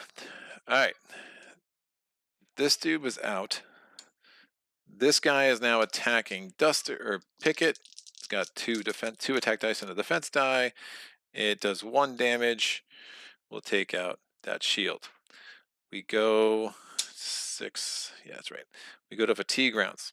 Now, Duster only has, Duster only has 5 health, so Nightshade is finally entering the battle mat. We'll put Nightshade over there, and we'll put that there. Fatigue hits, so Nightshade only has 1 turn at this. Duster's down to 4 health, Nightshade's at 1, Lockear goes back to 9, and this dude finally leaves. He does leave a treasure die, but obviously don't really care about that.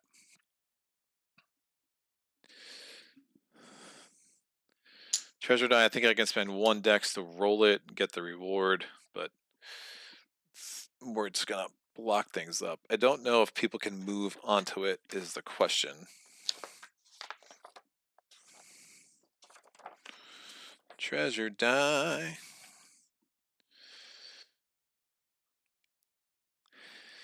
Loot die. Loot die is on the metal. Adjacent gearloc can, with loot die, may spend 1.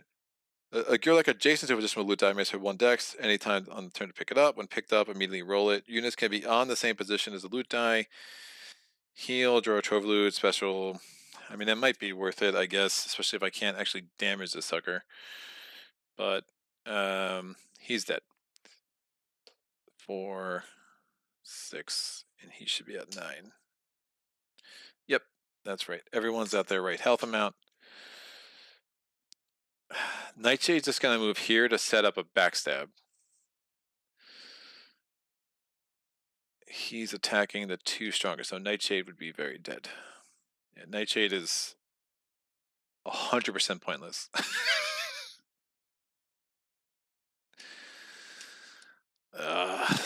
Stupid. Fine, I'll have Nightshade here just to suck up an attack. Because he can't... Oh, he can actually remove that double shield, I guess. There should be a bones. So I wanted to remove that shield.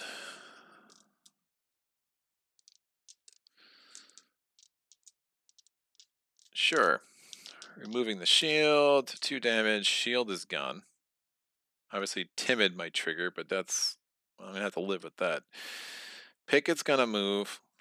I should have removed that die first, so let me do that. Picket's going to move 1, 2.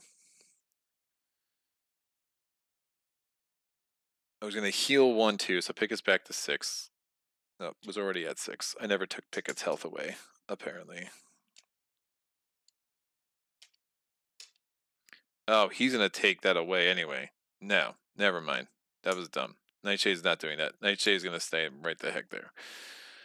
And just not survive.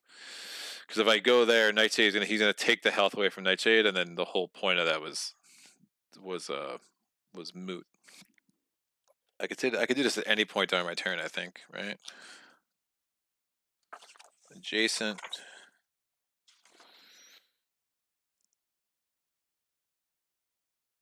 It doesn't say when, so I assume I could do it at any point on my turn, so I'm gonna pick this die up and roll it.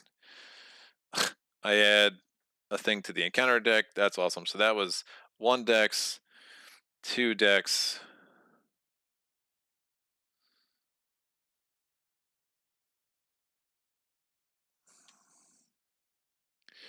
Three decks.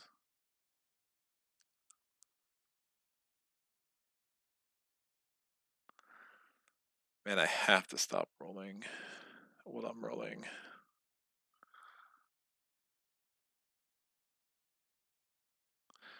No, I think I had a shield bash. It's a backup plan.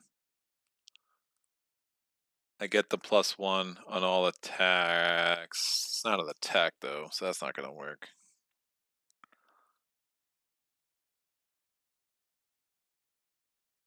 Add 1 to the total damage applied to your target. Technically, I don't think that's a backup plan.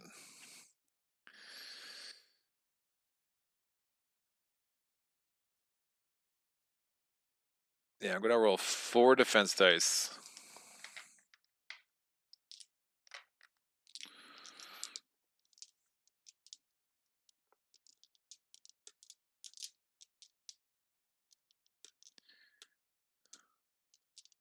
Let's pack mentality.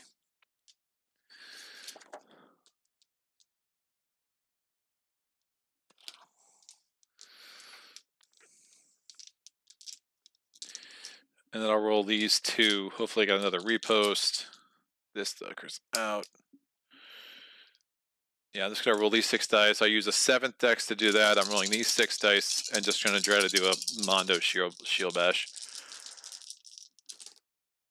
All right, so 2, 1, 1, bones.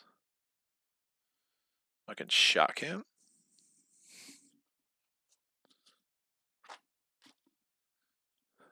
How does that work?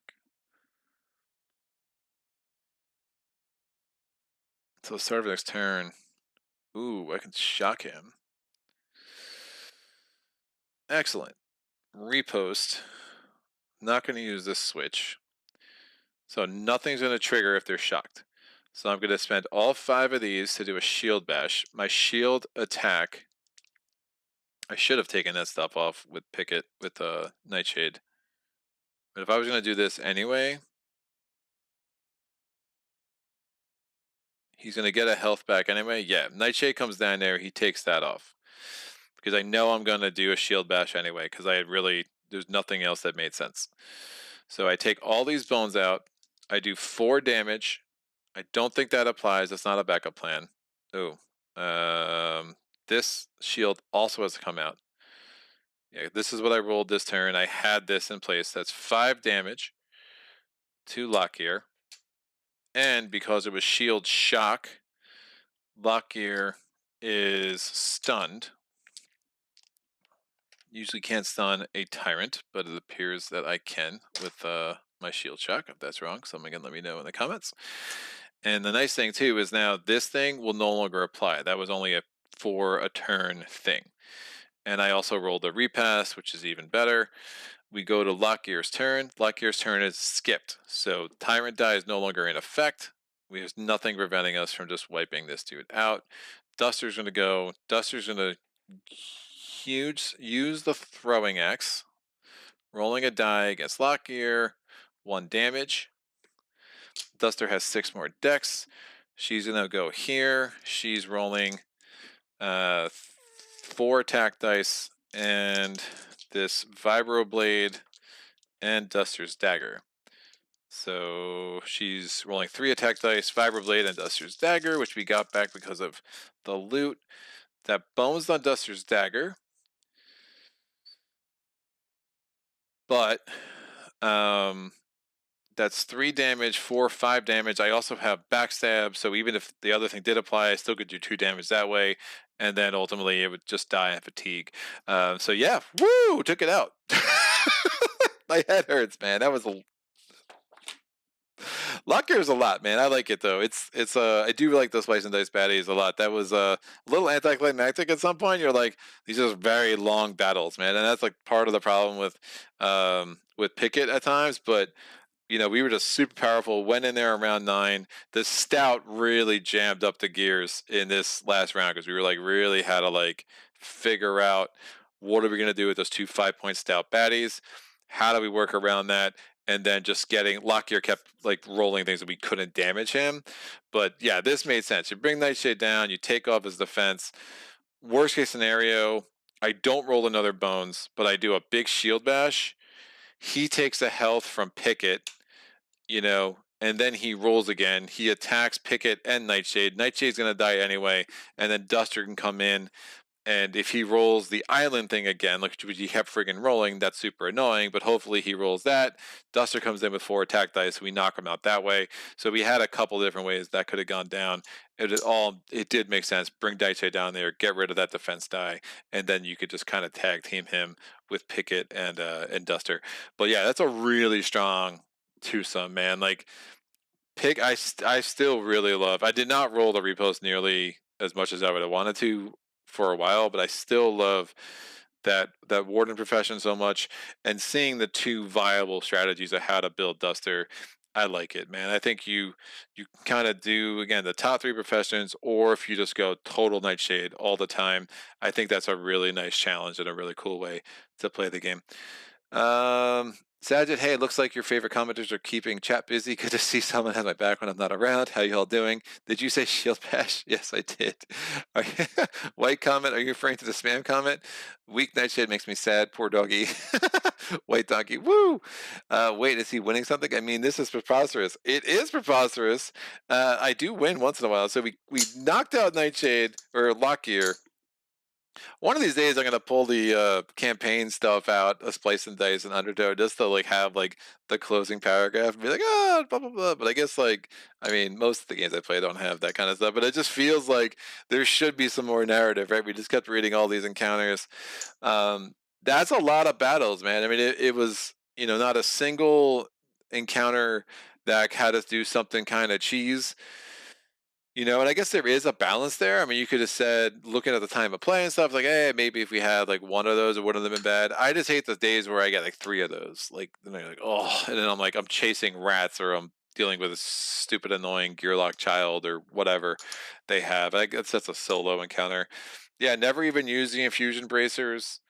There is an argument if you look at how, I mean, Flint and Tinder came in pretty handy, but I didn't use the throwing knives. I tried to use Duster's Dagger twice. That was a super effective. I think that was the first time I bones on Duster's Dagger all day, which is saying a lot. I mean, there could have been some flexibility to still kind of develop Nightshade. I mean, the other thing is getting that blade dip and then losing it because I rolled a 3 instead of a 2.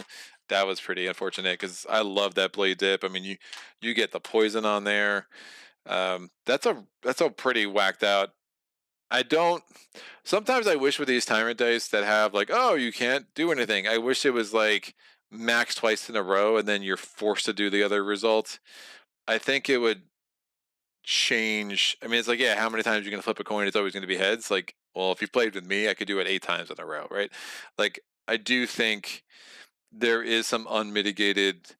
If I can use an expression I've used with Nemo's War a lot, there's some unmitigated like swinginess that I just don't love. Like the tyrant die for the Goblin Queen, it's like, well, if you roll the bomb, you can't roll the bomb the next time, right? That bomb is too ridiculous. It just totally changes the game. Like she's my least favorite tyrant. Almost 25% of that's because of that bomb, right? The other of it is like, I think her tyrant encounter is just garbage. I just don't like the way it was designed at all. I think it's a little the most unfair of all the things that I played. So I think Lockier is cool, but it's like, wait, I can't damage him 3 rounds in a row. Like, what the heck am I doing, right? And if you don't have a Picket build where I have stand guard and I have 700 shields, or like a patches build or Duster, again, being able to make herself untargetable, it's like it just becomes like impossible, and you're in this like war of attrition, just hoping that when I finally flip the coin, I get to the other side of the coin, so I can actually kill this dude. The timid thing is weird. I don't totally get it. Places Lockear in any position on the battle map that is not adjacent to opposing units. I mean, I guess like it just all right. So one dex and I'm back there, so I guess there's probably a more thematic import to that idea than there is mechanical import. So I guess I can appreciate that for what it is. But yeah, what a cool little game, man. So that was a good way to finish the Splice and Dice baddies, or tyrants. I do think if you take the whole lot together, Splice and Dice tyrants, and compare them to Undertow tyrants and compare them to the base game tyrants, I do think they're a better, more interesting collection of tyrants. Going from Leech and Ammonite and Oxide, and the one that I'm forgetting, Nobulus. I mean, that's a really interesting tyrants in there. I will definitely be exploring the Nobulus apprenticeship program and the build a tyrant modes of the box soon in the next couple of months for sure. Part of me might put Too Many Bones aside until I get the rest of the gearlocs, because I think I really want to start featuring them a lot. So, because I'm getting a lot more gearlocs. I'm getting all the gearlocs that exist, except for the unbreakable ones and except for Riffle in the Halpamuckus Victorum Kickstarter. So I have a ton of Too Many Bones content coming. So I might take a break from Too Many Bones, come back once I have some more gearlocs to kind of explore, and I have more day 1, 2, and 3 encounters to explore, and I have more of the content to explore. But obviously, still, you will see chip theory games a lot in the upcoming months for sure. So, in the game you play, there is one die face which is bad, bad. The rest is either okay, bad, or good. I rolled a bad, bad one 6 times in a row just tonight. It was fun. Okay, bad. No, man, it's you've been watching too many of my videos is clearly the case. And like, dear God, like I mean, that game started. I remember we did have a false start where I had to do day 2. I was like, well, pretend that ever happened. Let's we're gonna start a do over, but I'd rather do over after day 2 than day 7, right? So, just one of those things. But Locgear is cool. I mean, again, I think you know just the way that those stats are a tyrant that has a 3-1 stat line, that's not terrible. Like I am surprised it's not like a 6-4 or like a 7-5. There really is nothing. I think strategically, if you get 2 of those appeasements out of the way early, I mean, just kick them, right? Like done, because your odds of getting a third one anytime soon are smaller, just the way the encounter deck is, and like those appeasements can be super annoying. And if you're playing a legendary, especially early on, you just don't have that leeway to be giving up 2 of your attack dice or giving up 2 of your defense dice or losing your loot or doing all the other garbage you need to do just to kind of make the suit happy. You're not healing up to full.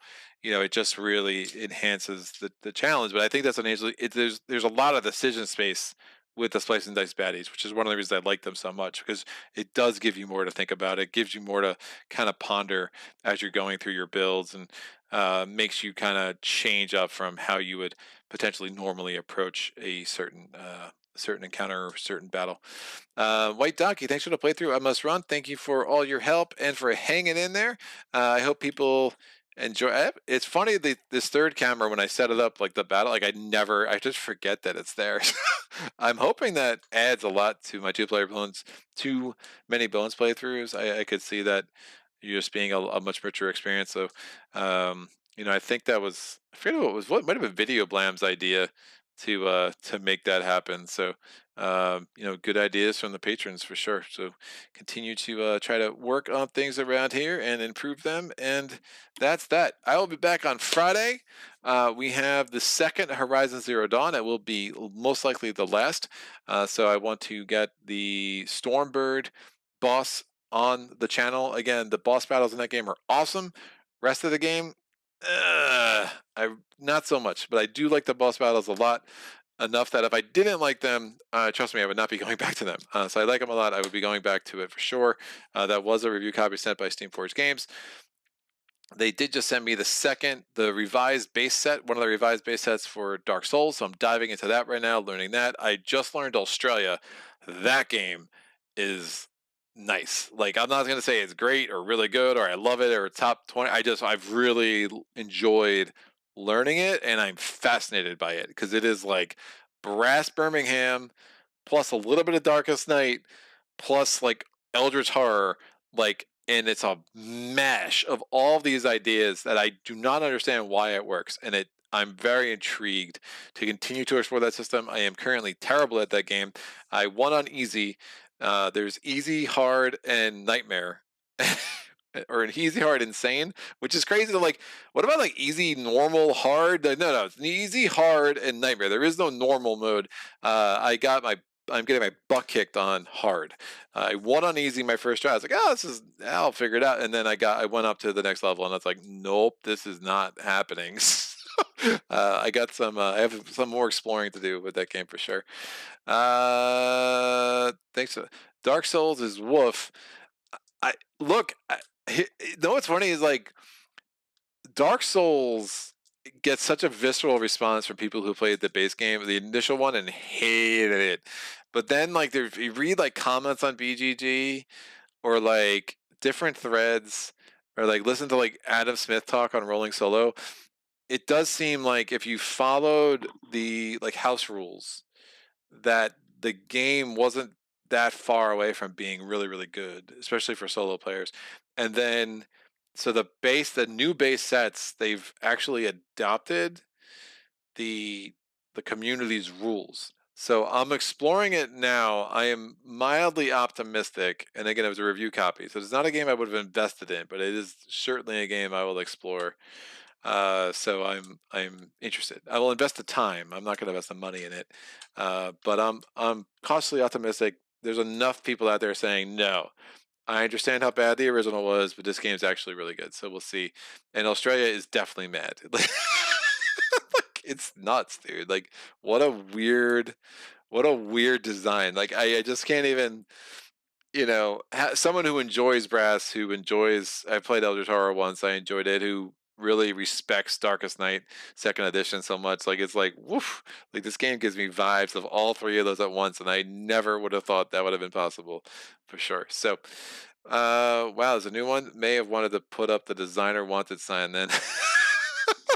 they they tweaked a lot of the things that people hated. The one thing I still am like, I find a little jarring going in is this idea of replaying encounters that you've already defeated still isn't entirely removed from the game.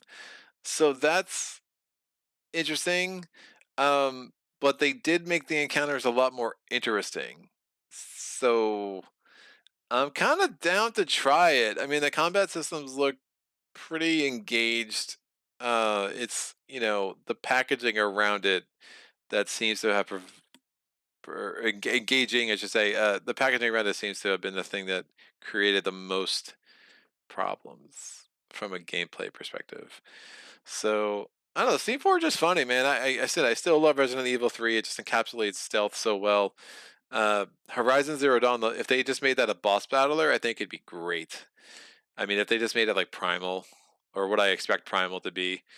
Yeah, they just really seem to struggle with this idea of being wed to this long video game campaign stuff. And I understand that's the IP, but a lot of that doesn't work in tabletop very well. You know, I would not want to be Mr. Wallace's mind, but let's say it like that. Dude is incredible but scary. Yeah, dude. There's a lot going on there. Him and Vlada. Actually would love to be in Vlada's mind. How does that mind produce, you know, like so many industry leading games in so many different categories? I can't understand. They're all so different.